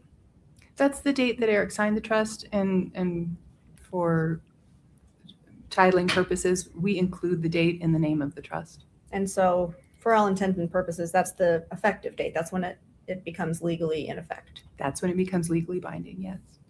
If we could show the witness 4-14, please. Wow, did you just have your vape hanging out of your pie hole? Did I? Oh, yeah. Wow. Wow. Sorry. I'm like working back here. Yeah, I see. And if you could scroll through it so the witness can see the document. It's almost as if you're not here. Do you recognize this document? I do. Did you prepare it as part of Eric Richins' estate plan? Yes, it's the power of attorney that I prepared for him. I'll move to admit 4-14. No objection. 4-14 is admitted. If you could explain, you mentioned that this is a durable power of attorney. What is a power of attorney? It's a document that nominates an agent, somebody that you choose to manage your property if you become incapacitated, or sometimes immediately. And what effect did Eric Richins' power of attorney have on his estate plan, or who did he choose as his power of attorney? I'm sure he chose Kouri Richins Benson. Okay, if we could show the witness, I don't want you to look at anything just yet. If we could show the witness 4-13, please. Do you recognize this document? Yes. What is it? I'm scrolling through it. It's a draft revocation of a prior durable power of attorney. Is this also a document that you prepared for Eric Richins? Yes. I'm going to move to admit 4-13. No objection. 413 is admitted. If we could publish 413 to the jury, please. So this was a document that you drafted as part of Eric Richins' estate plan, is that right? Yes, I drafted it, and then you can see that there's the prior durable power of attorney is attached as an exhibit. I didn't draft the prior power of attorney. Certainly. Was this document ever recorded? This version of the revocation of durable power of attorney was never signed or recorded. Do you know why? Eric was concerned about the repercussions he would face if he told Kouri. Object to hearsay, Your Honor. That was my impression. Pause. Please approach. Yeah. Mm-hmm. Side note.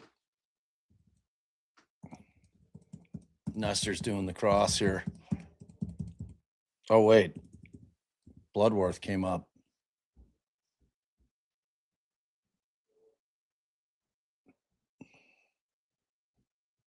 There's Bloodworth. Look at him.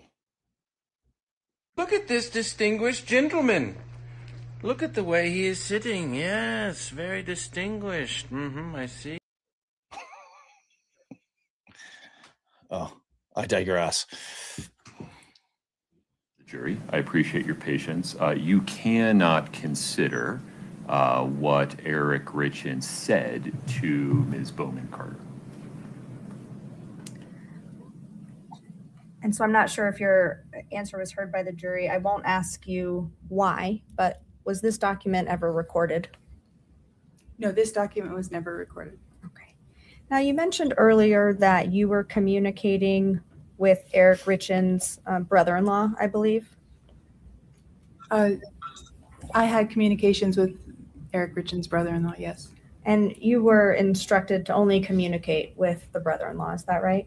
I was instructed to communicate with his sister and then I was given I believe it was a shared email account. Okay. And they both responded there. Was that unusual in your practice? It was the first time anyone had asked me to do that, so yes. Okay. I now want to turn your attention to the week that Eric Richins died. Did there come a time when you learned that Eric Richins had died? Yes, I learned that day that he had died, March 4th, 2022. And is that when you became aware of it, or was that a day later? I believe I learned the day that it happened. And how did you learn about Eric Richins' death? Clint Benson called me and told me that he had died. And did you also receive a call from a sheriff's deputy that day? Yeah, later that day, I received a phone call from somebody who identified themselves as the sheriff's deputy and who asked me to talk to Kouri. And did you talk to Kouri on the phone that day? Yes. What did you tell her? Apparently, she was upset about the house, and I was asked to explain that there was an estate plan in place and that the house belonged to the trust, and that's what I told her. When you were explaining to Kouri Richins that the house belonged in the trust, how did she react? Oh, not positively. She was livid. She was upset, and she said, "What is wrong with you people?" And handed the phone back to the officer, I believe. What do you mean, when you having this people? conversation with Kouri Richins, was Was it your impression that she was unaware of the estate plan? Object to speculation, Your Honor.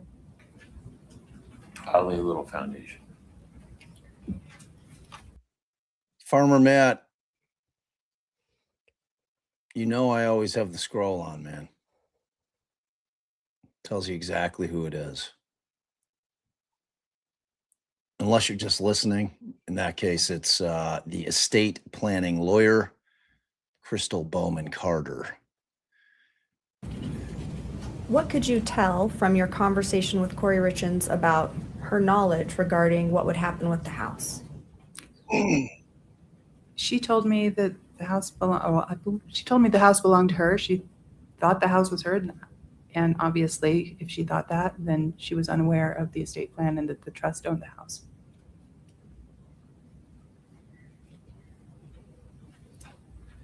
When were you contacted by an attorney representing Kouri Richins?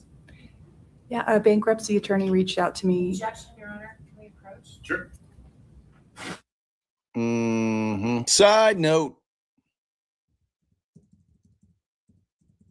Now from an attorney.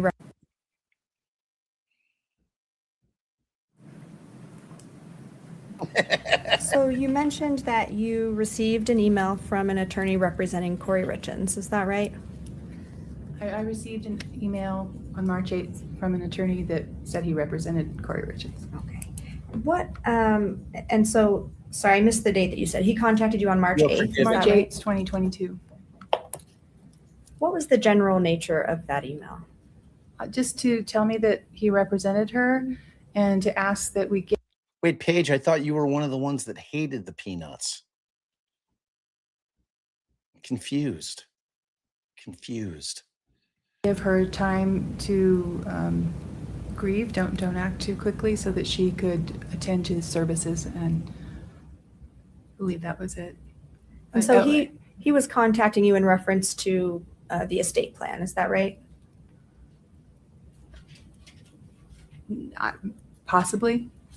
I'd have to look at the email, but I don't even know if you referenced the estate plan. He was talking about the house that was in the estate plan. Is that right? Yes.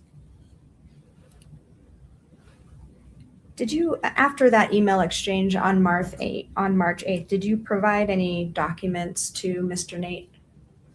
Yeah, I'd have to look at the email, but I don't even know if you referenced the estate plan. He was talking about the house that was in the estate plan. Is that right? Yes. Did you, after that email exchange on March 8th, did you provide any documents to Mr. Nate?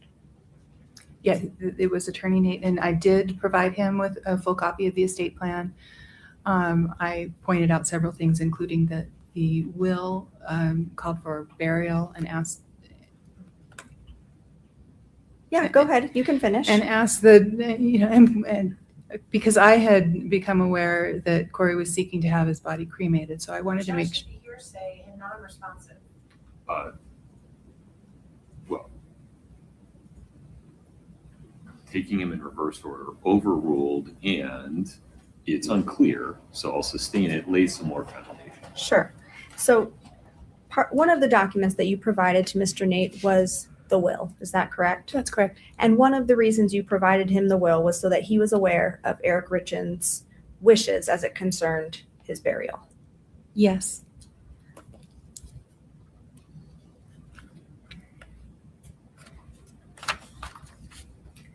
Did you open probate on Eric Richins' estate? Yes.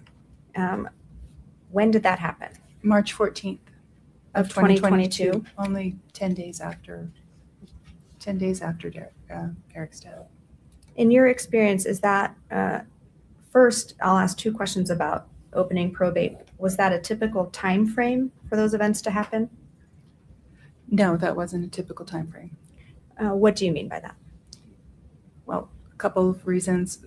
Usually people need to get through the services and grieve a little bit. If the property is secure, there's no reason to open probate right away. But in this case, Eric had a fully funded trust. I never would have opened probate if we were just administering the trust. That's the whole reason you have a trust, is to avoid having to go to court, make everything public.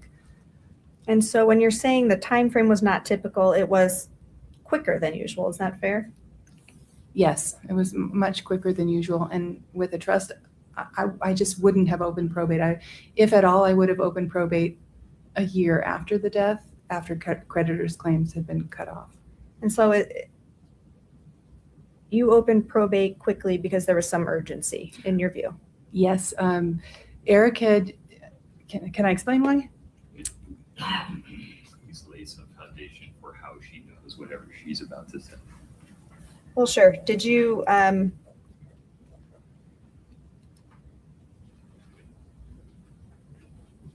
we approach? I don't want.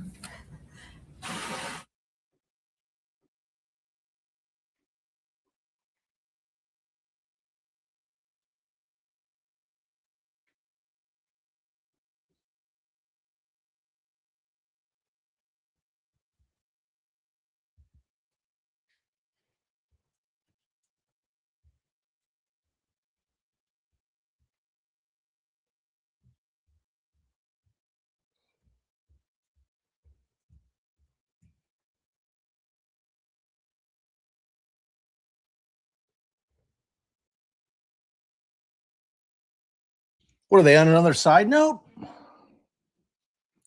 Are they? What is Allison doing? Jesus. She, Kouri Richins, Benson, would have the ability to manage the probate estate and make designated personal representation. Ms. Shervnak, please proceed. Clearly. Without telling us any specific statements or what anybody said, why did you open probate so quickly? I needed to get the nominated personal representative in place so that she, Kouri Richins, Benson, would have the ability to manage the probate estate, and make sure that Eric's wishes, as expressed in his will, were followed. Thank you. And I neglected to check. Have I admitted Exhibit 4-14? I know I talked about it with this witness. Did we? Sorry, wrong one. It wasn't there, Your Honor. Okay, I just didn't have a note there, so I wanted to make sure I admitted it. Ms. Nestor is correct. Yeah, accurate. Those are all my questions. Thank you. Ms. Nestor, please. Thank you, Your Honor.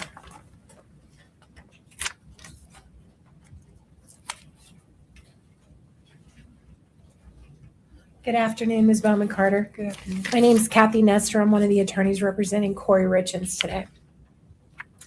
All right, so I want to talk with you about the revocation document that you talked about with Ms. Shervnak. Could we please bring up 4-13? It's been admitted, Your Honor. One moment.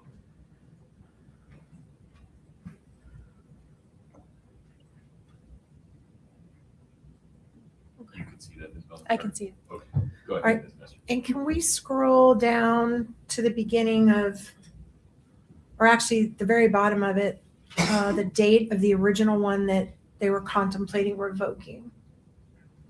And just to refresh, you mentioned on direct, this was actually never done. You actually never did revoke this power of attorney, correct? Incorrect.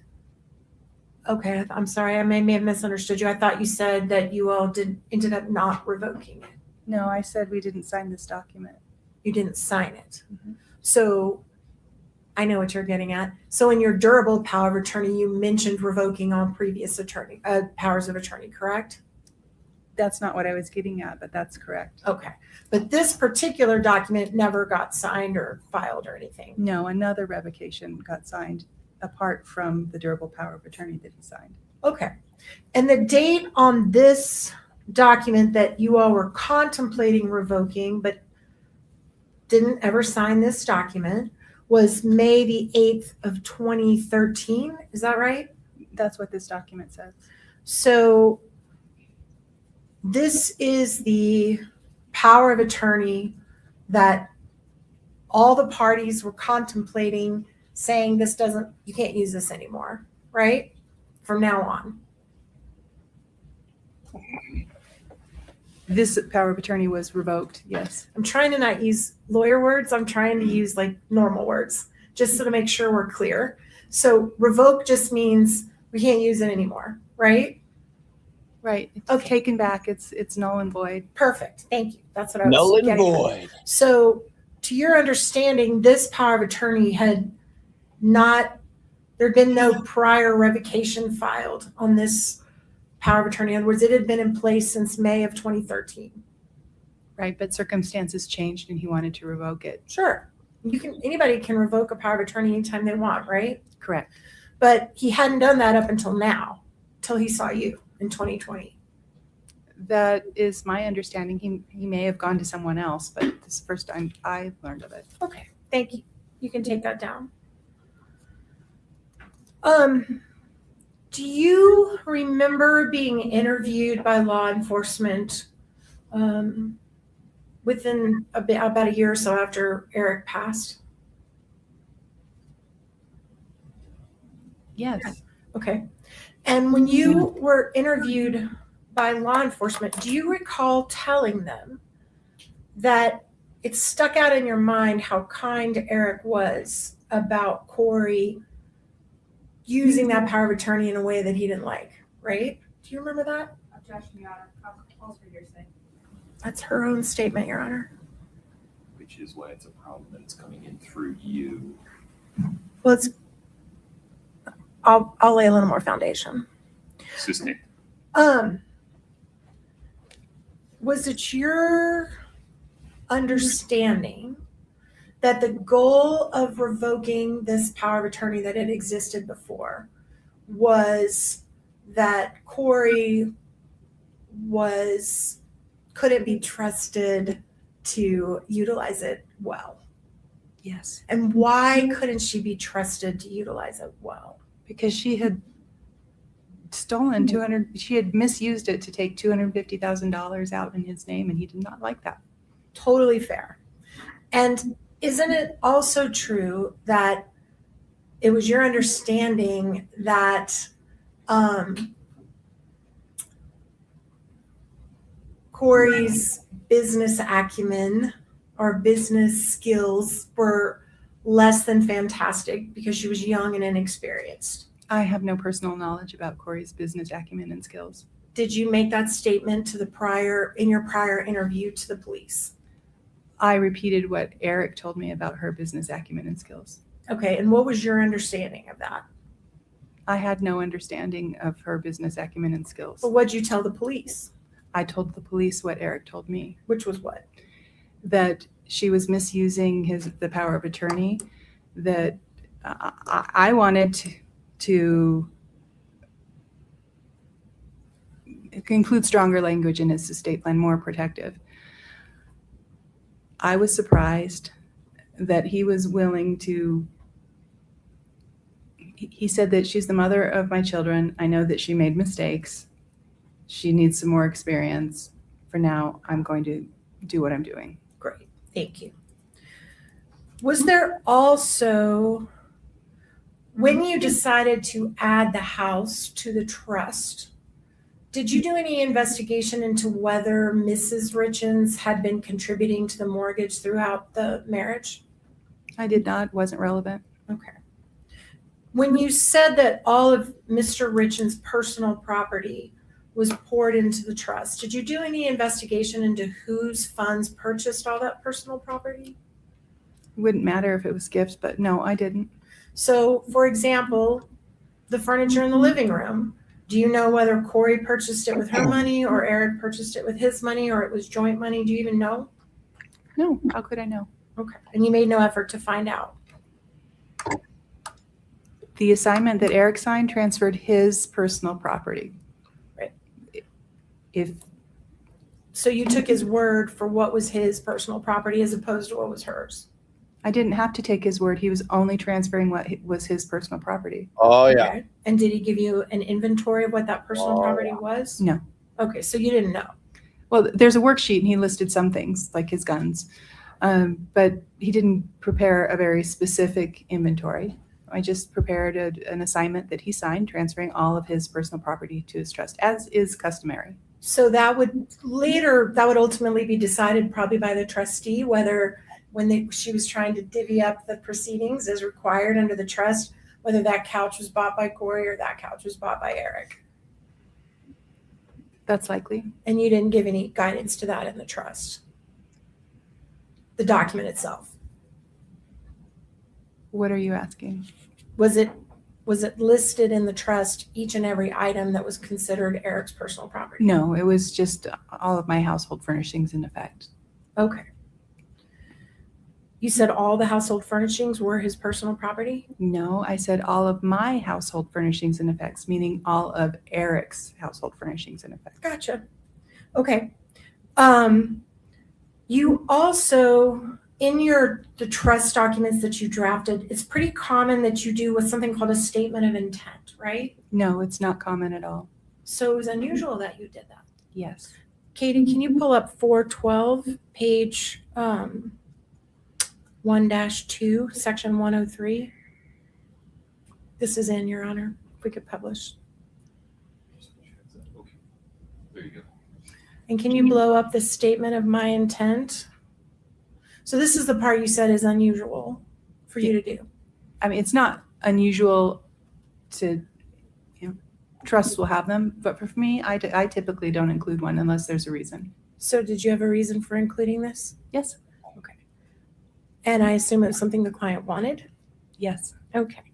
And the language in here states that the intent of the trust is to provide for both Mrs. Richins and the children throughout their lifetime, right? Right. We revised that the day of signing. Great. You can take that down. Did there come a time, you mentioned that it was your understanding that Mr. Richins did not want you to communicate with him directly, right? By email directly. Right. And is that because he and his wife shared an email account? I don't know. It was E. Richins, I think. I don't think they shared an email account. I don't know. Okay. So you just don't know. It was not because they shared an email. What he told me was not because they shared an email account. It was because she snooped in his email. Okay. That's So she had access to his email at least. I don't know. That's what he told me. Okay. And were you aware at that time that he was consulting a divorce attorney? Yes. So when you previously said it's very unusual to not put your spouse as a trustee, if the individual was considering divorce, that wouldn't be unusual to put someone other than your spouse, would it? No, that wouldn't be unusual. Okay. And was there a time where you accidentally did notify Kouri of something? Yes. Explain that, please. Kouri Richins, K. Richins, and Katie Richins Benson. Very similar names. Sure. After I spoke to Kouri on the phone, I sent an email to Katie, I thought, which actually got sent to Kouri. Okay. And in that email, do you remember the date of that? It was probably March 4th, the same day that I talked to, it may have been March 5th, but I think it was March 4th, 2022. The same day I talked to Kouri. And just talking about that conversation you had with Kouri, so this is less than 48 hours after her husband has died, right? Give or take. Yes. And your purpose of your conversation was at Katie Benson Richins' request? No, it was the police's request. Okay. And what you told her before she got very, very upset was the house that you live in is not yours.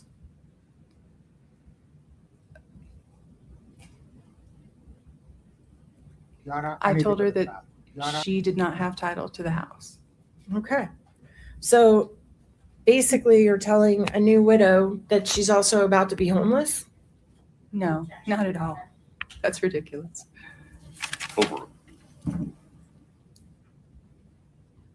Did you tell her there was any other homes provided for her by Eric waiting on her somewhere? No, but I told her that he had that she would not be kicked out of the house, that she could continue to live there, and that he had provided for her in his estate plan. Okay.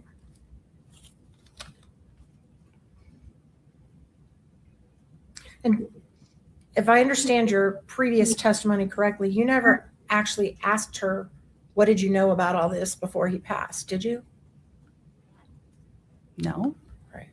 So you don't know whether Kouri Richins knew there was a trust before he died? It was apparent that she didn't. I'm sorry. Do you have any personal knowledge as to whether Kouri Richins knew before his death that there was a trust in place? No, I have no personal knowledge of that. Okay. I want to talk about the intake form that Ms. Shervinack went over with you. If we could please pull up 4-9. It's also been admitted, Your Honor. And if we could scroll forward till we get to the page where he lists his assets. Keep going. Keep going. Keep going. Keep going. There. Your Honor, can we, can we blow this up just a little bit, that top half, so we can see it? All right, so this is the section where you ask the client to list, I guess, what they're worth, right? Yeah, that is a summary of the assets listed on previous pages. Okay. And Mr. Richins, it looks like, wasn't sure about stocks and bonds, life insurance, and retirement. And directed you to ask Freckleton, right? That's pretty common. Clients don't want to fill everything out. Yeah. And he knew Brian Freckleton had worked with me before on the buy-sell agreement. He said, talk to him about that stuff. But he does say that they had $100,000 in bank and savings accounts at the time. That's what this document says. And $65,000 in vehicles at the time? Well, you said they. He says he. Okay. 65,000 in vehicles?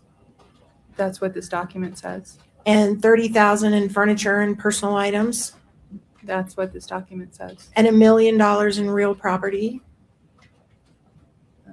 Yes, that's what this document says. And it looks like he's valuing his business, at least his share of the business, at about $3 million? That's what this document says. All right. And that he had some anticipated inheritance, not a ton, but some. Right? That's what this document says. So his best estimate of his net worth was about $4.6 million if you don't include stocks and bonds, life insurance, and retirement plans. That's what this document says. So as long as he's alive, I believe you said that he could do whatever he wanted with any of the money that was assigned into the trust, right? Yes. Because it's revocable. Yes. So as long as he's alive, he can share any of this money that he wants with his wife. He can make gifts to whoever he wants. And he can share 100%, 0.5%, whatever he wants as far as his monthly income, right? With his wife. I'm not sure what.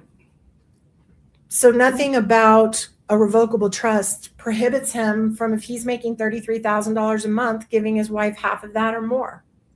He can do whatever he wants with his property. And if he lived to be 70, he could give her as much as he wanted until he's 70, right? No matter what the trust says. Like I said, he can do whatever he wants with his property. But the minute he dies, Katie Richins Benson decides how much money, if any, Kouri Richins gets, right?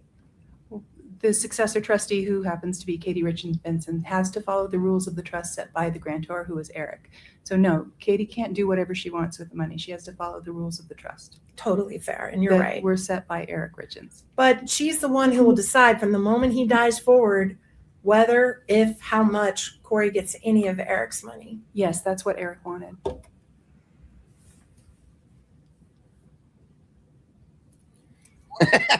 And if, hypothetically, Kouri Richins knew about the existence of the trust, she would know that as well. I don't know what Kouri would know from reading the trust. But that's what the trust says in plain black and white in the paper, right? Can you repeat what you're saying the trust says? Yep, that. Go ahead, Ms. Shervinack. Your Honor, it calls for speculation. She does that. She can't answer as to what Kouri. Sustained. The trust, if someone had a copy of it, lays clearly out what we've just discussed, that as long as Eric's alive, he can do whatever he wants with his money. Once he dies, it's up to Katie. Like I said already, it's not completely up to Katie. She's the trustee of the trust. She has legal title to those assets, and she has to follow the rules of the trust, which say she has to give Kouri certain income, that Kouri can come to her and ask for distributions of principal for health, education, maintenance, and support.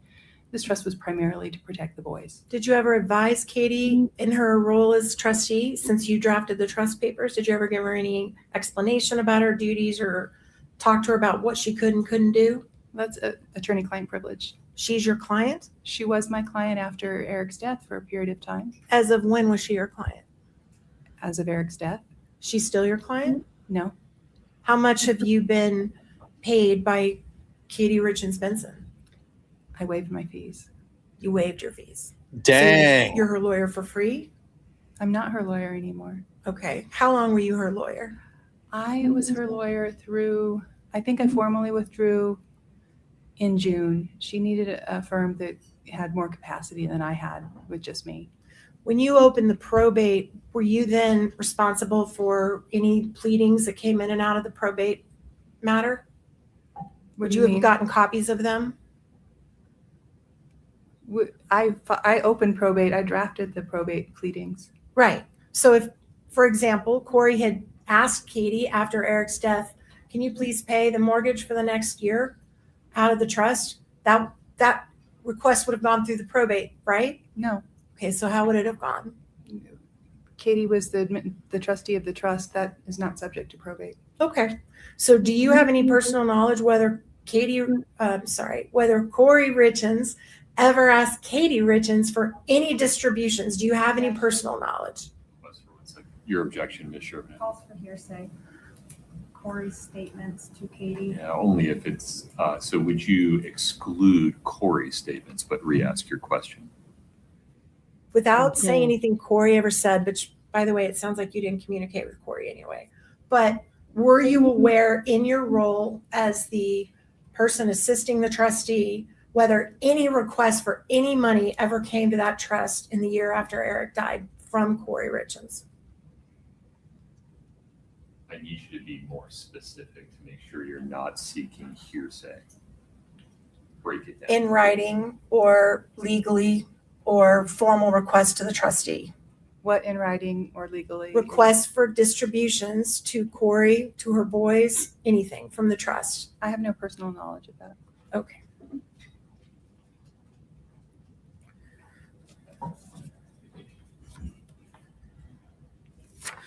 You also mentioned that you were talking to a lawyer that you knew to be a bankruptcy lawyer, right? When he called you about Kouri shortly after the death? I was surprised at how quickly he got in touch with me and some of his claims about the way the property was titled. So I looked him up to see if he even knew anything about estate planning. But you're certainly not telling this jury that he was representing Kouri in a bankruptcy, right? No, I just was curious. So I looked him up to see that it made more sense when I found out he was a bankruptcy attorney. But he wasn't calling you about a bankruptcy matter. He was calling you about, please give Kouri some time to grieve before anything goes on with the house. He never called me. I mean, he called me later, but in the email, he asked, please don't move forward on the probate until she's had time to grieve. Okay. He didn't mention a bankruptcy. Right. I just want to make sure that the jury doesn't think there was a bankruptcy matter going on. There wasn't, to your knowledge, correct? I have no idea. Okay. Pause real quick. And then you also said that you told this lawyer that Eric wished to be buried. Is that right? That's what his will said, and I did say that in a. And then just blew back 10. So what she's saying is whatever this lawyer said in his email made her be like, the fuck? This guy don't know what he's talking about. So she Googled him and found out he was a bankruptcy lawyer and then was like, oh, okay, that's why he doesn't know what he's talking about. But the defense was worried that the jury was left thinking somebody was filing for bankruptcy. Right? Yeah. Look at her face. Like that. She is like, I mean, this woman absolutely detests Kouri. She works for who for free? For Katie? For Katie, yeah. For free.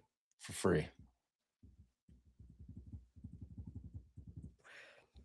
to a lawyer that you knew to be a bankruptcy lawyer, Oh, right? you went back. When he called you about Oh, yeah. Kouri shortly after the death? I was surprised at how quickly he went got in back a touch little with far, me, but and that's okay. and some of his claims about the way the property was titled. So I looked him up to see if he even knew anything about estate planning. But you're certainly not telling this jury that he was representing Kouri in a bankruptcy, right? No, I Okay. just was curious, so I looked him up to see that it made more sense when I found out he was a bankruptcy attorney. But he wasn't calling you about a bankruptcy matter. He was calling you about, please give Kouri She some seems time to confused breathe too. before anything goes on with the house. He never called me. I mean, he called me later, but in the email, he asked, please don't move forward on the probate until she's had time to grieve. Okay. He And you didn't gave her- mention a bankruptcy. All right. I just want to make sure that the jury doesn't think there was a bankruptcy matter going on. There wasn't, to your knowledge, correct? I have no idea. Okay. And then you also said that you told this lawyer that Eric wished to be buried. Is that right? That's what his will said, and I did say that in a subsequent email. And in fact, Eric was buried, correct? I believe so. Right. Did you go to the funeral? No, I didn't. Are you still close with his sister? No, I've never been close with his sister. Okay, well, you were her lawyer. That free. doesn't mean I'm close to her. Oh. It was a professional relationship. For free. How often did you talk to her When? when you were her lawyer? Every day. As needed. Daily, weekly, monthly? I think it was daily at first. Right. She's like, she doesn't want to say it. I was For just free. kidding. Daily for Nailed free. it.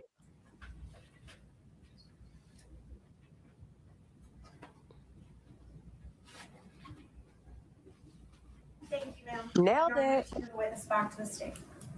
Anything further, Ms. Shervanek? No, Your Honor. May we release Ms. Bowman Carter? Yes, Your Honor. You're free to go. Take care. Bye-bye. Counsel. There she goes. Your Honor, the state can call a witness now. That direct will probably be an hour. Why don't we take a restroom break now so we don't break up direct? Please rise for the jury.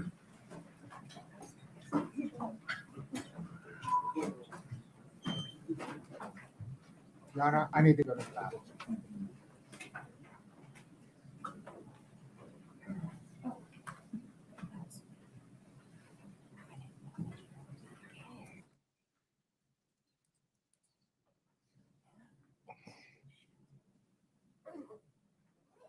Folks, have a seat, please.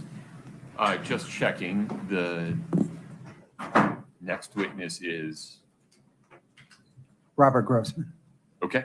And then anything on the record before we take a break from the state? No, yeah. From the defense? What? Okay, What? why don't we come back at 2:10, please? Court's in recess. What? What? Oh, fire. That's Corey's paramour, the Oh, I forgot to boyfriend. take this. Hold on. Oh, you're missing out. Oh, yeah. Oh, yeah. Missing out. Oh, there she goes. Oh, boy. She's missing out. We're not going to miss out, though. Oh, boy. Oh, boy. Got a little bloopage. Oh, there he is. Hi, Judge. Do-do-do-do-do-do-do-do. Oh, we're live. Damn it. Side piece. Yeah. Well, yeah, we had some blooping. I just used it all. We're all blooped out. We're all blooped out. We're all blooped out. Ain't got no more blooping time. Oh, this is exciting. This is exciting. Woo-wee. You guys excited? Huh? Huh? Gonna get all the tea. Oh, yeah. Oh, yeah. Oh, yeah. Yeah, I mean, I'm not familiar with how Kouri ended it with him. So he could be the jilted lover. I'm the jilted lover. Jilted.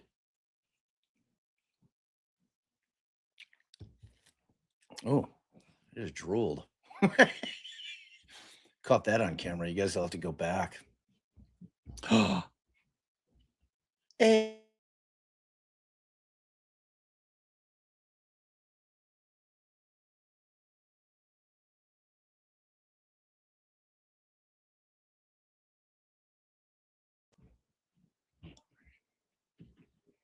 Scouts home from school. Mm-hmm. Oh, it's jilted lover time. It's jilted lover time. We're about to get all the tea. Jilted lover time. Ooh wee.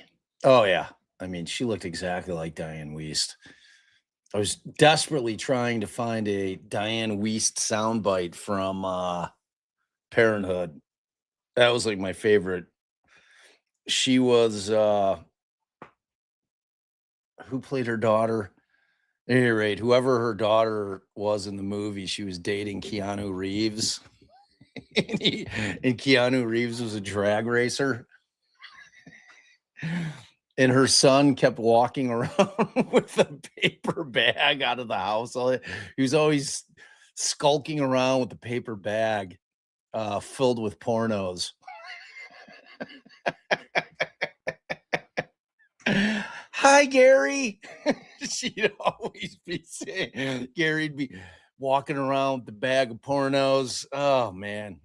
It's classic. I really tried. I really tried to find one I wanted to get it in time for the witness, but I just couldn't find anything.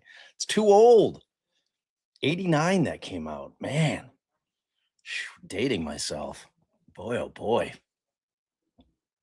Bring on the paramour. Indeed. This is what we watch trials for. This could be Joaquin. That's right. That was Joaquin Phoenix. Holy shit, I forgot that. I can completely picture Joaquin. He was really young. It was probably his first role, or one of his first roles, for sure. For sure.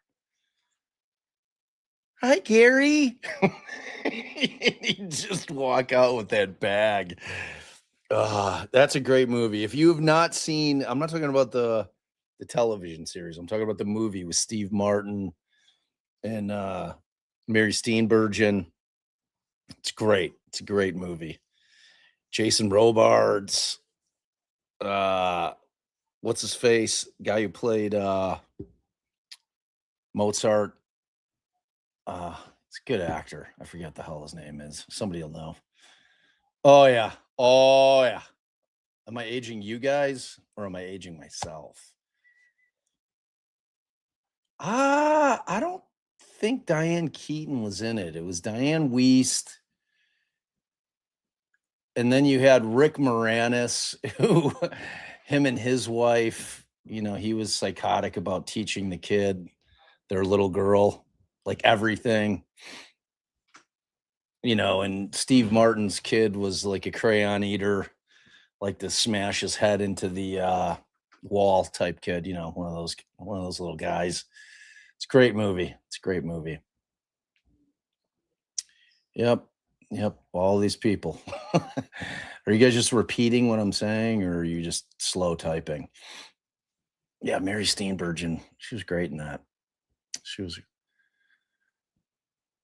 Yeah, there's definitely been a Diane Keaton with Steve Martin movie out there. I can't recollect what it is. Father of the Bride, right?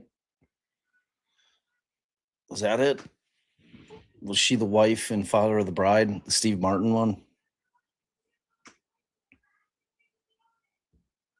Yeah, it's good. It's a classic. Yeah. I win. Sorry, Kai. I got it out there. First. I mean, one day for our beautiful human members, we're going to have to do a members only movie trivia. See what you guys got. I know there's some movie folks up in here, because I throw my little Easter egg movie quotes out there, and you guys, I don't think I've ever been able to slip one by where somebody, at least somebody, usually multiple people, can't quote the movie. You guys are good. Y'all are good. I'm gonna have to dig deep. Like, I've got a friend who, like, it's actually the friend we're going to visit this weekend, who quotes like B movies and lines that are moderately funny. I'm like, no, dude, that is not how quoting movie. You don't like quote from like a B comedy, some random line, and pretend like anybody should know that shit. Look at Kyle. Kyle's on top of it. Kyle, have you turned into an AI? Like, Kyle's just pumping out intel today, which I love. Thank you, Kyle. Kyle just gave us the entire cast of Parenthood. Martha Plimpton. Thank you. That was the daughter. Whoa, dude, what? Huh? Where's Keanu?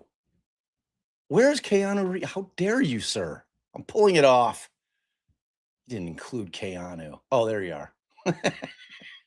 All right. I forgive you. I don't know about y'all. I don't know if you follow Keanu Reeves on social media. He is fucking awesome. He is awesome. Like an awesome human being. Like, he's just as down to earth as you can get. Keanu is how you pronounce it. My nephew is Keanu. It's not Keanu. That's incorrect. That's incorrectly pronounced, Pokey. Trust me, it is. And 231-500-139. The jury is lining up. Mr. Bloodworth, anything before we invite them in? No, Your Honor. Ms. Lewis? No, Your Honor. Okay. We're ready for them when they are. Oh, we ready. And just so you know, Keanu is Hawaiian, and it means cool breeze. Little known fact.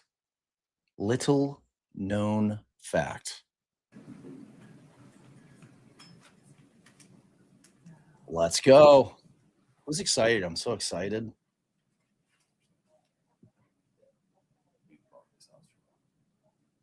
Will you bump Ms. Osterloh for me?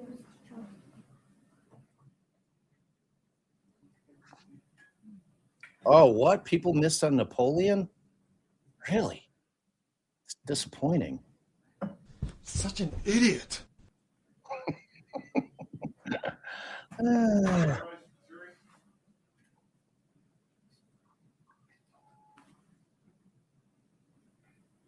Oh, man. You could hear a pin drop.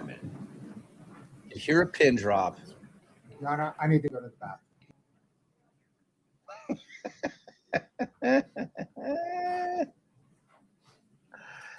Oh, he's under subpoena. I assure you. That's not to say that he's not like champing at the bit. State's next witness, please. Your Honor, the state calls Robert Josh Grossman. Robert Josh Grossman.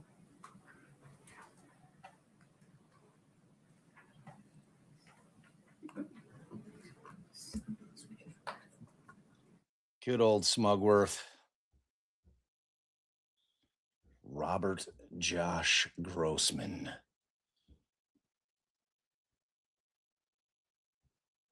I mean, you're supposed to. Try to make sure you guys are on top of your shit today. Robert Josh Grossman. Can we call him Bobby Joe? Oh, there he is. Robert Josh Grossman, come on Step in front of down. Brittany. We'll get you sworn in.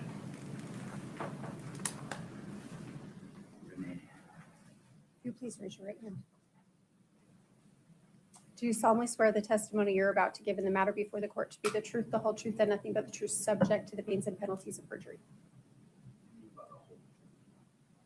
What did he say? Sir, do you swear to tell the whole truth under the pains and penalties of perjury? Yes or no?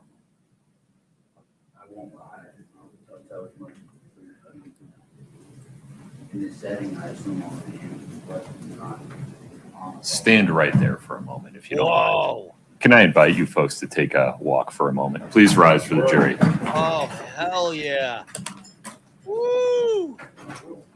What in the wide world of sports is going on here? Mic this man up because I want to hear this whole thing.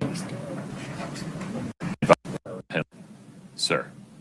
We got to hear it from the beginning.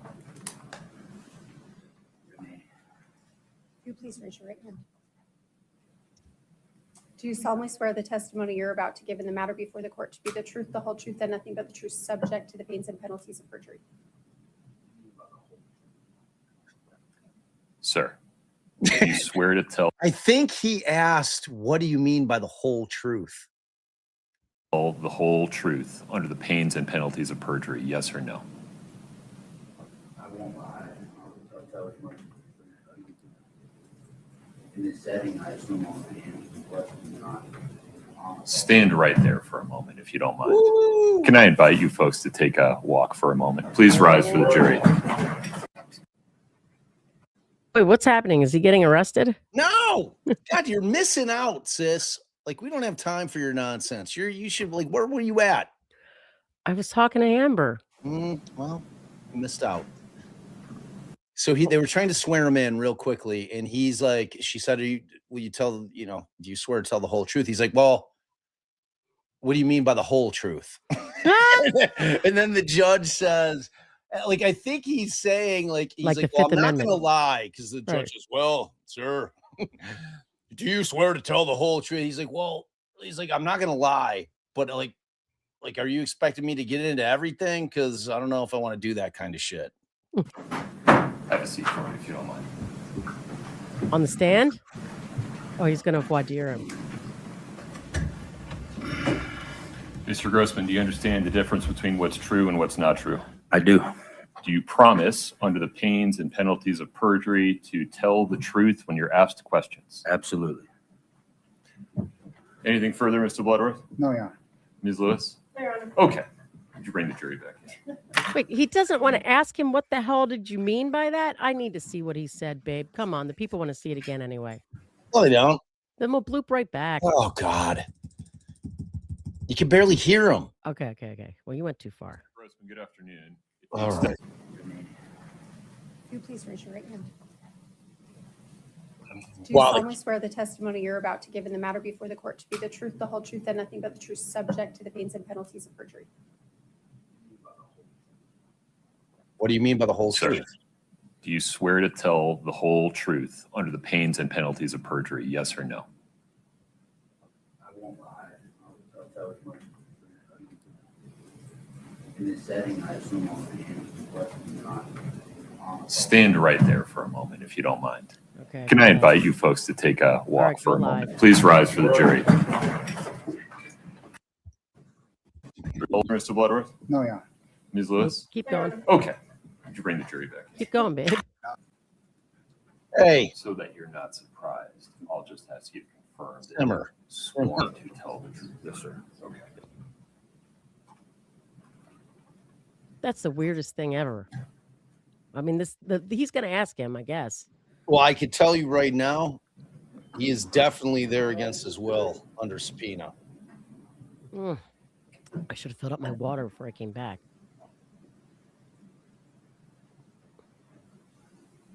Folks, You're please live. have a seat as you come in.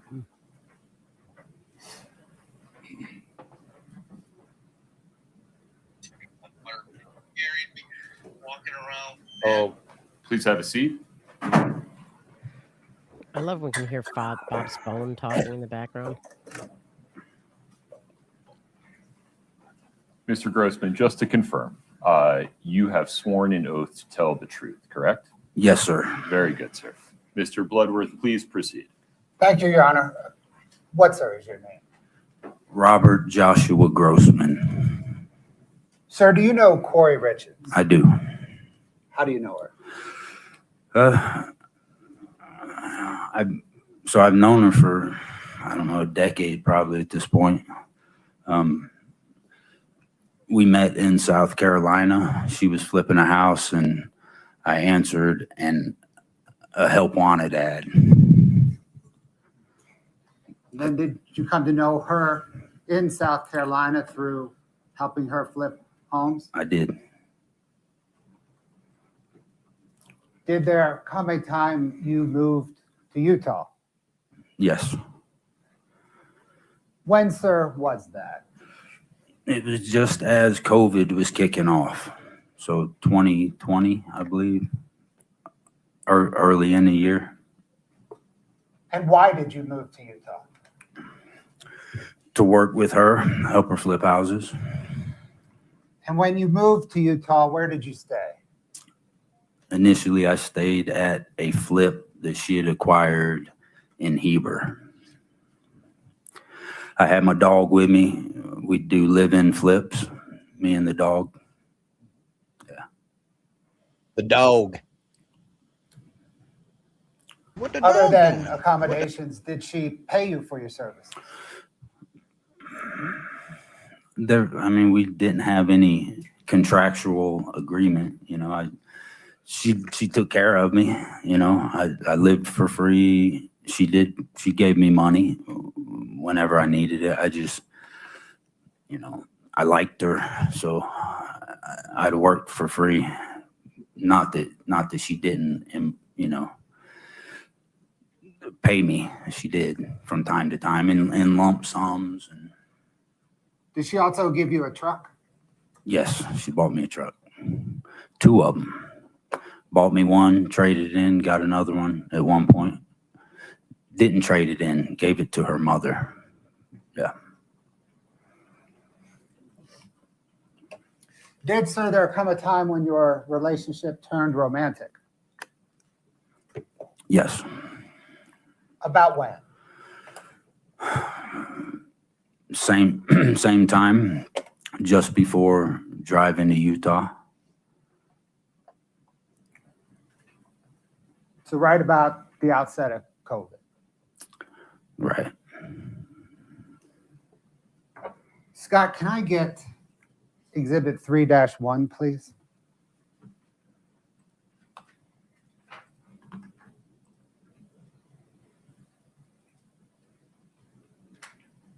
The witness has it. Thank you, Your Honor. It's been admitted. Can we publish it?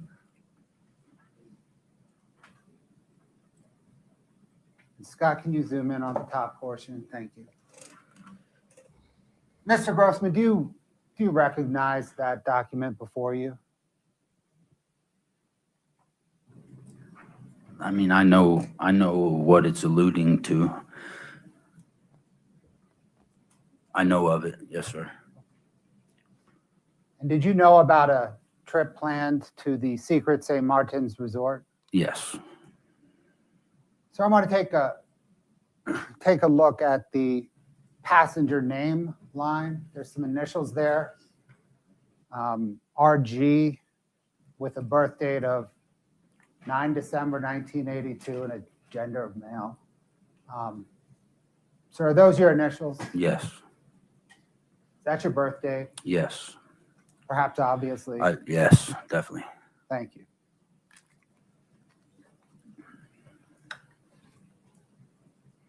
Did you and Kouri Richins at some point plan to go on this trip? Yeah. She. I think that was a birthday present. I remember seeing a text or something. She sent it to me. We didn't discuss it much, but it was there. Thank you, Scott.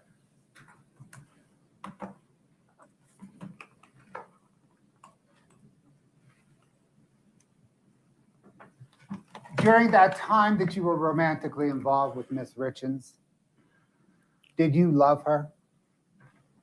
Yes. During that time, did you feel that she loved you? Yeah. I have a tendency of going head over heels, though, probably more than most. So, you know, I think she did. Why wouldn't I mean, you- that's about as honest as you can get right there. Yeah, and I just don't know why they didn't object. How the fuck does he know if she loved him? Right. I mean, calls for speculation. Did you exchange text messages with Kouri Richins? Yes. From the time you moved to Utah, about how often? Daily, unless she was mad at me or vice versa. What topics on those messages did you discuss? Same thing you would discuss with your best friend, plus house flipping stuff. Life. Did you discuss her children? Yes.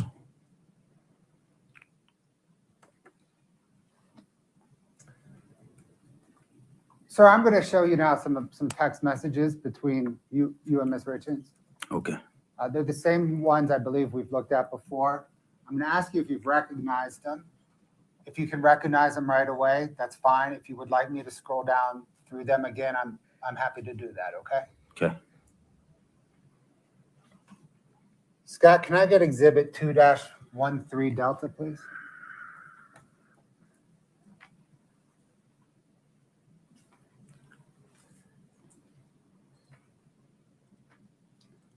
Can you just kind of scroll through the whole string without zooming in? Just, yeah.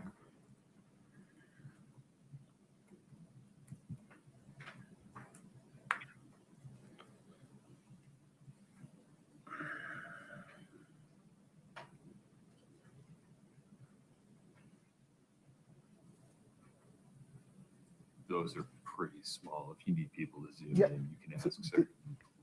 Is that good enough for you to identify them, or do you want to zoom in and step through I them? mean, if you could zoom in a hair, Yeah. that wouldn't hurt. Okay. Was I supposed to be reading them at that clip? No, I just, right there? what I'm going to ask Okay. you, the I got question for you, sir, is do you recognize this as a text exchange that you had with Ms. Richins? I got you. And I do for this one. Okay. Then the state moves to admit 2-13D. Could you just, Scott, could you just scroll down and let me take a look at everything that's in there real quick? Thanks, Scott. He's the best. Keep going. Well, right now, Sleuthy, they are just showing it to him to identify. After he does that, they'll publish it, and then we will see it, and the jury will see it. But Bob, isn't it strange in this trial they don't read it? They just leave it up there and with dead silence for the jury to read? Yeah, you know, I was on with Ashley Merchant yesterday and we were talking about that. I mean, it's that thing where, you know, sometimes with text messages, I'm sure there was something that was brought up in a motion in limine about who would read it. You know, tone and tenor matter. You know what I mean? So I think that's probably why. I mean, I that think makes everybody sense. hates it. Right. I mean, That they makes could. I sense. would have happily have gone into court and read their text messages for them. And crushed it. They're Absolutely. going to need to start hiring, like, you know, they've got the Me. court translators, they've got, you know, the Me. interpreters. I think I'm going to put my hat in the ring to be just a professional text reader in The court. judge's text clerk reader. should do it in every courtroom. Oh, bullshit. That's no fun.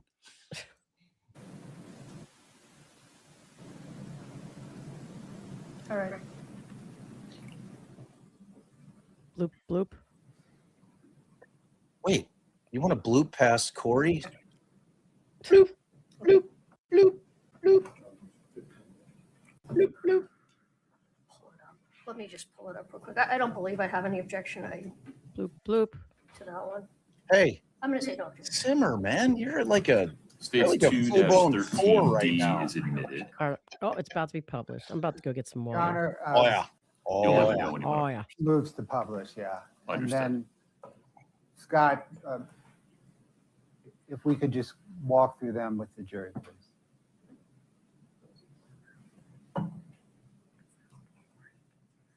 Oh, can you guys see it or do you need me to read it? You have to read it. I fucking crush Yuri Buchanan. That guy sucks. Old Popeye looking motherfucker. How dare you? Babe, read it. Okay. So this is from Josh to K Babe. When I don't get much from you, I just figure it's because you're doing things that, I wouldn't like and would hurt me. It is draining to love you and pretend to be an idiot. I don't want to avoid things with people I love, thoughts or problems. I want to communicate until we know each other better and solve stuff together. Together, not by myself, for each other. Like and love you today. I live too much through this phone, though. I'm tired, babe. There you go. That was Academy Award quality reading right there. She's gone. She wasn't even here. What the hell? I'll tell you some of what was on my mind today, tomorrow.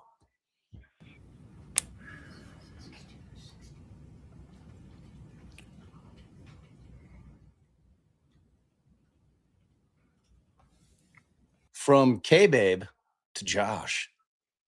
What do you want to know that I'm not telling you or quiet about?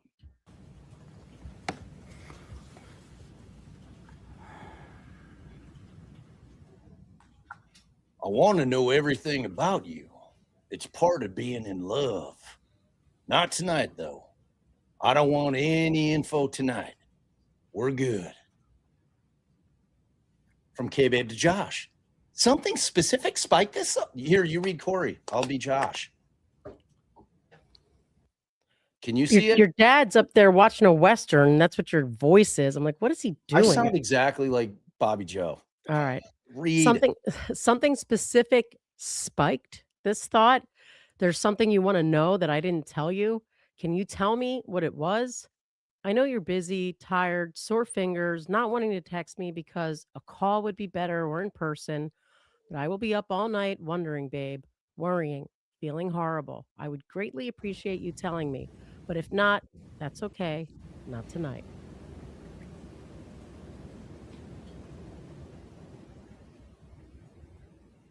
Mm-hmm. Can't text it. This texting shit sucks. Several things. If you lived one day with my phone, you'd get it.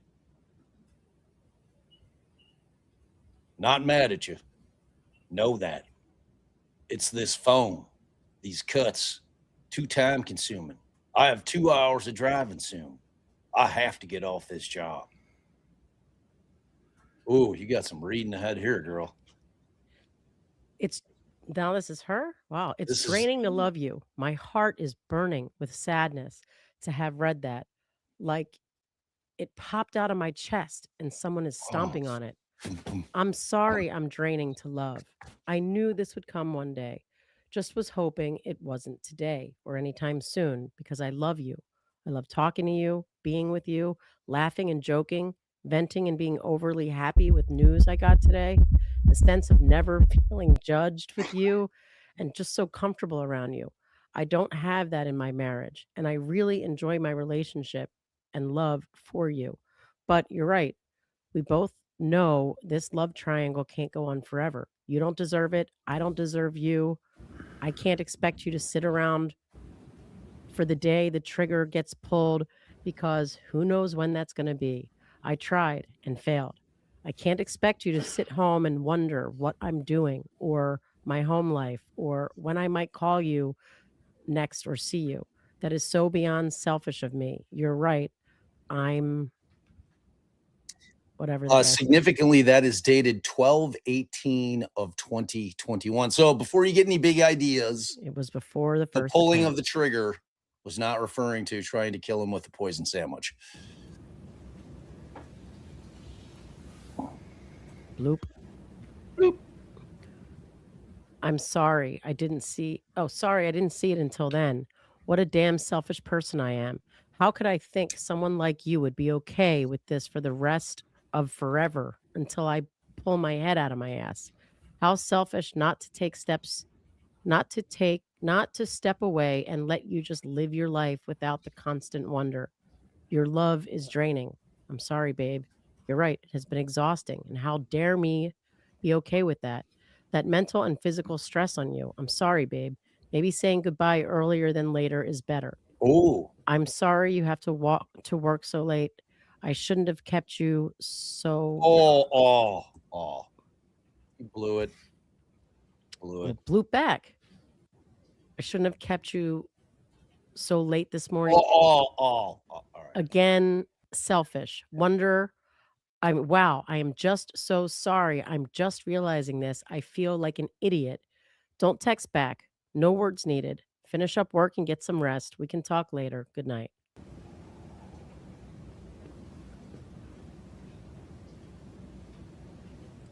We don't see the date on that one.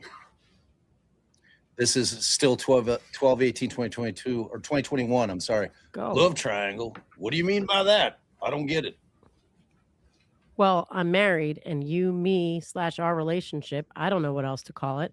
I'm in love with a man that's not my husband. Also Dated 12/18/2021. I could talk to you right now. We could be great. Not a fair shot.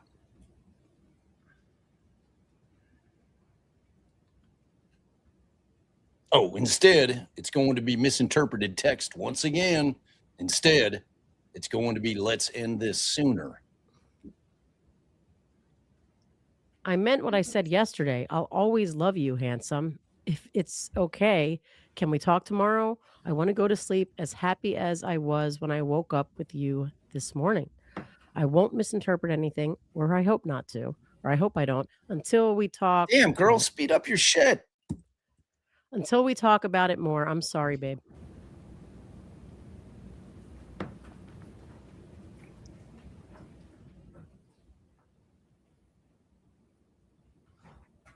It's draining to love you.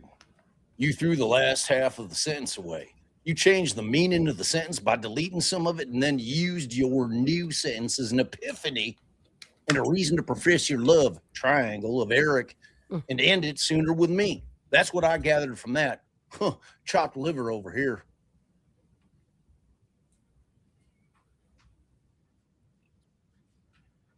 So that's got no context. You goofball. Oh, geez. Oh, geez. Big one. I threw the last half of the sentence off because it's almost as bad as the first. Pretend to be an idiot. I took that as are we ever going to address the elephant in the room and recognize what's really going on here, the bigger picture? Profess my love for Eric? What? That's not what I'm saying either. You took love triangle and changed it around to professing my love for Eric when that's not at all what I am doing. I'm telling you that I am in love with a man that is not my husband. That's 3 people. Want to make it a circle with 3 people? You just did the exact thing I did, assumed and misinterpreted a text. Whew. Just barely got it in, girl. Did the exact. Because she said didn't. If you think you love me now, then ending it sooner will be good for only one reason. Because if you don't, you're going to fall in love with me in ways that you never thought you could. This is a guarantee. Speaking of guarantee, last night by no means counts as your guarantee. It was not, all that shit I talked and I didn't do it. It was not stated as such prior. So it doesn't count. It must be a guaranteed like sex or sleepover. Oh, yeah. But I did it on purpose. Oh, you dirty boy. Where's my dog? You will never be chopped liver to me. Absolutely not true. I had an epiphany of the selfish person I really am. That's the only epiphany I had. The day you yelled at me on the phone, you had said I was selfish, and I was so offended by that. And now I understand why you said that and why I felt so mad, because it's true. You're right. If we don't end things, I would fall deeper and more in love with you than I already am, which is going to be even harder. Okay. Oh, shit. Damn, girl. Well, I don't see how they expect the jurors to read this that fast. I don't know. They're whipping through. Okay, I'll take it. Doesn't count. Guarantee for the third. All right, I'll have to pause it. I'm trying to keep it like with I their know you are. flow. with their- Maybe that'll be the date to remember. Maybe that will be more of a date to remember than just celebrating Christmas and a guarantee. I know your fingers hurt. I know you're working. I can try and get away tomorrow for a phone call. I think we're going to need it. If you're going to be mad at me, you need to come see me and do it in person. If you're going to say goodbye forever because that's what you want, do it in person. Or better yet, just love me. Love me like you have no choice in the matter. I want to be my best for you. I want us to be ourselves for each other. I love our love. I love you. Do you believe that we could have been great for each other together? What did you mean by more of a date to remember? What? Aw. That's you, Bay. Wait, Let's go. pause it. My computer's about to die. Oh boy. Okay. Oh boy. I'm not mad about anything, I promise. Saying goodbye, we promised to do in person. And both know it was coming and happening the day it happens. Well, okay. And not what I want to do, but also not fair for you in any way possible because I want you but can't break up my family. It's having your cake and eating it too. I do just want to love you. I do love you.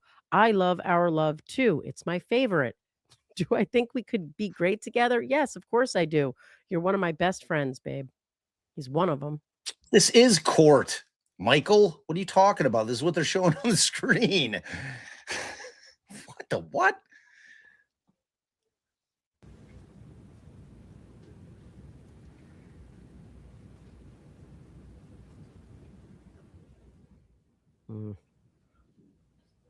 Yeah, this is all on 12/18 of 2021 at 11:19:51 p.m. No, ma'am. I thought you were getting a divorce.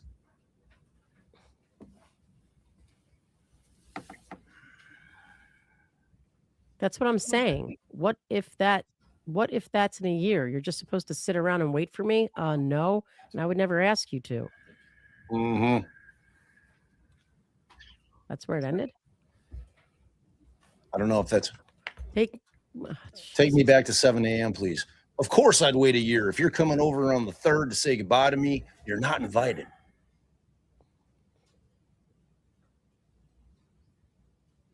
I'll take you back to 7 a.m. every morning or 9 at night every night.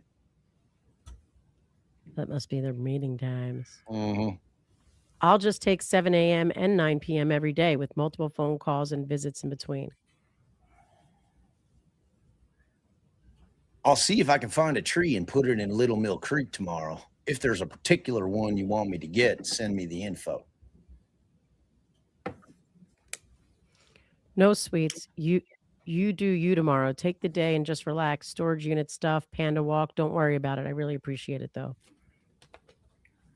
Hey.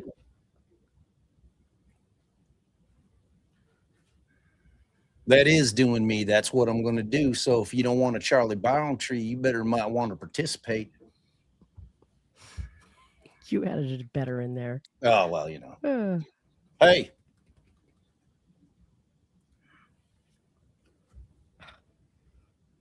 Ha ha ha. You're the best. I thought of not talking to you and listening to your silly jokes sounds awful in a million years. In a million ways, I love you. In a million ways. Good night, pee in my pod. Tacky. I love you. Kind, outgoing, unique, romantic, inches away from signing her divorce papers and falling madly in love with their soulmate. Whew. Good night, Lima Bean. And that obviously spells out Kouri there. Too late. I already have fallen. Night. Thank you, Scott. Wow. That text was from December the 18th, 2021. I meant to go in chronological order. Oh, this poor guy. It was all one day. Sir. We're going to go back in time to November the 29th, 2021. Oh boy. Scott, can I get 2-12 Delta? Man, this guy. Oof. Yeah, but Michael, they're showing what they show. She don't seem to care none. Can we scroll that through that for Mr. Grossman and counsel, please? Right, we're seeing whatever they're showing. Right, us. this is a stream. We were just pausing it to read. We weren't speeding through. Yes.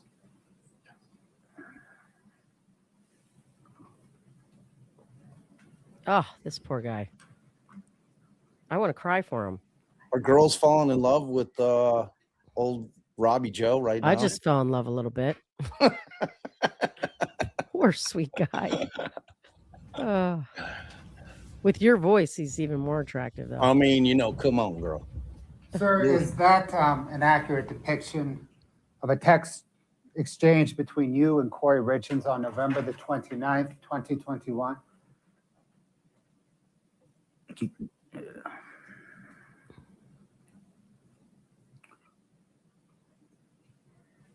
Yes. Your Honor, the state moves to admit 2-12 Delta. No objection. States 2-12D is admitted. And Your Honor, publish it, please.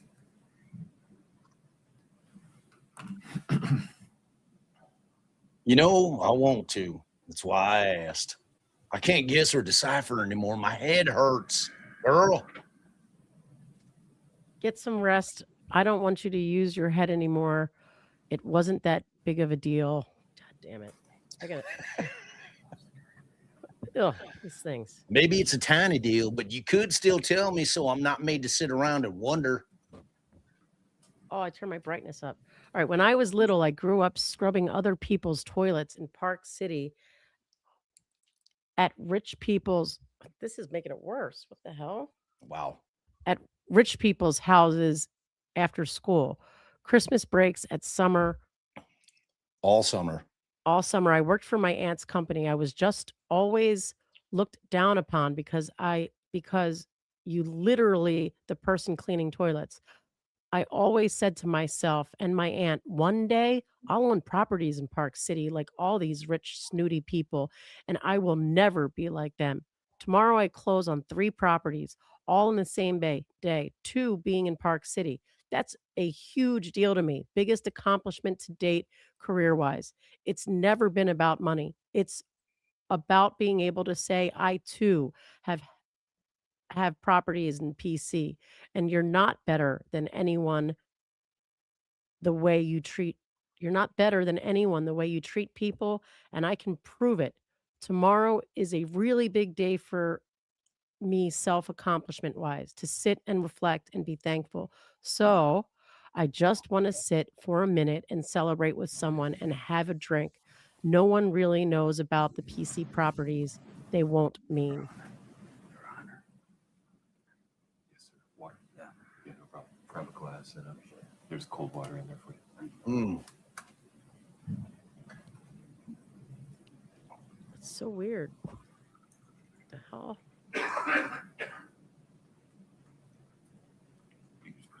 He's like, Your Honor, I can't do it. I'm so thirsty, Judge. I So need a weird. drink of water.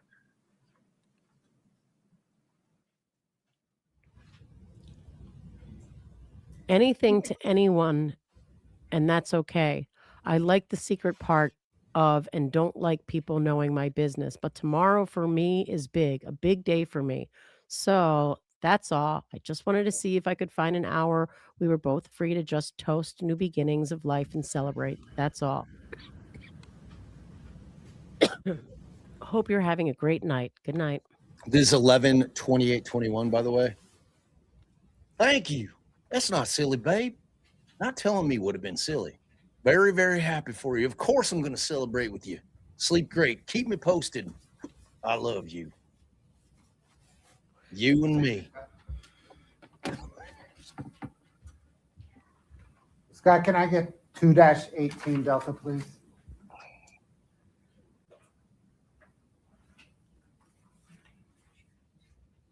Please scroll through it for Mr. Grossman and counsel.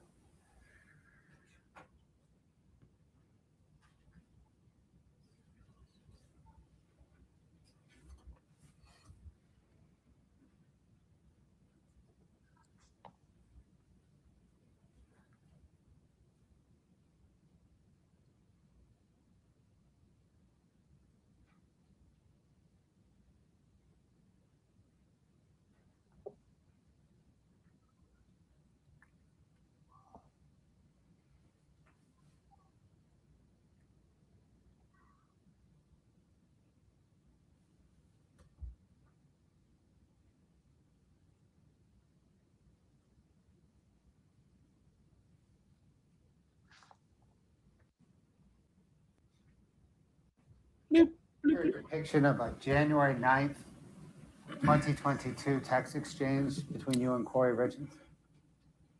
I mean, I think so. I didn't necessarily recognize some of it.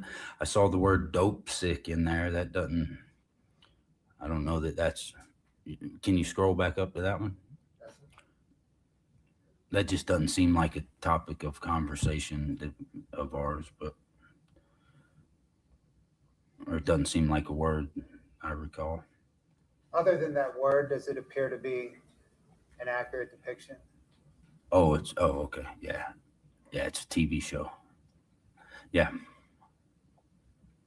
Your Honor, the state moves 2-18D into evidence No objection. States 2-18D is admitted. and to publish, Your Honor. It's the name of a TV show, Dope Sick. Random question. Have you ever done anything besides smoke weed, drug-wise? Ah. Oh, boy. Yeah, pretty random. We already had this talk.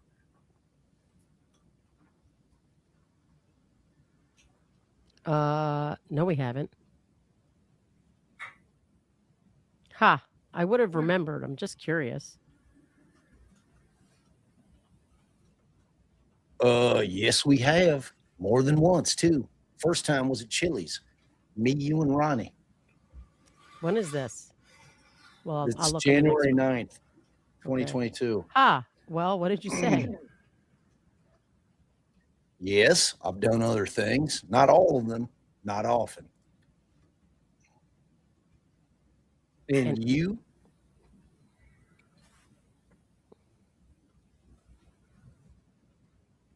It's not a big deal. Ha. I was just wondering. I'm starting the new series Dope Sick tonight. That's just came out a few months ago. That's what made me wonder when. Jeez, babe. That's what made me wonder when was the last time? Nope, not me.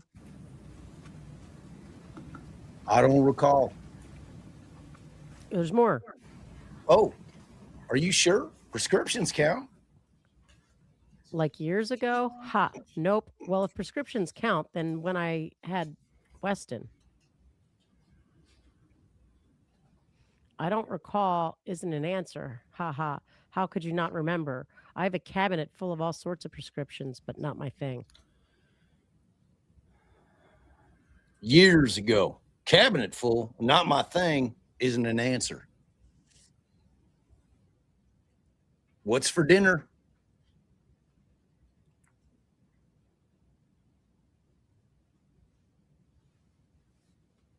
How is not an answer? I answered perfectly. Ha ha.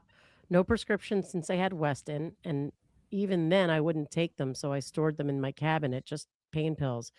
They're still there. Ha, pills and drugs are not my thing. If prescriptions count, then years ago for drug prescriptions for you.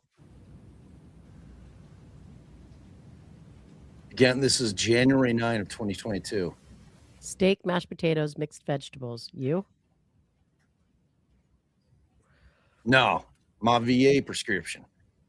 Feel like I took someone else's at some point. Just can't remember who or what. Too much alcohol first. Not sure. Looking for ideas. Had Mickey D's earlier. Yours sounds good. Grill, boil, bake. Sure would like to see you be with you in the kitchen. Thank you, Scott. Can I get 2-27 Delta, please? By the way, I do take for Mr. Grossman and counsel. antipsychotic drugs.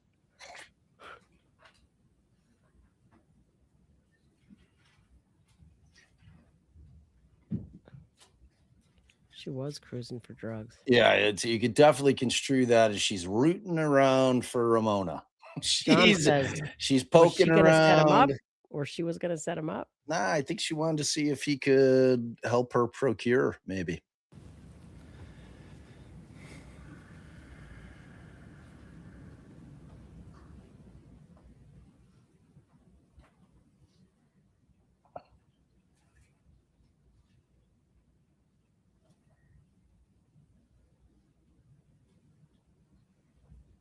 Wow, yeah, to set him up. That's some dark shit.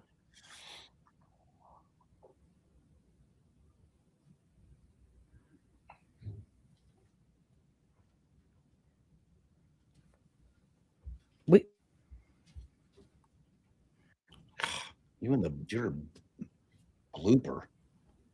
Of a February the 4th.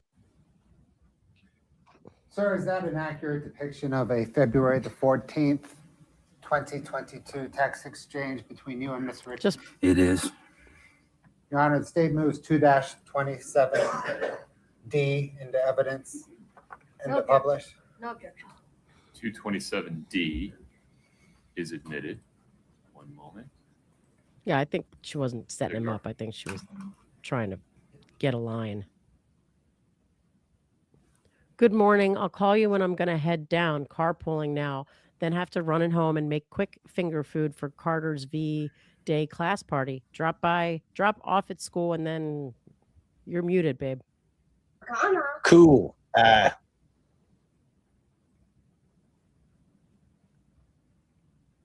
don't see anything in that one. Headed that way.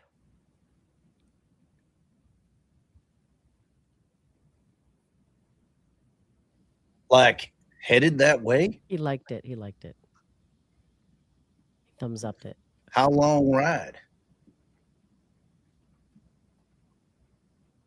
Does it say anything? Says yep. What? Said yep. And then Sons are. This is Valentine's Day, the day of the sandwich, and that was I at. love you. That was at 6. The first one before that was at. So this is when Eric thinks he's dying. So the first one comes at that was on the 14th at 9:43. This is 9:44. This is 9:52 a.m.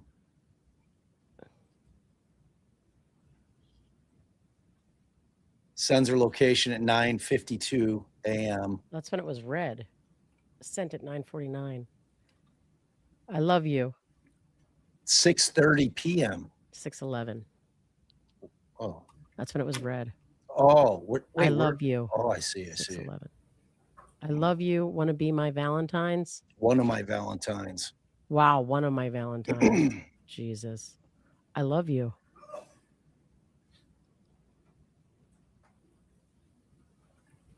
Oh, they're just putting them up again. 6:11. Want to be one of my Valentines? I love you. I can take a no. That's okay. Oh boy. My heart is smiling. When those 3 words come from you, it's very unique. Different than any time I've heard them before. Those feelings when coming from you bring up different feelings in me. Your love reminds me of how much God loves me. Remind me that I, my mom's son, am secretly the luckiest man on the face of the earth. Gives me immense amounts of appreciation, gratitude, and honor. I wouldn't trade your love in for a million of, you name it, whatever is next best. Darling, you better believe that I'll be one of your Valentines. Will you be my Valentine tonight? I was writing this on the way to Salt Lake. I know you feel the need to apologize, but just so you know, I like to see you on phone calls. I like to watch you text and hear you read aloud. Oh boy, they whipped through that one. There's no way the jury read that shit that fast. I see beauty, intelligence, quick wit, cuteness, and authenticity. I like seeing a white tiger in a tropical forest instead of remembering one at the zoo. I love it. Man, what a cheese ball. I love you most. 7:55 p.m. It didn't show red.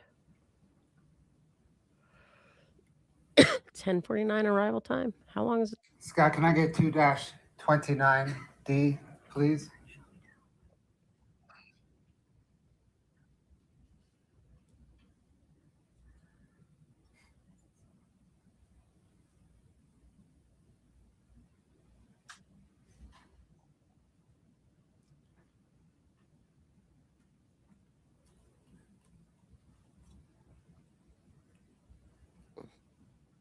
Bloop, bloop. Okay. When you go back. Hey, we missed some shit. Look at this as they go through. Okay. It's just them getting the things up. Scott talk. He warned us that he falls in What do you got playing back there? That he falls Who? quick. I could hear myself echoing, but now I don't. 1 second, Mr. Gross. No problem. Let's fix it. Oh, Scott's 1 having second, Mr. technical difficulties. Do better, Scott. Keep blooping, babe. Witness has the document. The witness has the document. Oh, what's going on? Keep blooping, babe. I'm trying to. Sir, did you recognize that as a February the 15th accurate depiction of a text exchange between you and Kouri Richins? Yes. Your Honor, the state moves 2-29D into evidence. No objection. So this is the following day. 2-29D is admitted. How does Harry know my name to correlate the conversation between Dave and who I am? Ha ha. I mean, I know you have talked about me, but I didn't think it would be anything worth remembering. Harry owns 10 doors. We've spoken about real estate since we first met. Also, questions of who I know, where I live, what brought me to Utah, etc. Though I tried not to allude to it, you could probably tell that I was in love with you. Matt Strong, deal finding, 10 months worth of the daily grind. Then there was Sandy. He brought you up all the time. He cares about his business and about me. I'm almost half of his workforce. The way I speak of you, eyes lit up, lively, proud. There's no way the jury's reading this that fast. Honestly and deservingly praising when things are good. Not speaking and looking like I have a foot and a half in the grave when they're not. He would have had to bump his head mighty hard to forget you. Wow.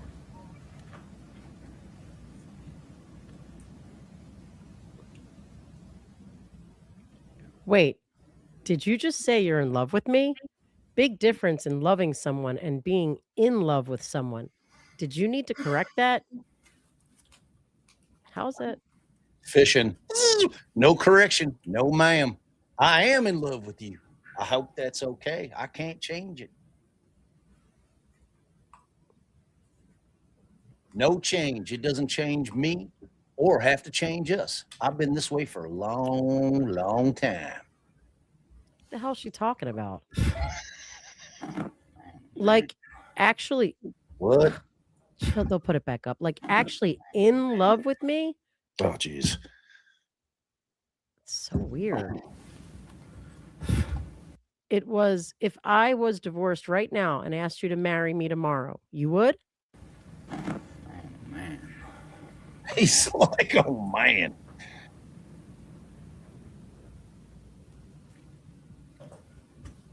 Yes. Yes. In love with Y-O-U. Of course I would.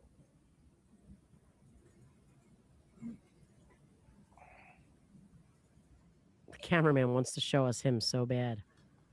Oh, he missed the whole thing because of it. Yeah, I'm going back up. Not you, it was him. No, I know. I'm going up. Like, I don't know if they're trying to not let us see it. God damn it. Let's see, I gotta.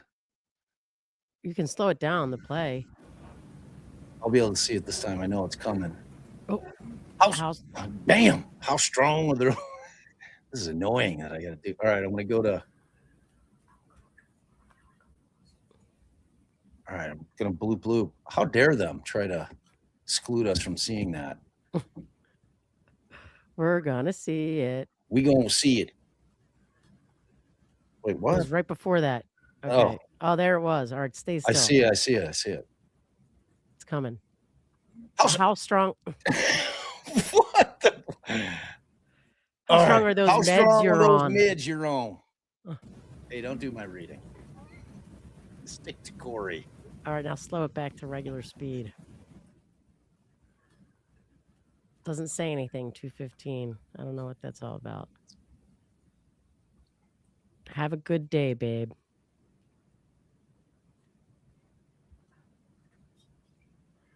You have it on 1? Yeah. Okay. Scott, can you please bring up 2 Oh, Lord.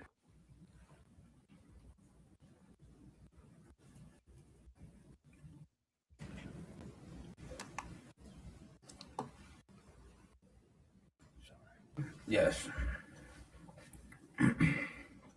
February 19th text message. Yes, sir. Your Honor, the state moves 2-31D into evidence. No objection. 2-31D is admitted. I mean, he could have asked him to read it. He knows their tone. He probably would have started crying, though. Hey, babe. She What? just asked. That's all right. Email only, please. It said, can I give you this chick's Hey, can I give you this Killer William chick's info to you? email only, please?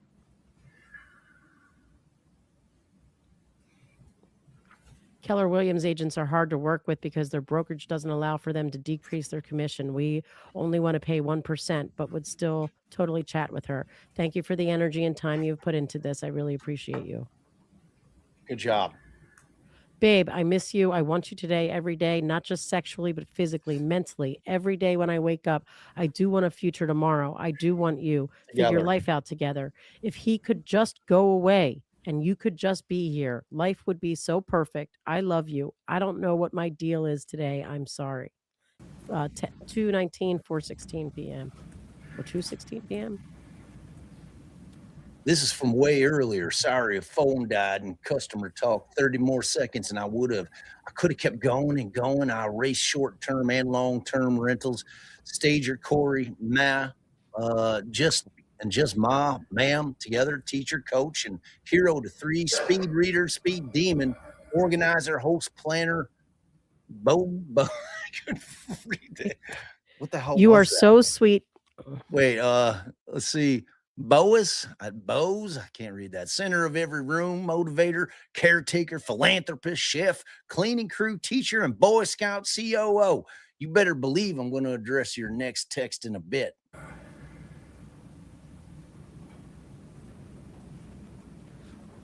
You are so sweet. Please don't repeat that to anyone. Ha ha. You just keep all those sweet words to yourself and let others believe whatever they would like to think about me. Thank you for not giving her my information. For giving her my information. I'll watch for an email. You finish work and please address my latest text in a bit. Love you. I'll always appreciate your sweet, kind words. I hope you know I think you're one incredible man. I'm sure that not sure what I would do without you. 2:19 at 5 p.m. You got the title teacher twice, but the first was everywhere but the schoolhouse to the boys, and the second was literally at the schoolhouse. Look at this guy. Oh, my Man. Lord. He's got all the Oh, feelings. poor guy. Oh, there you go. Oh, and whoa. What would you do without me? I just erased this one because I knew I'd send it to you in my next text, but I didn't know it would be this one. We're thinking alike. I love you, sweetheart.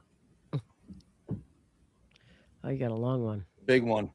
Oh, babe, there's nothing more, and I want to be with you now, no matter what's going on. I love your company. I know that there's a lot of time we spend together is somewhat of a cloud hanging overhead. I really look forward to the quality time with you that isn't rushed and doesn't have a goodbye lurking around the corner.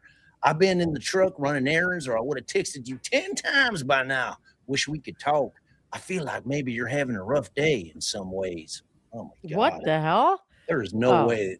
They put it back. Wait, the cameraman, he wants us to see, like, that's just how much he's going through it right now, that the cameraman is like, all right, we got to go look at this. He's cutting back to him. Yeah. Sure would like to hold on to you, to do something to make you happier right now, to make your tomorrow better. I love you today even more than I did yesterday. Promise with my heart. I'm a very, very lucky man. If you only knew how fortunate your love makes me feel, how valuable, not to be taken for granted. Woo, I'd smother you with hugs and kisses right now, girl. Oh, poor. Oh, this guy's about to get married after this. Oh, boy. All the girls. Breaking down his doors. All the girls. Everybody's Googling, trying to find Bobby Joe's Insta. I'm going to slip into your DMs there, Bobby Joe. He's looking at the judge. He's like, look, there's women out there that love serial killers. This guy. This guy's amazing. I know. That's what I'm saying. Like this guy's gonna be blowing up. Hey. Oh, they skipped that. What? Yes, just wanted to say I love you and good night. Hey. Wait, what? I want to see that. Hey, am I you? Are you? Damn, this phone not making noise. Yes, just wanted to say I love you and good night.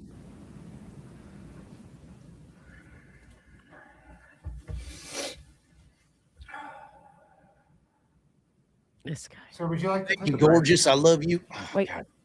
they're asking if he wants a break. They skip to the next one anyway, though. Thank you, gorgeous. I love you as well. And I know you're going to sleep so good. Would you like to take a break?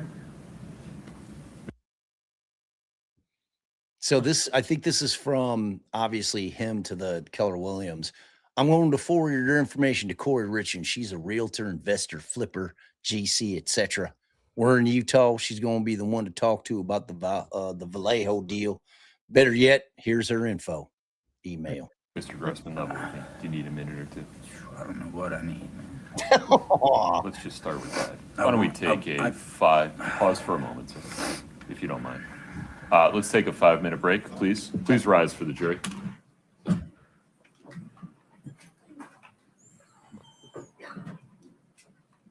She doesn't look at all upset. Look at her. Wow. Dry-eyed. Wow. Man's up there crying. Wow. She did it. Wow. Guilty. Wow.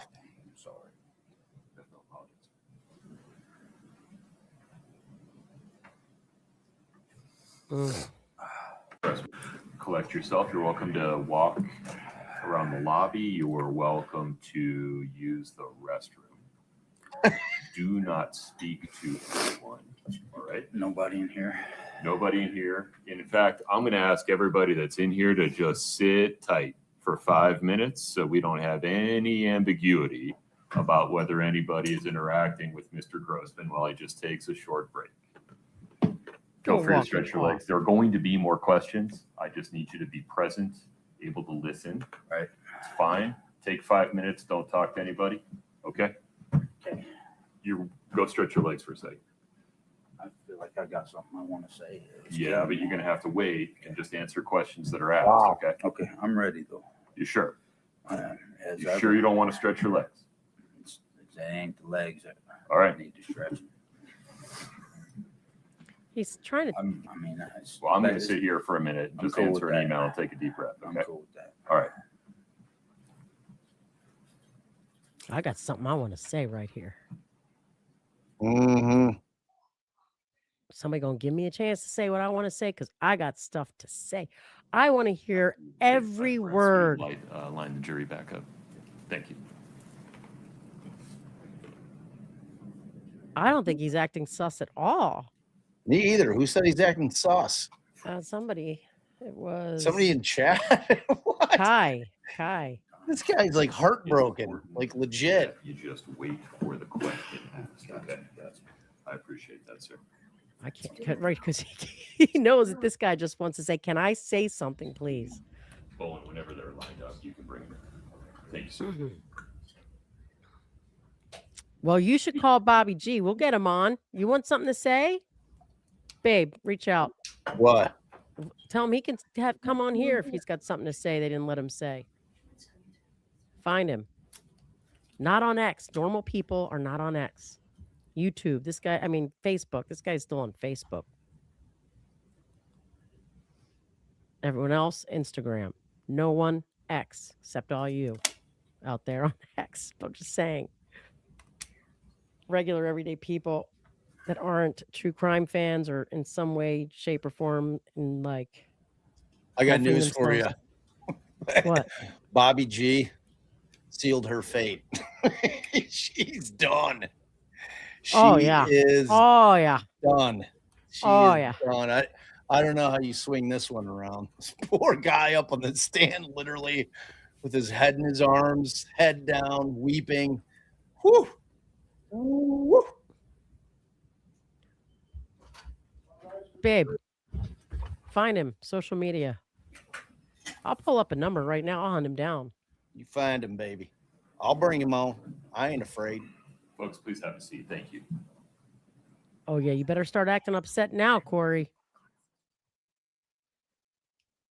He can't look over there. All right, have a seat. Mr. Grossman, you're still under oath. Okay. Very good. Mr. Bloodworth, your next question, please. Thank you, Your Honor. Scott, can I get 2-32D, please?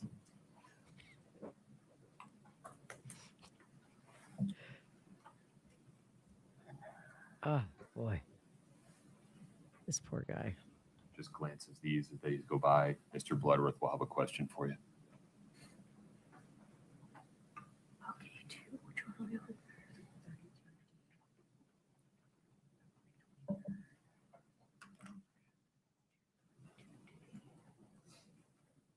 I mean, her chest is going up and down kind of heavy.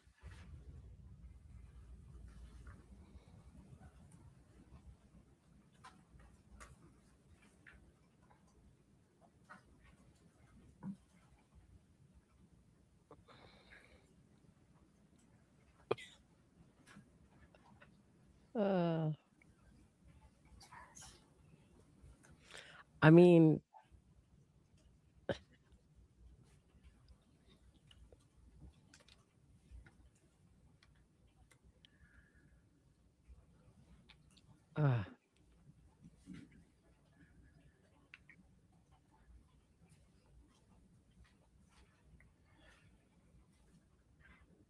where's this guy live now?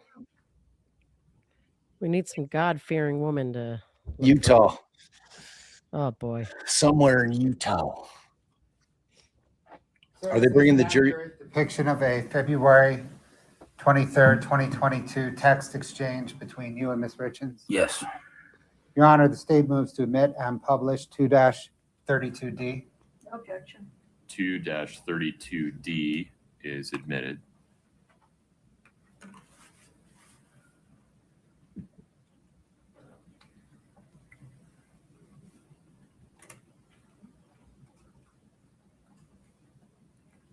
Oh, hey, babe. Hope you had a great day. I'm sure it's a cold one. Hopefully you dressed warm. Super sad I couldn't see you, but I understand work is busy sometimes. I wanted to celebrate some semi-good news with you tonight. Maybe another time. I miss you. I hope I can see you next week. If there's anything I can do for you, please let me know. Yes, I had soup for dinner. Make it home okay? Get it? We are starting over. 2:23:22, 8 p.m. Babe, you're Oh, I got a big one. Phone died. It had 100% charge a couple of times today. I don't use it that much. Yes, it was quite the chilly day. It's a shame that I have to use my fingers and can't wear gloves. Sometimes the garages are colder than the driveways. I stop for Domino's. I always want to celebrate with you. You have to tell me what happened. Before my phone died, my text was a series of questions. What time does the convoy roll out in the morning? Where will y'all stay? What is the most important good accomplishment or news of the day? Ditto bad? Any random ideas or thoughts? Can you share something with me that my curious mind wants to know without me asking? I love this guy. He needs a little much, but still. So sweet.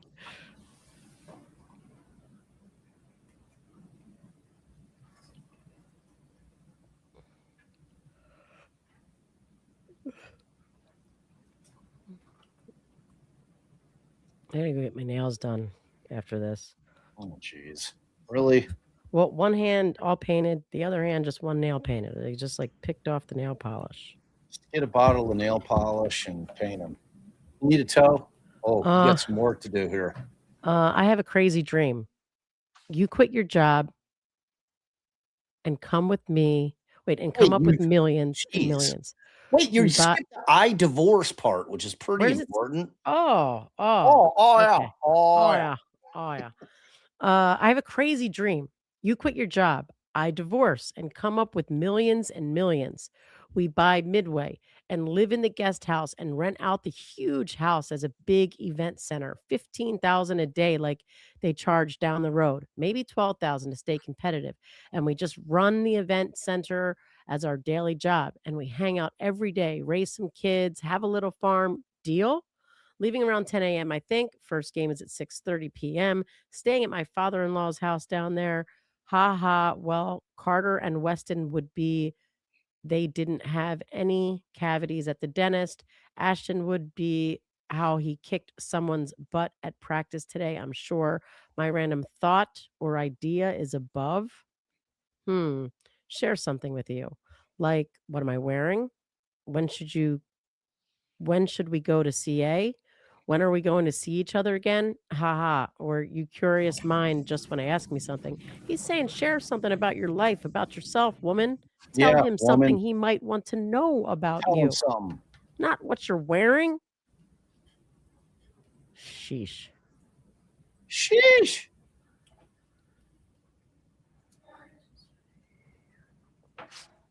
Bless you, buddy. What's up, doggy? Yeah, he had the dog sneeze. Bloop. Bloop. Bloop. Oh boy. Oh boy. Wow, that's some pretty powerful daydreaming. Not sure if you're saying that you had a dream while you were asleep or if you have a dream while you're awake. A dream is just a goal without a plan, right? I guess I could just say deal. I'm definitely digging some or all of that. Am I going to get to see the Midway Mansion in its current state? Is that what you wanted to celebrate with me? Does that mean that Ashton has cavities and the others didn't kick butt? I doubt it. Nope. I don't want to know what you're wearing or not wearing. I just know that I'm not there to see it or be it, so I don't approve. Yeah, I'd like to know when you're thinking of going to California. I probably have one rack at noon that day and might have to reschedule. I've been thinking that dream for weeks. Not possible, but it's fun to dream. Maybe another property when timing is better. Sounds kind of amazing though, right? I got this, babe. I would love to show you Midway. Insane, crazy, crazy place. Haha, that means yes, Ashton had a cavity. Not sure on California. Her title work is a mess. I'm working through it. We extended closing until the 4th, but I don't see that happening. As soon as I figure something more out, hopefully tomorrow I'll have a better idea. Uh-oh, Harry's not going to approve of you moving things around. What you going to do? I was thinking of going one early morning and spending a night or two and coming back super quick. I know that I love you. Questionable on your love. Oh, fishing. This guy, she needs more. I mean, J to the K. I know you love me, babe. Why do you ask? I wasn't really asking as much as I was finding another way to tell you again. Now, what are we going to celebrate today? Halloween, Christmas, New Year's, Valentine's Day the right way? One of your many acquisitions or sales? Did you already answer that question? What's going on here? Not that big one. Not that big of a deal, really, huh? We can you chat. got that you're so cute. Don't Oh, forget that one, girl. oh, you're so cute. Not that big of a deal, really, huh? We can chat next week about it or whenever I see you again. Ah, that's the tell me even though I didn't ask the other day. But I understand your desire to wait for a moment. I just hope that you don't forget that the right moment comes. Also, that we're not postponing getting to know each other better. All right, I'm sure the little ones are there really close. I'll let you do your thing. You're lucky I'm not in your space right now. Couldn't beat me off of you. You're so cute. Not a big deal. Adam didn't come through on the funding for Midway. Matt did, though. He's going to fund me. He's going to fund it for me. I just need to put down $300K. But good news is it's really getting funded. That's all.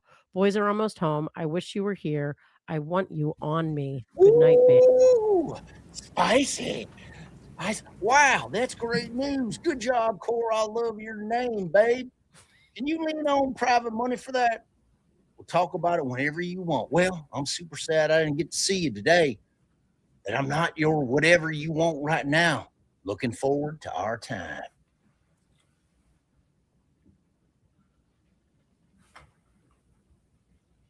Scott, can we get 2-36D, please? Oh boy. The hits keep on coming. Text exchange between you and Ms. Richins. Yes. Your Honor, the state moves to admit and publish 2-36D. No objection. 2-36D is admitted.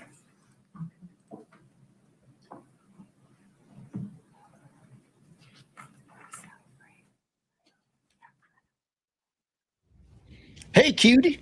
Yeah, everything is good. My body disagreed with my mind yesterday. Before I went to work, I sat down to eat that hush puppy thing, and that's all I can recall until about 11 p.m. Wait, whoa, whoa, whoa, Whoa. whoa, whoa. Wait, so she drugged him too? I mean, he ate a. Wait. All right. So, what's the date of this shit? This is crazy. Hey, cutie. Yeah, everything is good. My body disagreed with my mind yesterday. Before I went to work, I sat down to eat that hush puppy thing, and that's all I recall until about 11 p.m. Sounds like the fire department experience was not a disappointment. Call me today if you get a chance. What in the name of all that is what? Hope your talk with Matt wasn't good. Did she give him some kind of hush puppy thing? Oh, man. Oh, it's heating up. Wait, that's March 2nd. That's right after. Well. She tested it on him. Wow. What's happening It's here? like the day before. Wait, you got to read. No worries. Just want to make sure you're all good. Fire department was so fun. The chief is like 65 or 70 and was so cute. Just got this text from Matt today. I could have cried. We'll definitely call you. Hold on. Why? How do you not ask a question like, what the fuck do you mean you ate a hush puppy and then don't remember the rest of the day? I lost time until 11 p.m. If blood work doesn't ask the follow-up to that, where he got what? So what is this hush puppy thing that you ate? Tell me about it. Where did you get it? Yeah.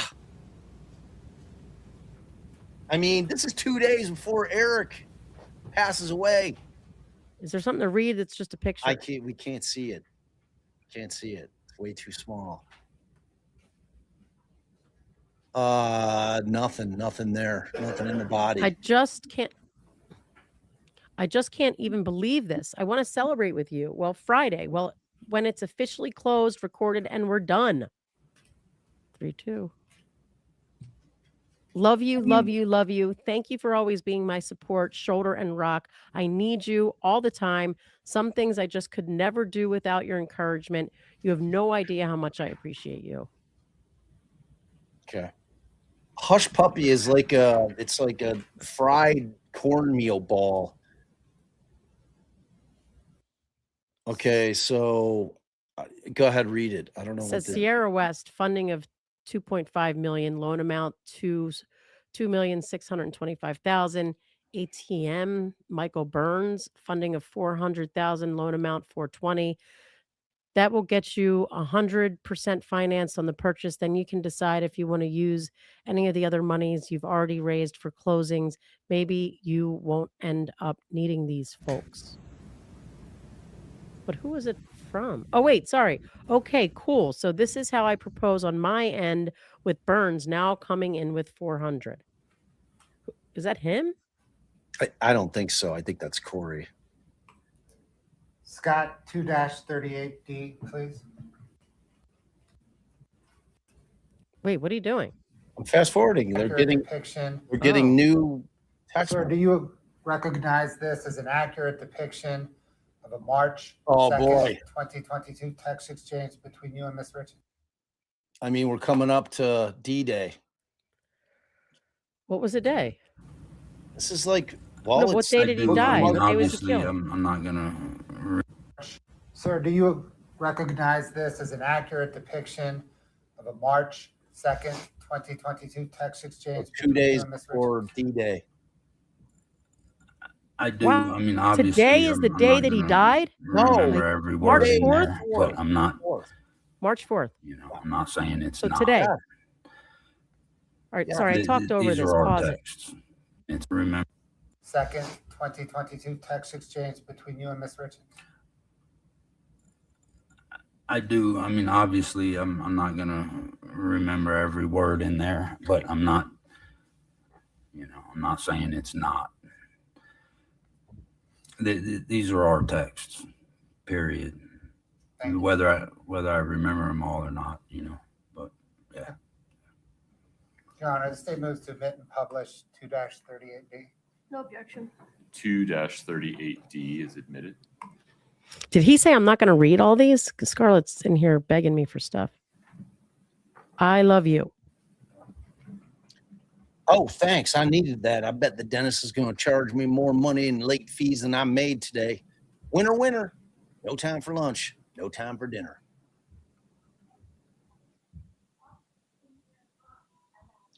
I'm an hour away. I just decided I'm not going today. Screw it. He can keep his late fee and give me the remainder of my $2,300 minus the filling. I'm no closer to knowing how wide your bathtub is. I love you too. This phone's going to be the death of me, or it's going to be the death of this phone. So I'm turning it off, and it's going to have to spend the night on my floorboard. I can't take it anymore. Have a great night. Bye. So she sent a picture of a bed. What is that a picture of? It's hard to know. This is not as professional as something you would send me, but it's all I got. I'm sorry you're having such a bad day. Sad day. Yeah. A bad/sad day. I know you miss Panda and so, and work isn't going as you want. To me, you're worth millions a year. I'm honored to be your friend, best friend, actually, lover, go-to. Life is going to be different, I promise. You're one hell of a patient person. I hate your hard days. I wish I could be there to turn them around for you. Can I try Friday? Give me a few days. Hang in there until then, please. Oh, I want to see what she told him after he died. This is some shit. I'm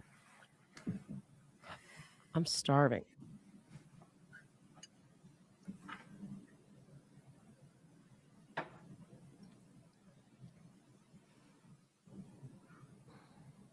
I hope you don't turn off your phone. I know you're sad, but I love you. Please be safe. I miss you. I wish you knew how much you make my heart smile. If it could, burst if it could, love immensely. You are an incredible, smart, and talented man. Yeah, you gotta go back. I do. Yeah, it was a picture of her tub. A loving and caring soul, most selfless person I have ever met. My babe, good night.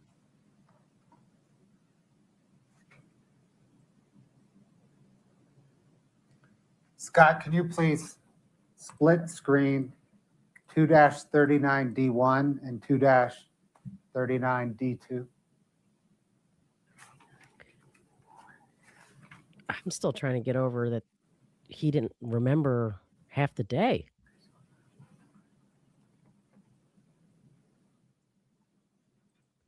She seems more in love with him. No. What? Sorry. Sorry, Heather. You must have missed some of this. Yeah, you must have missed a Must be coming huge in chunks, late. massive chunks of text message love. Can you go to just 2-39D?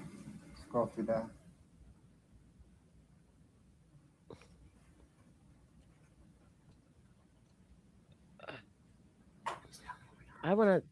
You're gonna have to read both parts while I get something to eat. I don't know what's happening. What? No, just wait. Okay.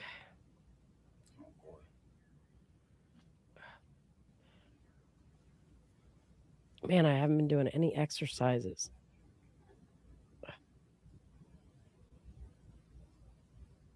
My arm. You haven't stretched me in days.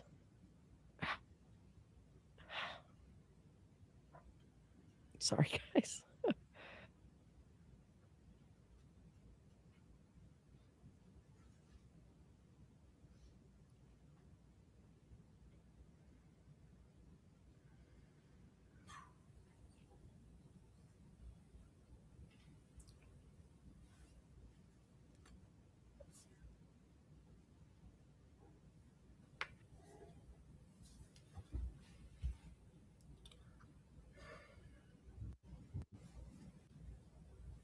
Mm-hmm. I do not think this judge would admonish Kouri if she cried like the judge did in Adelson. I just do not. Was there something I was supposed to read Sir, that I is didn't? an accurate depiction of a March 3rd and a March 4th, 2022 text exchange between you and Ms. Richins? Yes. He's like, I'm not looking anymore. Your Honor, the state moves 2-39D into evidence. No objection. Look, he's got his eyes closed. 39D is admitted. Oh boy. Oh, this must be something. I mean, Look, they're all looking at him. They're like, what's going on? oh boy. Oh boy. He's gonna have an anxiety attack. Okay, so it's official now. I thought it already was. What do you think Ronnie's going to do? Oh shit, he's got a big one coming up. The possibilities are endless with that place. It would be a piece of cake to cover. You can keep it going to cover the mortgage. I would never ever worry about that. I would love to run it as a business. How amazing. Someone's going to kill with that. Well, he has me working on his resume tonight.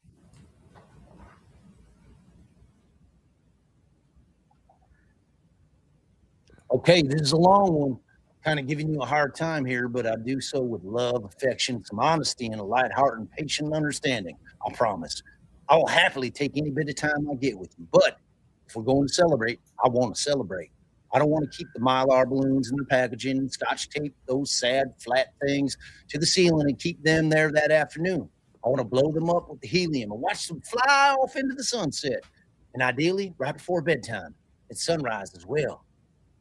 I don't want to keep the barcode stickers on the wine glasses or not pop top of the champagne bottle because you're going to be spending it without a seatbelt down a winding, already ran off a cliff there before, Mountain Road in just a bit. I don't want Interstellar to consist of 90% of our visit. So I guess Interstellar is just going to be like a bigger Pockets podcast as far as we're concerned.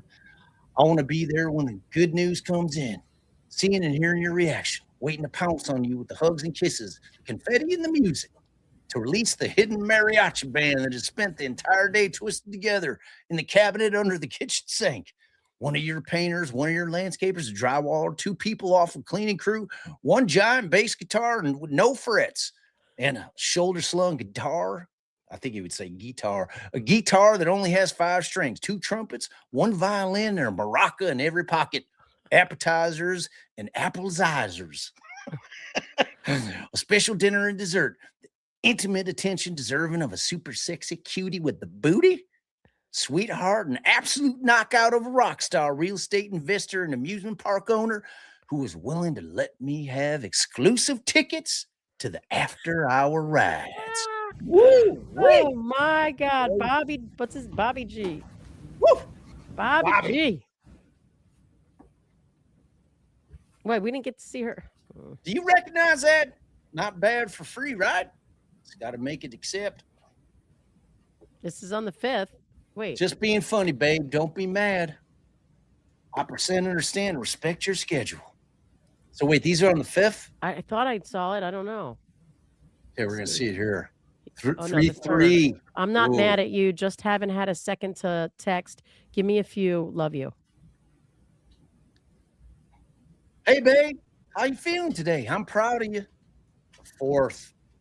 10:30 a.m. on the 4th. Hey, what's going on with you? You good? Noon on the 4th. No. 2 o'clock on the 4th. Eric passed away.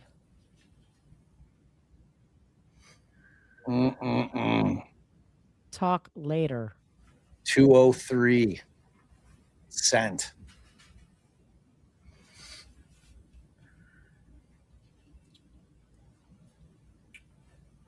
Babe, it's you. He says, what?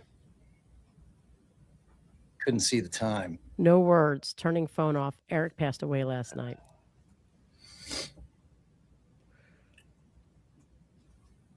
No words either. Lost. 3-4, 232. Nuts. I can't do this. 6 p.m. I am devastated. The hell he is. I can't comprehend. I don't know what to say or do. I want you to be safe. You're everyone. What happened? Who are you with? 6:12 p.m. 3-4. 3 a.m. I called the ambulance. Been up since then. People, family, friends still here. 6:13 p.m. They think an aneurysm. 6:13 p.m.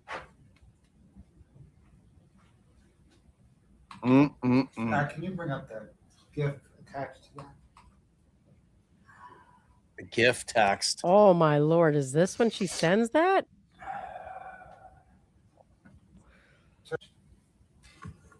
Was attached. Depiction of the gift thumbnail that was attached. Was attached to what? The email we just looked at. That seems like pretty. I mean, I don't know. Who sent that? Me? We can go back to that. Scott, can you take us back to 2-39? Sir, can you see that? I see that. Maybe I'm just mixed up on the times or dates or something. Sure.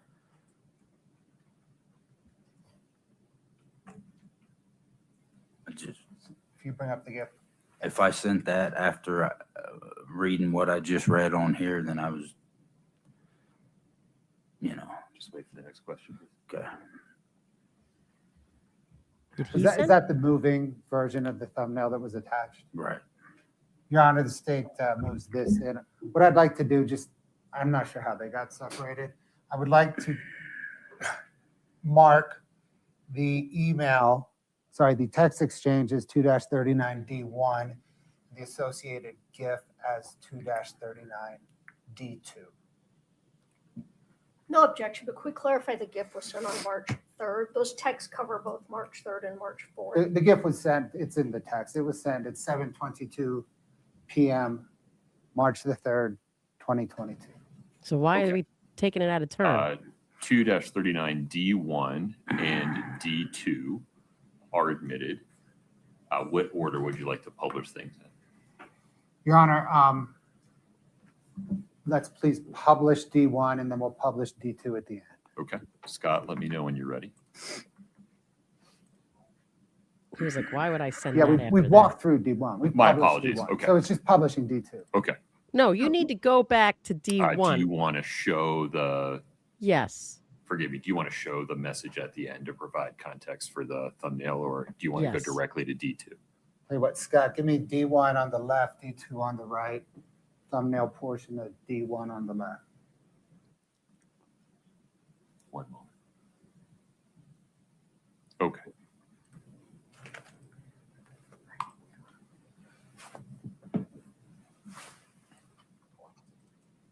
All right, babe.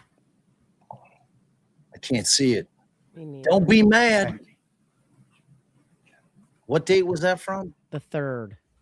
Same day? The 3rd. This was the Scott, death can I was get on the 4th and the 5th. 2-49D? No, the death was the 3rd, overnight into the morning of the 4th. Well, he didn't know yet. What? I'm just correcting you, Oh, saying that the sorry. death was on the 4th or the 5th. Oh, sorry.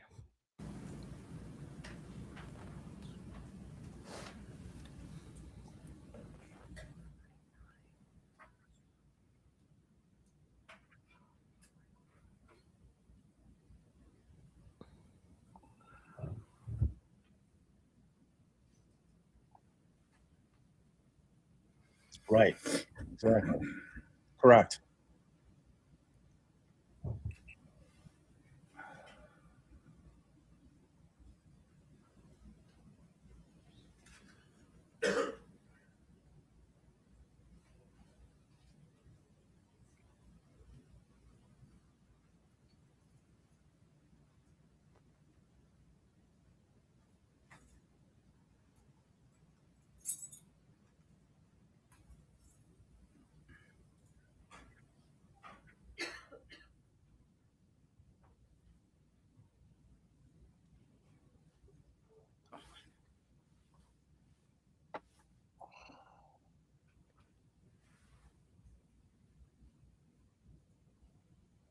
Wow.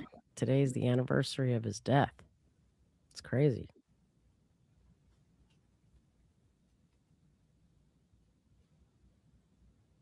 No, there's nothing. That text didn't look wrong at all. What looked wrong is why the state was trying to take it out of order and make it seem like. Accurate depiction of a March 20th, 2022 text exchange between you and Miss Richins?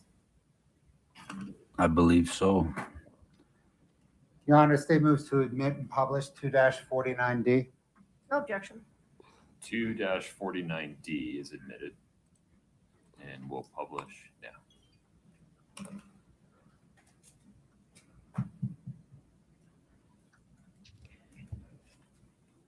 All right, well, it's an attachment that we can't see. Are we there yet?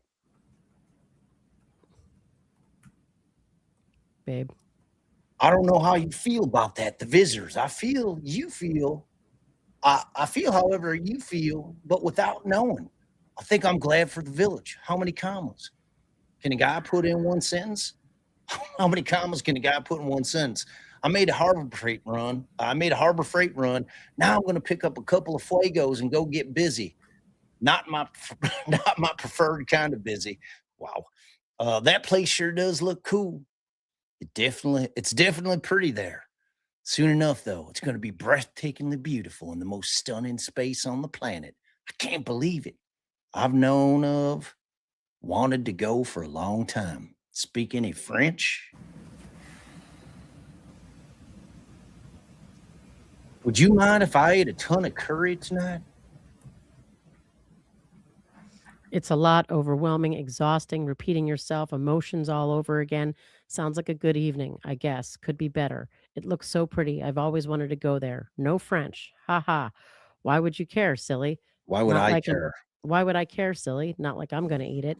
Fill up on it.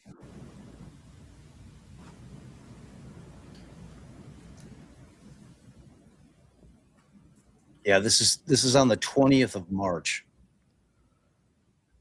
I feel like it's a little out of the ordinary compared to some places. I could very easily expect the exact opposite. No visitors, nobody wanting to bother you. Especially, wouldn't expect the army of heathen kids. Except for Ashton's protege. I just need a little time and some beers to bring out my Frenchness. What? It's Frenchness.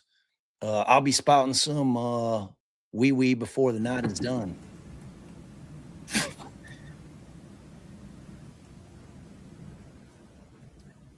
It's a weird little bunny. It says nothing. Little bunny meme. Why French? Where is that coming from? Ha.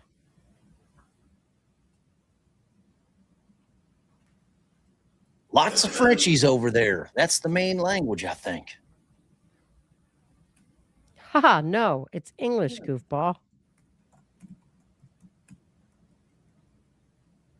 And then he sends a little link, FrenchCaribbean.com, St. Martin. But you were right. It's only 6 or 7% that's speaking the French. The French. Going to get some eggs Benedict over there for sure. Yes, please. Yes, please. Can't wait. And then he sends a Facebook marketplace. Don't know what it is. Yes, ma'am. Gonna be awesome. I don't know what the passport thing is. $600 boat runs, boat motors. Thanks. Oh, wait. We can. I know it's not even remotely interesting to you. That crappy table. I could build $40,000 worth of $200 tables with this material, or I could build a legit welding tables, or at least 100 of them, $400 a piece. I just wanted you to see how expensive a used scissor lift trailer could be. Yep, this one's not very interesting. There, Scott. Thanks. Just talking about work.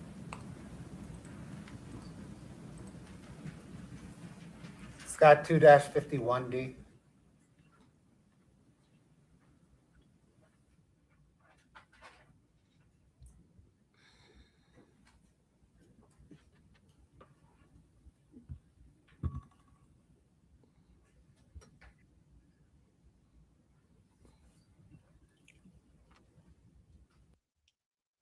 What What in the world happened?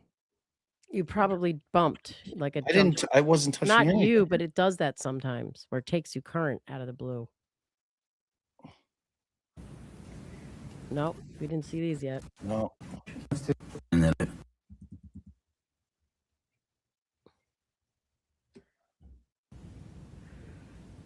38D. I don't remember seeing. No. Josh. No, damn, we're way I past miss you. this. No, we're way past this. We are. Yeah, we just saw the bathtub. We were way past that. I remember Now, the bathtub. Up there. Wait, let's see these.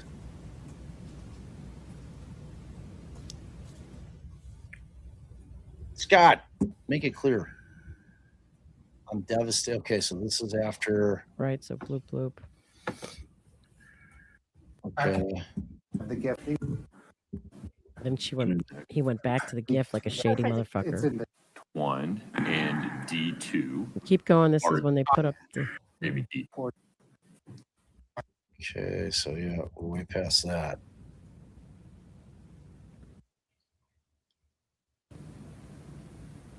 So all right, we're getting in the general vicinity. Okay. All right, so All right, this is where we were, I think. yeah, I think so. All right, this is where we were, I think. Why? What do you have us playing in the background that I'm repeating myself?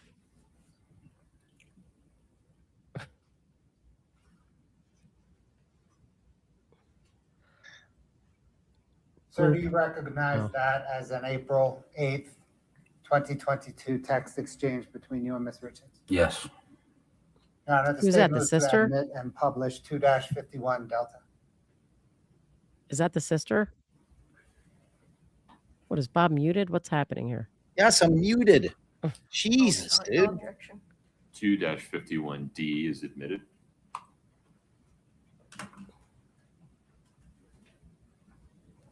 I love you. I love you. You were in my dream.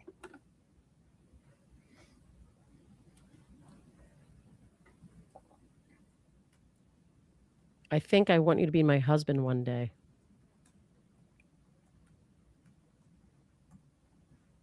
I could respond to that a bunch of different ways. I could assume that you finished second in a few drinking games. I could show you this and give you $1 million each. And it's an attachment. I can't read it. Oh, if you could see yourself through my eyes, you'd know how much I love you. I love you forever. Wow. Sir, last one. 2-53 Delta, Scott.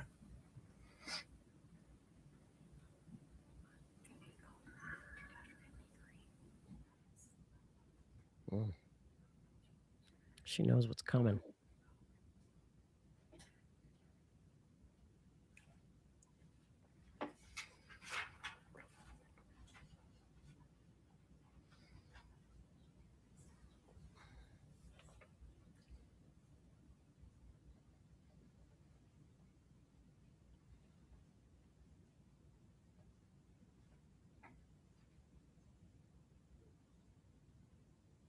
Bloop, babe. Oh, dude, I'm doing something else. Just come on. I see that, Jeez. but recognize it. oh, he doesn't recognize it. 15th, 2022 text exchange between you and Ms. Richins. Yeah, I recognize it. I didn't have time to read it all. I'm not saying that I need to. I'd like to read it later, maybe. Okay. Your Honor, the state moves to admit 2-53D and publish. No objection. 2-53D is admitted.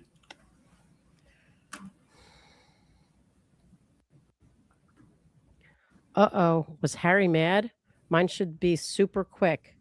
One big deal. Ha ha ha. I would so appreciate that. I'm just going to call. I had 22 cops searching my Wow. searching my damn house Wednesday for 8 hours. This shit just keeps getting worse and worse. April 15th, 8 8:30 to 8:23 a.m. Searching your house for what? That's April 15th. The autopsy report isn't done yet, but the toxicology report came back and he had a trace amount of fentanyl in his system. I didn't even know what the hell that was until they showed up at my door. My attorneys are fighting it because they detained me. No reading me my rights, R-I-T-E-S. They Black ever, rights. no reading me rights. They even never told me why they were at my house and what the hell they were looking for. I was like, what the fuck? They had a search warrant and everything. This is so fucking ridiculous. And all the drug dogs and everything, and they didn't find a damn thing but Eric's weed gummies. Congratulations, idiots. They were so disappointed. My attorney said in order to get a search warrant, they would have had some kind of proof of a crime was committed, whether it's drugs being sold in and out of my house or me having something to do with this shit. I don't even know what the fuck that is. I thought it was cocaine. The detective isn't corrected me. They took all the electronics out of my house, even my kids' stuff.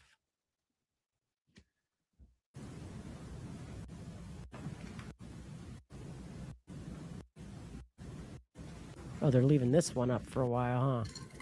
Eric does not do fucking drugs. He ate a shit ton of edibles 4 to 5 times a week, but rarely even drank. This is absurd. And they don't even have a cause of death yet. How can they just jump to all this bullshit before we even know? Ronnie swears the gummies are laced with it because it was a new pack. That is all just so freaking stupid and crazy. Ronnie swears the gummies are laced with it because it was a new pack.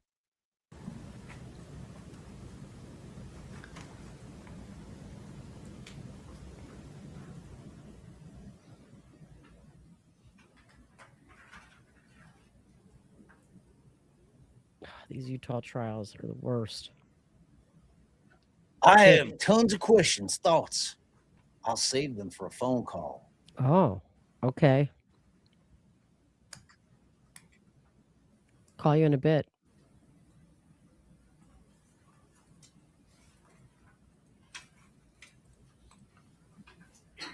Sir, did there come a time after Eric Richins' death when you met up with Kouri?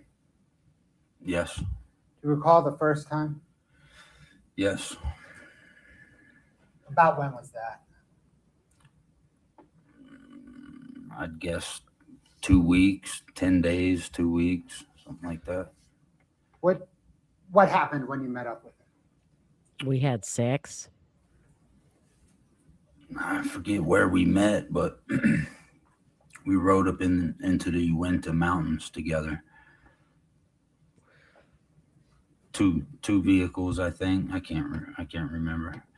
We both wound up in hers, though, in her vehicle. We sat there and talked. Did you talk about Eric? Yes. Yeah, that was the first opportunity to really, just, that was the first time.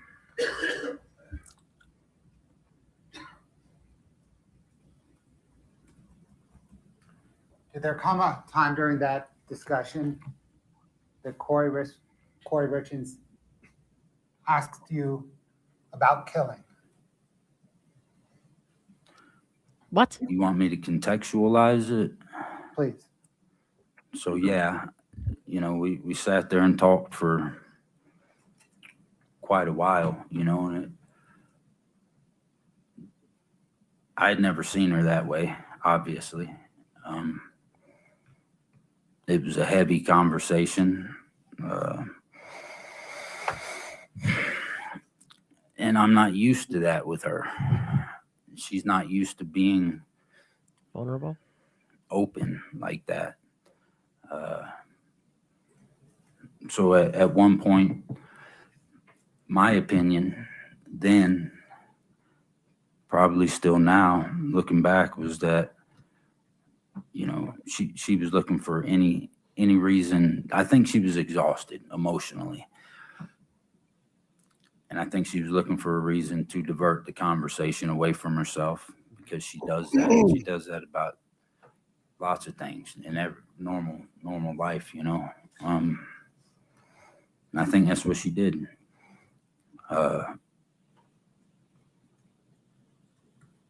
She asked me, go ahead. I'll let you ask. I know you're.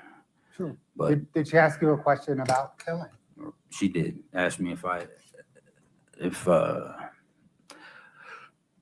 yeah. What's her did she ask?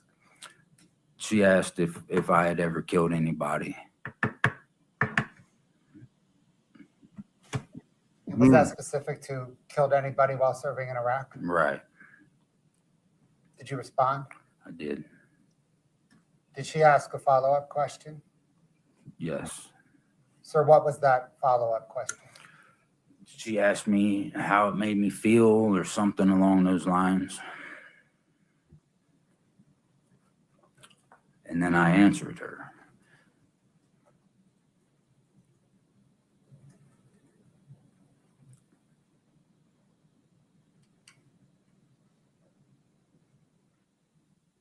I took it boy. as not out of the normal, though, really.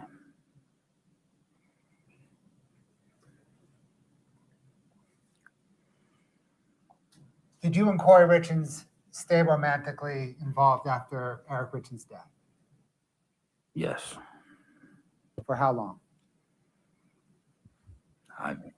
You'd have to look at my phones to tell me that. I'm going to guess, bless you, 6 months, maybe 8, 10.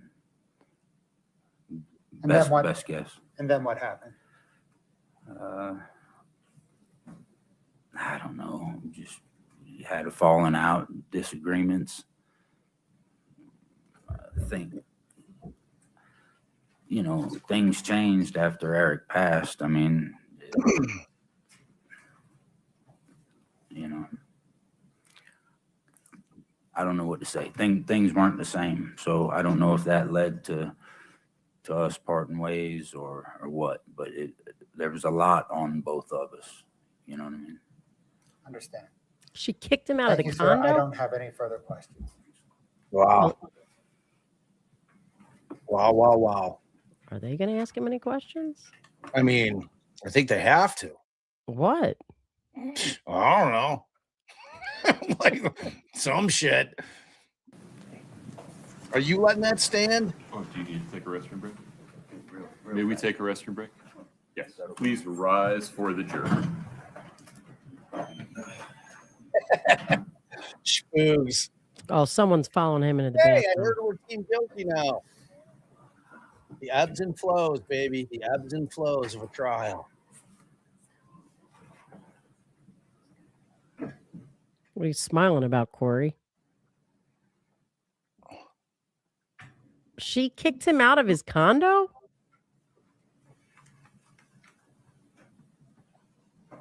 I'm going to play it safe here. If you need to use the restroom, you can leave the courtroom. I need everybody else to just stay put until Mr. Grossman comes back into the courtroom. Thank you. I'm going to play it safe. You can have a seat. All right, so we got a little breaky poo. Wow, that was something.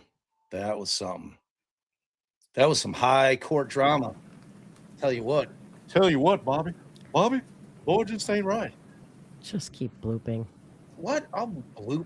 I'll give you a bloop. Can I ask you one more question?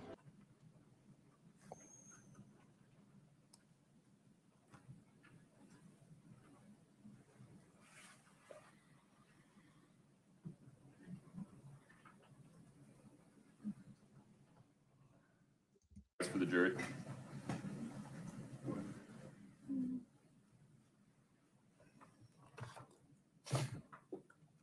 Dang it, Bobby. I mean, have you ever killed a man?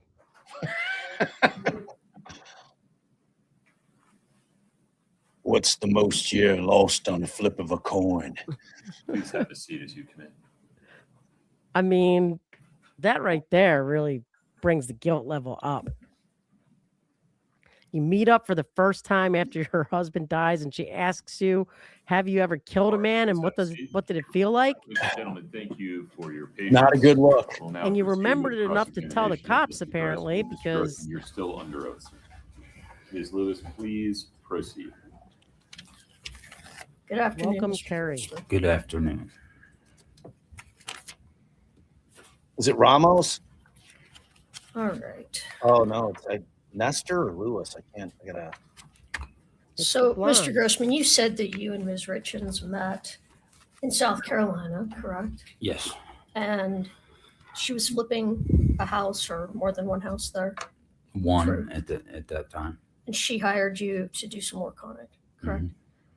Was that in response to an ad? Mhm. She hired you? Yeah, IKEA furniture is what it originated as. Okay. And you knew each other for quite a few years before your relationship turned romantic, fair? Yes. And you weren't in contact that entire period of time from, was it about 2017 you met or earlier? No, it was earlier than that.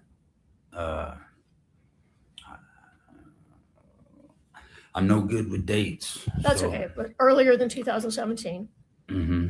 And then you weren't in constant contact between 2017 and 2000 when you became romantically involved. No. I think we had maybe 2 or 3 years we didn't speak. All right. I'm guessing here. That's fine. So in 2020, you decided to move out to Utah, correct? Mm-hmm. Yes. And one of the reasons you moved to Utah was because you were going to work on some houses with Kouri, correct? Yes. And you were interested in flipping houses yourself, fair? Yes. And that was something she was going to participate with you. Yeah. Yes. All right. So let's look at, we're going to talk about some of these text messages that the state just pulled up. And I want to ask you some questions about some of them. The first one, I believe, is State Exhibit 3-1. And this isn't actually a text message, but let's pull that up. She does This have has that been- little voice of the woman in the poltergeist. Who, the little one? It's different, but it's got like a Psychic? similarity. Yeah. don't It's believe- interesting. There we go. Thanks, Thank you. Michael. All right. Publish this while we speak about it. So you said you recognize that as a vacation that Kouri had booked for you and Kouri. Yes. And she booked this on December 7th, correct? Yes. And then you said she told you it was a birthday present, correct? Yes. Your birthday was December 9th, correct? Right. And this vacation was scheduled for, do you recall the dates? I know it was April. April 29th of 2022, correct? Yes. All right. Now, you never went on that vacation, true? True. All right. Okay, let's move to, you said let me ask you this. You said that you two texted almost daily for a long period of time. Yes. Is that right? Yep. All right. But you and Kouri weren't consistently in a relationship between 2020 and 2022. There were times when it was on, times when it was off. Fair? Fair. All right. Let's pull up State's Exhibit 2-13D.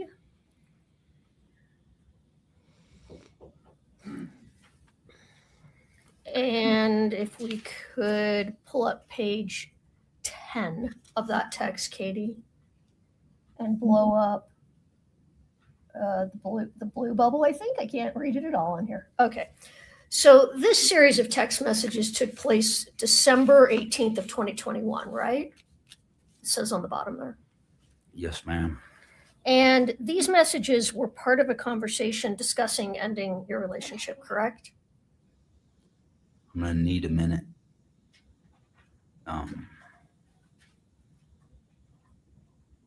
Do you need to look at more I'll be than right back, that one babe. text to determine that? Maybe not. I don't know.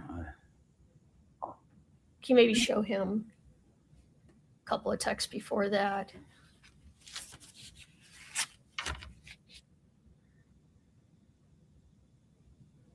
Can you see that, or do you need that blown up? Yeah, if you could zoom in a little bit, that would be good. Okay, is this this where we're starting? Sure. Okay.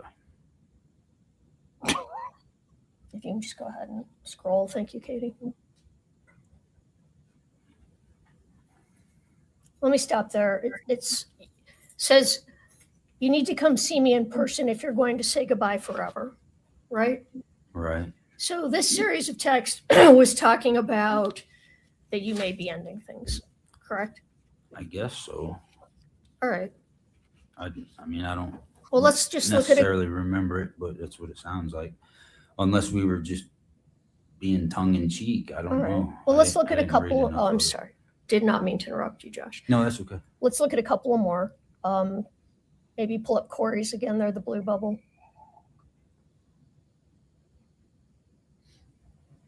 And she says that she's not mad, but you did promise to say goodbye in person.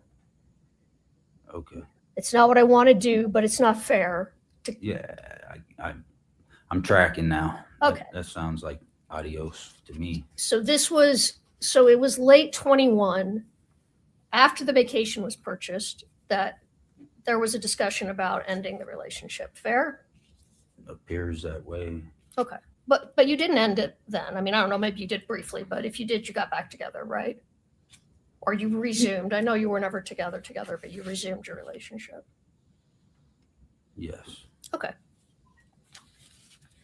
Let's look at text State Exhibit 218D that's been admitted. And Katie, could you just get to the... All right. So, Mr. Grossman, this was about, well, first it was about a television show called Dope Sick, right? We talked about that on your direct while you and Mr. Bloodworth talked about that. Mr. Grossman, my apologies. We need words, yes or no. Okay. I can't see it. Can you zoom in a little bit for me, Go ahead. please? And while Katie's doing that, and you take a look, Okay. yes, she's starting a new TV show, Dope Sick, correct? Correct. All right. And she's asking you questions about if you have taken drugs, right? Yes. And you kind of go back and forth. Yes. And at one point, she tells you, and Katie will pull up the text, you can see it, that she has a whole cabinet full of all sorts of prescriptions, but it's not her thing, correct? Correct. And then can you get the painful one? And then she also tells you, we'll pull up the text, that when she had her last child, that she had a bunch of pain pills and they were still in the cupboard. She just hadn't even taken them, correct? Yes. Okay. But you guys talk back and forth about drug use, and is it fair to say, and it's just a yes or no question, that you have on and off used illicit drugs? Fair? Fair. All right. Okay, let's move to State Exhibit 227D. And pull that up so Mr. Grossman can see the date.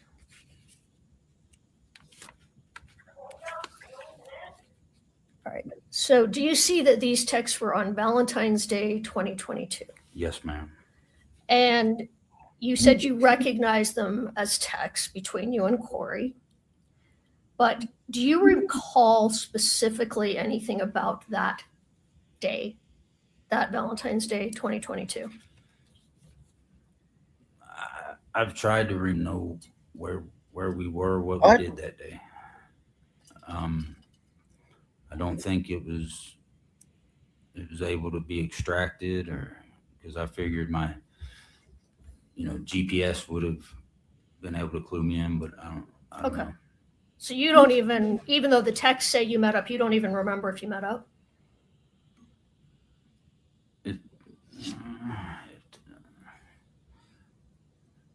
I mean, If the text let me rephrase say that. that we met up, I assume we met up, unless the And- text say that. No, there was like a teeny little glitch. I don't think that it moved beyond that answer. If the defense doesn't get into this hush puppy thing and the state just left it hanging like that, like we all have to know. I'm dying to know about the hush puppy thing. So it's either the defense, if they ask about it, then we know that Kouri didn't supply it. If the defense doesn't ask about it and they just leave it hanging there, I would have to assume, if the jury was paying attention, that that is going to be very powerful. I mean, I thought it immediately. Wait, this dude ate a hush puppy thing and was knocked for a loop until 11 o'clock at night the day before Eric purportedly eats this sandwich.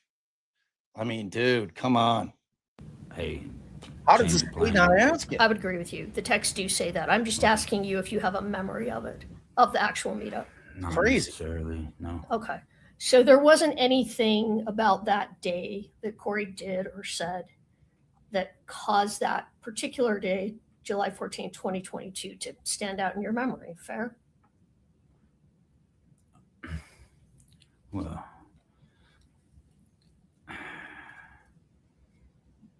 no, I can't remember where we were, and that's not That's fair. It's a while ago. Okay. And it's not that nothing memorable occurred that day. I just don't remember, man. Okay. That's fair. Let's look at State's Exhibit 229.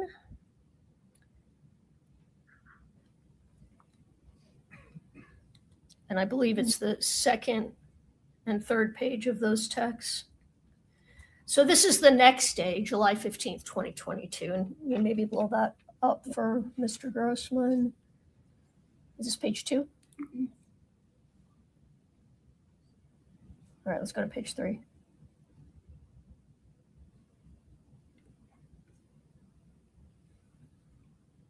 Yes, if we could blow those up. Okay, so this is where you tell Ms. Richins, I am in love with you. Yes. And go ahead, let's keep going. And she responds to you like you're actually in love with me. We're not just love each other like friends or an affair. You're in love with me, correct? Right. And that was February 15th of 2022. Yes. All right. Let me take that down.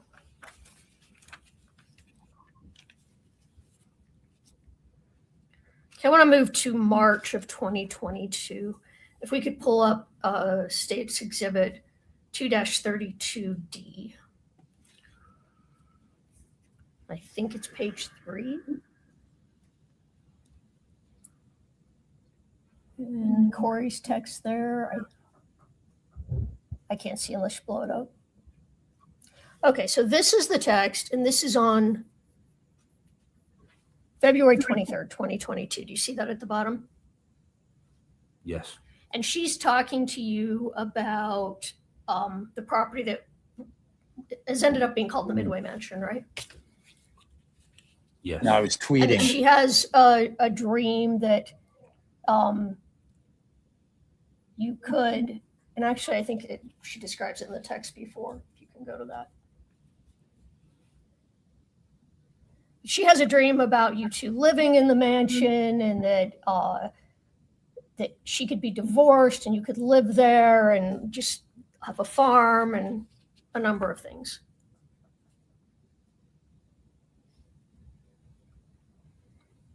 Yes. Okay. And then if we can go back to the other one. But then she tells you this isn't possible. It's just fun to dream about, right? What you just highlighted, yes, ma'am. Yeah.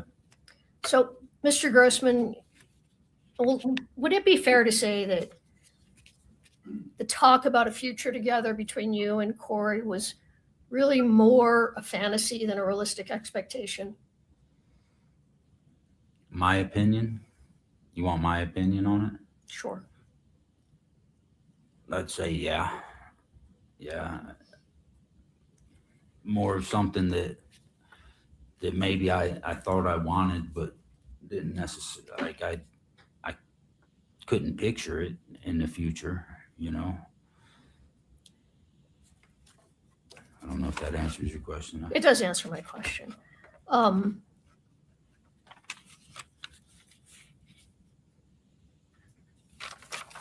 Okay, let's move on to 2-36D, State's Exhibit. And maybe we could blow this up and go through it a little bit. So these texts were on March 2nd, 2022, 2 days before Eric Richins' death, right? Or a day before. Yeah, about a day and a half, right? Because he died early morning, Yes, ma'am. 2022, or March 4th. Okay, if we can scroll a little bit. A little farther. Now, in these texts, Ms. Richins is telling you that she's going to be closing on the property in Midway. Is that right?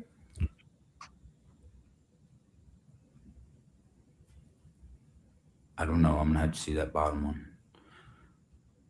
Yes. Okay. And this is the biggest deal that she's closed on, correct? Correct. Is it fair to say she was very excited about this property? Yes. And she says that she wants to get together with you on Friday to celebrate this closing, right? Right.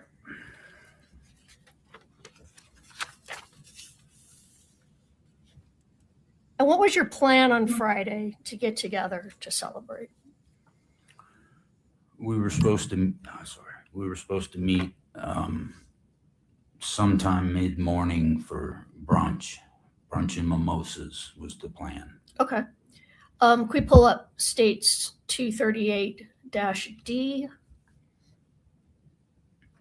We go to the one where it says hang in there.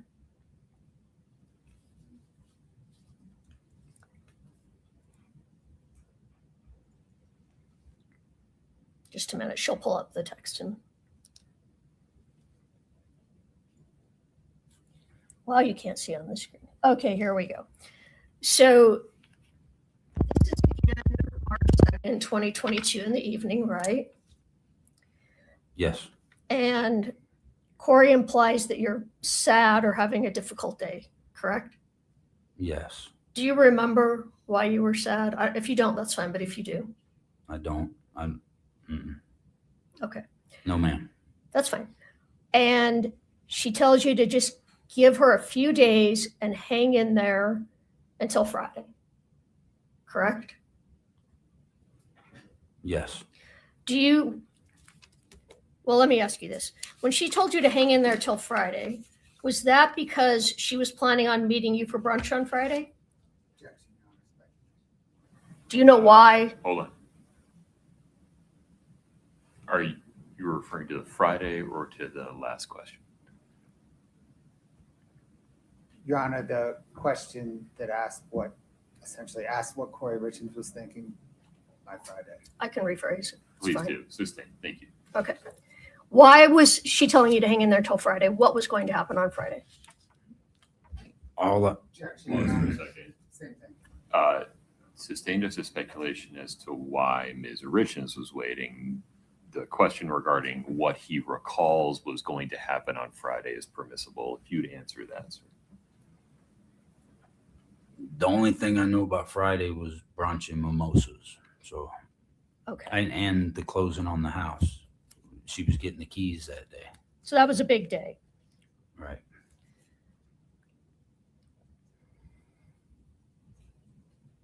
Did she ever tell you that you were going to be together on Friday permanently? It's, I think he can say yes or no. We're not asking what Ms. Richins said specifically. It's very specific and that question sustained. All right, let me ask it this way. Did you ever have the impression that come Friday, the two of you were going to be together forever? Objection, Your Honor. Foundation on how he would get an impression. I'm going to overrule that one. Go ahead, sir. No. Did you ever have any impression that as of Friday, Eric Richins would be out of the picture? No. All right. And then let's go to 239 D1. So this is Friday, March 4th, the day you were supposed to meet for brunch, right? The beginning might be March 3rd, if I can see that. Yeah, I'm just seeing 3-3. Okay, let's scroll down. Okay, we can stop right there. When you say it's official now, are you talking about the property or are you talking about something else? The Midway Mansion? Or do you remember? What was the text previous, please? It was from you.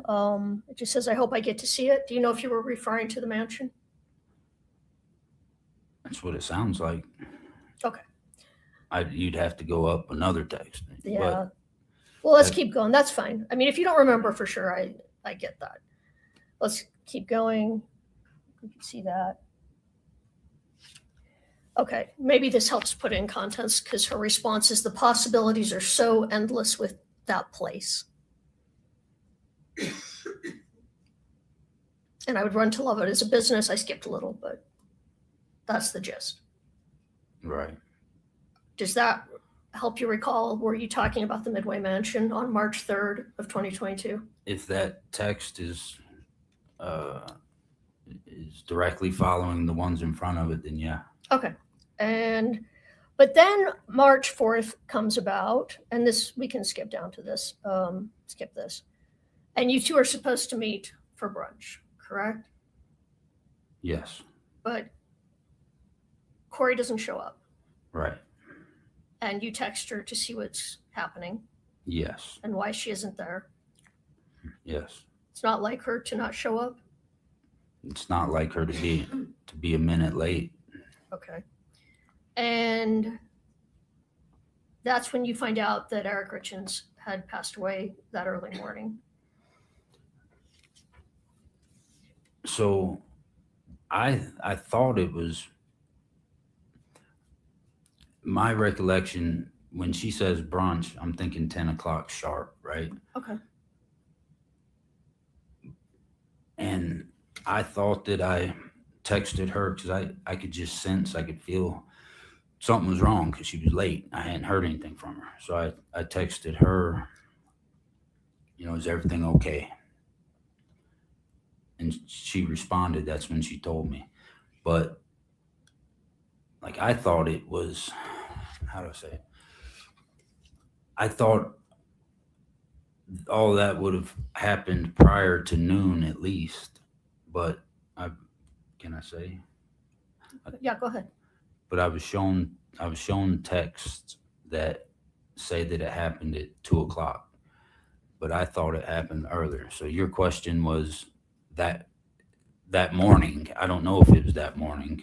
I thought it was that morning, but I've seen texts that say 2 p.m. So All right. So your recollection is different time-wise as to what shows on these texts. I think so. At one point in time, I asked for some texts of mine and hers so I could review them. You asked who for some texts? I was in a meeting. Miss Margaret provided them with me. And by Ms. Margaret, do you mean the county attorney, Ms. Margaret Olson? Yes, ma'am. Okay. But all I got was the month of March, but it was like that. So What do you mean I when don't, you say it was like that? it and was you thick. hold- There were a lot of text messages Okay, that so- month. So I'm not faulting her for stopping there, but Let me just, I just want to make the record clear. You said you held your thumb and finger together about an inch. So you got about an inch worth of pages of text. right. Okay. And they were just for the month of March. And that's because I was trying to figure out what happened too, you know? Okay. So I'm going through them and the timelines on them. I'm not saying this is the case, but to me, they appeared off by several hours. Like my text, something that I thought I sent at 11 a.m. would be 4 p.m. or whatever the case was. And then I don't know if that was corrected, if I was doing bad math because of the time zones so I don't know. Time wise, I don't know. Some of it doesn't necessarily coincide with my memory, but it might be corrected. I don't know. When you say it might be corrected, what are you talking about? Just that, like that one text, for instance, because I remember very clearly where I was at, which direction I was facing when I was told that he had passed. And I just remember it not being as late as what it says on the screen. I don't know. Maybe I'm completely off, but that's my memory of it. So you had wondered if what the time is on these texts is incorrect. Right. All right. By several hours. And you noticed this in a lot of texts? Or just these ones this day? No, I think it was consistent amongst everything I looked at. What was consistent? That the time was off? That everything was just pushed forward. You know better than I do. I don't know what they call the time difference. You got a +8 and all this Yes, nonsense. the I don't know. meridian So time. I turned to Alex because he's our phone guy. But yes, I do know what you're referring to. That sometimes on the phone is 7 or 8 hours ahead of when it actually happened, right? Right. Is that what you were referring to? yes. So you were just wondering why the times didn't seem to comport. Right. Okay.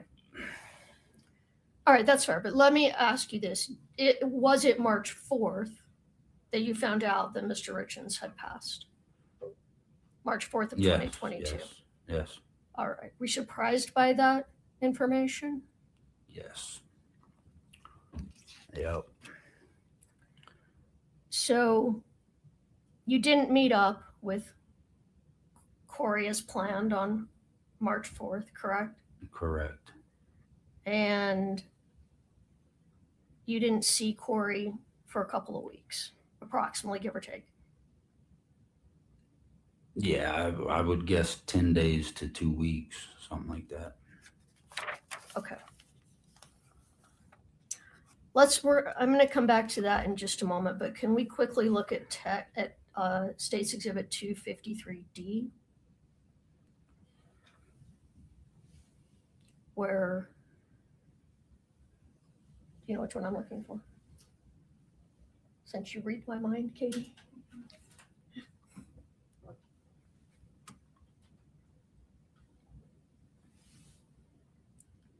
Okay, this is when Ms. Richins tells you that she found out that Eric died of a fentanyl overdose, right? You're gonna have to let me read it, but in my mind, Well, go ahead and look at, yeah, right there where it's highlighted.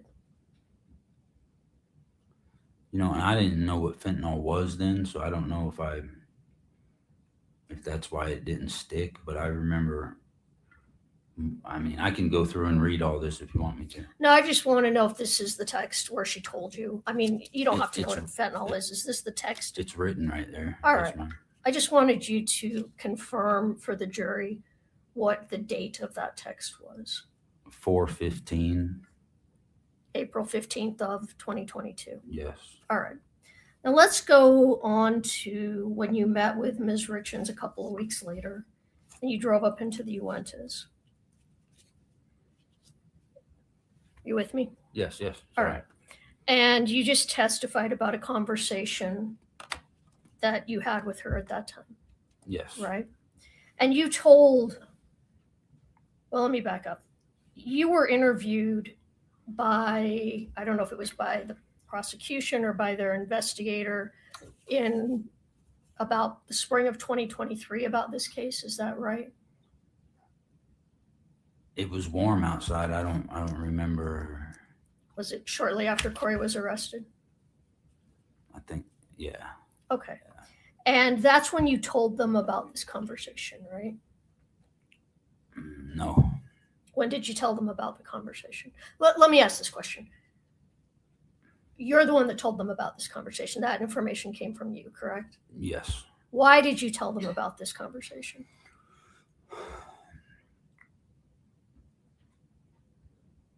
Because I was trying to figure out what happened. And,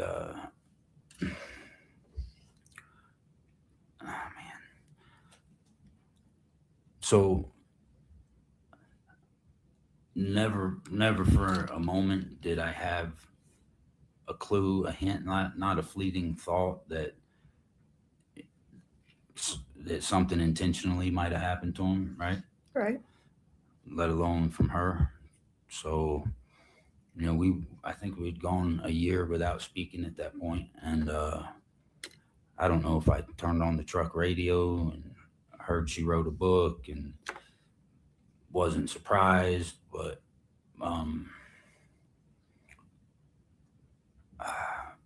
then I started, I listened to the interview she gave about her book, and then maybe I did some research on my phone and saw that she had just been arrested, or either she just got arrested, I don't know, days later, a week later. Okay.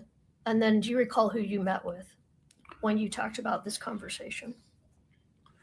After I found that out, I was overwhelmed with,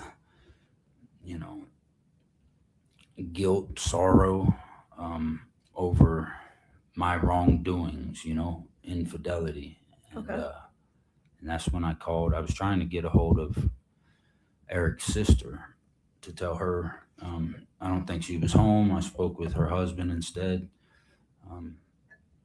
Told him what I told him, and he told me, I forget the guy's name. But Oof, he ratted her out. I think there's somebody that would like to talk to you, and it was the Richins family private investigator. I think I called him immediately after I hung up, spoke with him. I don't recall the ins and outs of the conversation, but he told me that Kouri had done it, that she was guilty. He couldn't tell me why, but she and that changed everything for me. I was blown away, and then I'm like looking at everything in our past with a different set of goggles on, through different lenses, and I was trying to figure out if she did it and I could help. That's what I was gonna do, and that's sometime after that. It wasn't the first time I met with the investigator. I think it was the second time or something. It dawned on me, oh man, what about that one time she asked me this? What about the time she said that? Okay. And So let me just stop you just for a minute so I can ask a couple of questions. So Investigator Gabler, the family's detective, just told you she's definitely guilty. I don't know if he used the word definitely, but said that She did it. right. All right. So then you started thinking back with 2020 hindsight about conversations, Right. which led you to think of the conversation in the Uentas. Fair? Yes. All right. Today, sitting here, when you think back on that conversation, does that conversation seem like it was a strange conversation to you? Man, I can't tell one way from the other anymore. I've been confused for years, This conversation was about more than just what you did in Iraq, right? Yeah. This conversation, was it about just life and death in general? All right, listen. I mean, this line of questioning is incredibly bizarre, to be coming from the defense, right? Like you're sitting here like, what are you asking him? Clearly, the implication from Lewis is that once again, the family is who's planting all these seeds in his head and law enforcement's head that Kouri did this. I mean, that's the only way that I can make any sense of why he's bringing this up when it wasn't raised on. And you notice Bloodworth is not objecting beyond the scope, because I mean, like this in particular was not raised in terms of the conversation with the PI. Right, but I was wondering, it left me wondering, who did he tell this information to? Like, what made him tell someone? Oh, I remember she asked me how I felt, how killing someone made me feel. So, like, well, this is a little different piece here. This is like, were you listening? I don't know. no, but that's what they're talking about when he gave that investigator that information. Oh, yeah. But I think the bigger point is that I think the defense's goal here is to keep planting the seed that the family is the one that got everybody onto this Kouri train, the Kouri killed him thing is it's all I can glean from it, because otherwise it's crazy. Yeah, it's about that. It's about lots of things. It was about the boys. It was about shooting a bow. It was about God. It was about supernatural stuff. And at the time you were having the conversation, did it seem like a strange conversation back at the time it happened? At the time it happened, her and I just experienced supernatural things. So no, there was nothing that was surprising at that. The talk was not surprising. So it was in context with things that were going on and that you were talking about at that time. Yeah. Okay. Do you know why you were talking about bow hunting? Why was that part of this? It seems Yeah, I get that, but my biggest question is, at the point that he reached out because he was feeling guilty and wanted to talk to Katie and apologize for his infidelity and he felt terrible, did they know about the affair? It doesn't sound like it. Well, that's what I'm saying. I mean, Well, like, if they didn't, what I'm saying is I'm not giving the family the pass if they didn't know this guy existed in terms Right. of that relationship. If he reaches out and he fesses up and then they tell him, it's the same diff to me, frankly. Like if they don't know. Now, if they knew about him ahead of time, and you would think that the PI would have sniffed this out, but maybe not. I mean, at this point, the PI is trying to put things together after the fact. So, and she had slowed down. Do you think the defense is going to try to imply that he did something and that's why he had No, those I hush don't puppies think with so. I don't Well, think what so. about the hush puppies? Well, I don't like it's blowing my mind that nobody's asking about the goddamn hush puppies. I mean, it was like the day before. But why didn't the state? Because it's very strange. Here's what could- I think. Okay. If the state didn't ask about it, it's because they know that it wasn't something that Kouri supplied somehow. Like somebody had to have picked up on that. Like if nobody in law enforcement saw that text message, is like, well, shit, that's the day before Eric ate the sandwich. And they don't put that together, that this guy's saying he was knocked out until 11 o'clock at night after eating that hush puppy thing. Some people are saying that they've looked up and there's weed, and I don't know what it is. I don't know what it is. I don't know if it's a gummy. I saw somebody put it was a pre-roll. I don't know what it is. My point is why are we having to guess?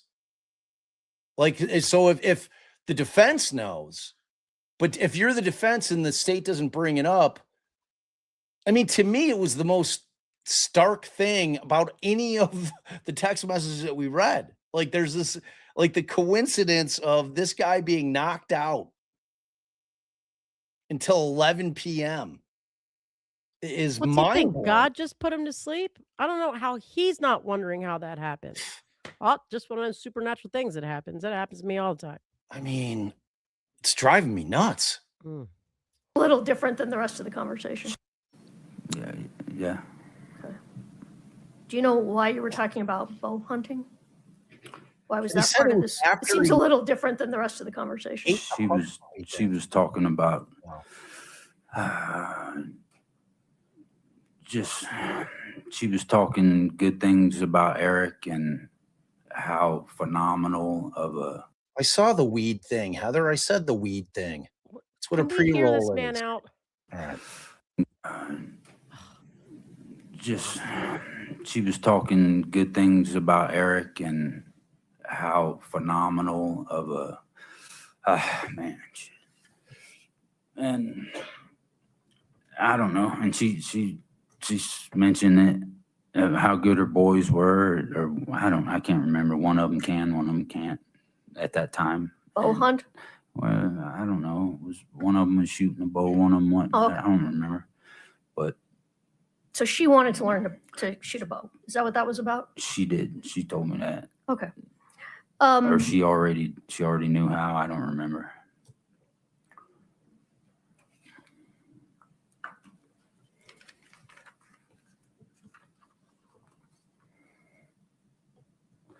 I know. It's crazy. It's driving me nuts. When you and Kouri were together,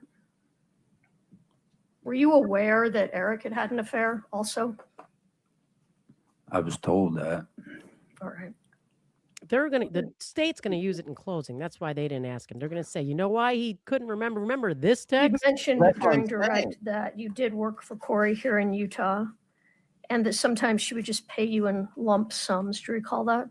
Yes. Do you recall a lump sum she paid you in the amount of $25,000 after Eric died?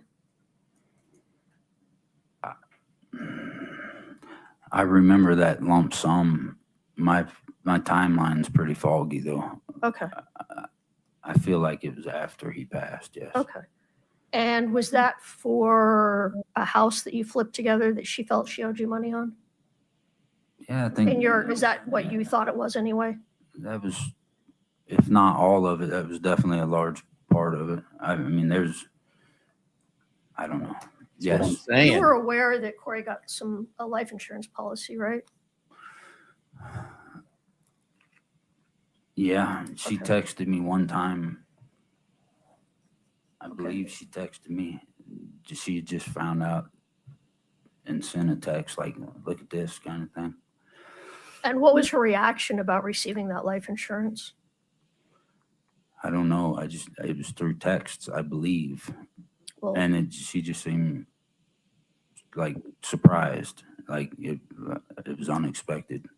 It was unexpected she was going to get that policy, is what your impression was of her demeanor. Yes. We're sitting here right now. I mean, it's in the text messages though. Okay. Would it be fair to say that Kouri was protective of Eric and his reputation? Yes. So after Eric passed away, did Kouri see you as often as before he passed away? No. I mean, immediately thereafter, we didn't see each other at all for a little span of time. And then, no, I think she was doing things with other people, grieving, whatever she was doing. So, Did she appear to change after he died? yes. How so? Like, yeah, I mean, Well, I was hoping you could tell me how you thought she was different after his death. I would just say in the normal ways that anybody would be different after something of that magnitude. I mean, the effect it has on her children and how she's got to handle that. you know, you can't go from that to talking to me on the phone and be the same. I don't assume. Did she come across as happy that Eric was gone? No. Did she come across as grieving or sad? Yeah, yeah. But I didn't see her in that window directly thereafter. But when I saw her, I think it was more sporadic Okay. than usual. But yeah, there were times where, you know, she was bent out of shape in front of me. All right. And you said you couldn't remember how long you continued to see each other after Eric passed away, but Chest is does still 3 or going 4 months sound pretty close? heavy. Breathing. She's like, I don't know, because it was so sporadic. It was like a chunk here, a chunk Okay. there. But I thought it was longer. I thought it was 6 to 10. All right. I don't know. Okay, that's fair. But then Kouri ended the relationship, correct? Right. And you, what was your feeling about ending the relationship? I mean, were you sad? Yeah. Did Kouri, though, appear to have made up her mind? It was just done?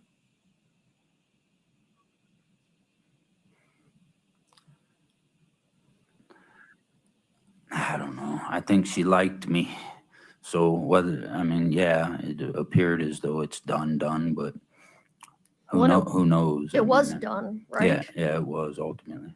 I mean, after that, you stopped seeing each other, Yeah. correct? And did you? This is the first time I've seen her since that day. So Which was either late 2022 or early 23.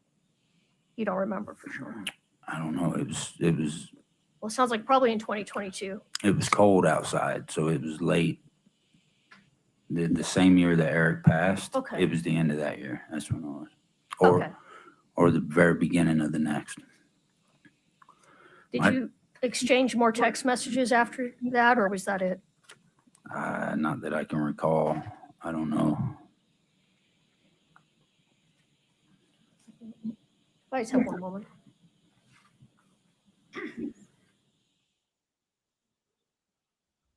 I mean, if there was a motion in limine about the hush puppy, they wouldn't have shown the text. no, here's what happens with the hush puppy. The prosecution in closing is putting that thing up there and saying, you guys ask yourselves, why does he have this occasion where he eats something and doesn't when you and and Kouri loses half a Richins day? were That they're gonna in the Uintas 10 to 14 days after Eric's died, and we were talking about a lot of things, right?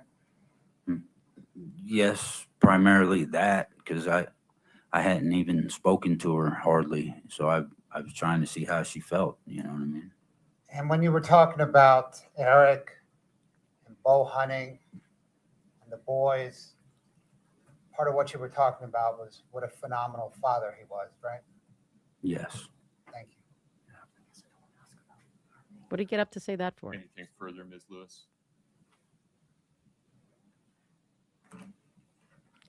He's got something in mind. We'll see it at closing. Phenomenal father. Yeah. Please Yep. listen to I'm Ms. sorry. Lewis. I'm sorry. It's okay. Did Kouri give you an impression about how she felt that the boys had lost their phenomenal father? Objection, Your Honor, hearsay. Sustained. Anything further, Ms. Lewis? Can we approach? Sure. What do you mean hearsay? So here's my question. I mean, he's right. But they never do. They always let the prosecution weasel around with something like that. But go. Sorry. Yeah. What's your question? All right. So here's my question. What have we heard thus far, not pretrial, in this trial about the sandwich? Nothing.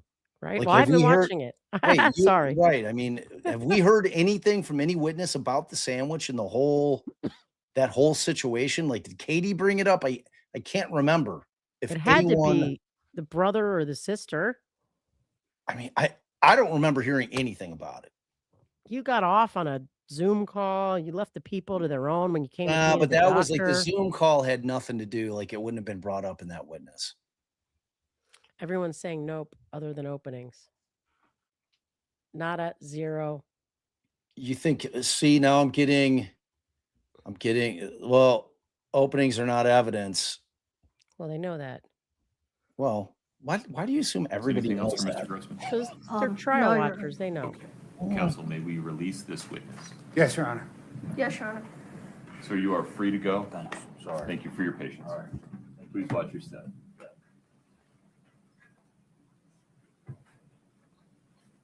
Here, go back. He said Mr. something that we Bloodworth. didn't hear. Appropriate time to recess for the day. Him. Yes, Your Honor. Who's Ms. him? Lewis. Oh, God, Bob. Or How many witnesses just stood up? He didn't say shit. The only thing that, Shh. when? Right when he gets up. Oh, may we release this witness? Yes, Your Honor. just said Yes, Your Honor. sorry. Sir, you are free to go. Thanks. Sorry. Thank you for your patience. Please watch your step. Wow. I got shushed for that. I wanted to hear what he said. You guys see me Mr. get Bloodworth. shushed for All that right, shit? I'm leaving. Appropriate time to recess for the day. Yes, Your Honor. Ms. Perfect Lewis, timing. Your actually with one Who's hangry today? Actually, I just actually ate. Well, it hasn't sunk in It's a yet. hit. I am hangry, I guess. Well, that was a banger, kids. That was a banger. Shoo-wee. I wonder what do you guys think? Who was he saying sorry to? Just the at the end there? judge. Just the judge. Wait, We're whoa, gonna whoa, start whoa, at whoa. 9:30 a.m. tomorrow What morning. alley being Between nice now and to then, me? please Shushing me. maintain some discipline. Do not speak about the case. Don't allow anybody to speak to you about it. Affirmatively avoid reading, watching, or listening to anything about the case. And please do not do any online research about the case at all. Please travel safely. We'll see you tomorrow morning. Please rise for the jury. Regular start time?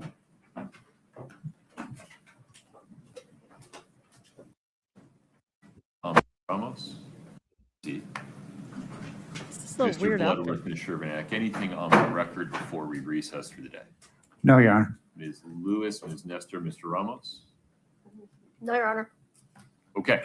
I'm going to give you that We'll be in motion. recess until 9:30 tomorrow morning. Thank you. Please travel safe.